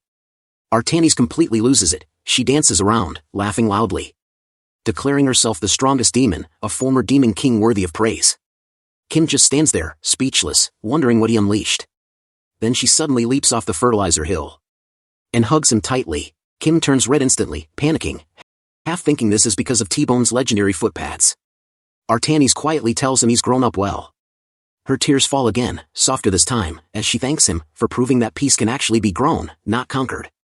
Behind the hill, Branda has been watching everything, no spells, no schemes, just demons being sincere. He realizes that this purity he's seeing could become something incredible, or something terrifying, depending on who guides it. And in that moment, he decides he'll help make sure it grows in the right direction. Kim is just standing there, completely stiff, awkwardly patting Artanis on the back like he's defusing a bomb instead of comforting someone. Inside his head, absolute panic. What is this? Why does this feel like the opening scene of a romance arc? I signed up for farming, not emotional intimacy.